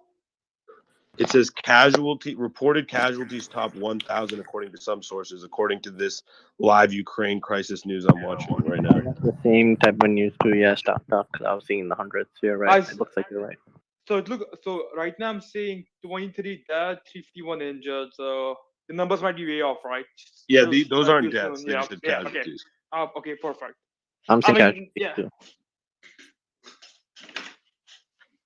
And that's just reported, keep in mind. I mean, a lot of the casualties in this kind of high pressure military situation are not instantly reported. So I mean, if I was there and injured, I would go and hide. So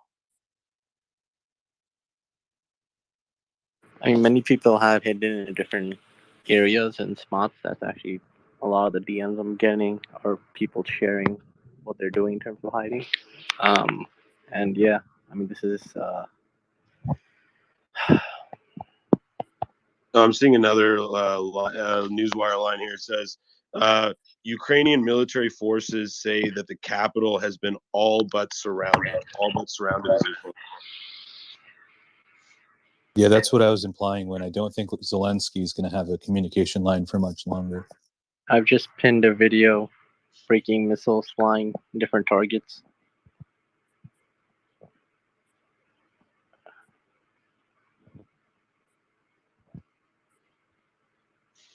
Prime Minister Boris Johnson says he's appalled by the horrific events in Ukraine.